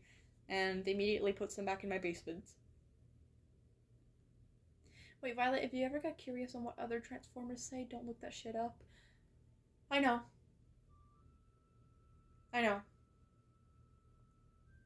It's... Honestly, being in the Transformers fandom feels like when you're at like a gas station or like a bus stop or something, and there's like a crackhead, and you're like trying to avoid eye contact with them. It kind of feels like that. Okay, I'm going to go. I'm going to leave. Okay, I will see you guys. Oh, the cheapy design was done by a mutual friend. Ah, it looks really cute. Okay. Bye, Violet. Bye, guys. Mother's Day is tomorrow. So, guys, no stream for tomorrow, by the way. I mean, I know I mentioned that literally at the beginning of the stream, but I just want to clarify, no stream tomorrow. It is Mother's Day. I'm going to probably take my mother out to go eat places and do things. So, yippee. Okay? Okay. Alright. Goodbye, guys. You guys have an absolutely beautiful rest of your weekend. I will see you when I see you. Thank you so much for the stories and the lovely donations and everything, or super chats. I still don't know what to call them. Thank you so much for everything, guys. I will see you next Friday, or this Friday. What was I gonna say? I feel like I was gonna say something else. I forgot. Okay, bye, guys. See you when I see you. Thanks for being on.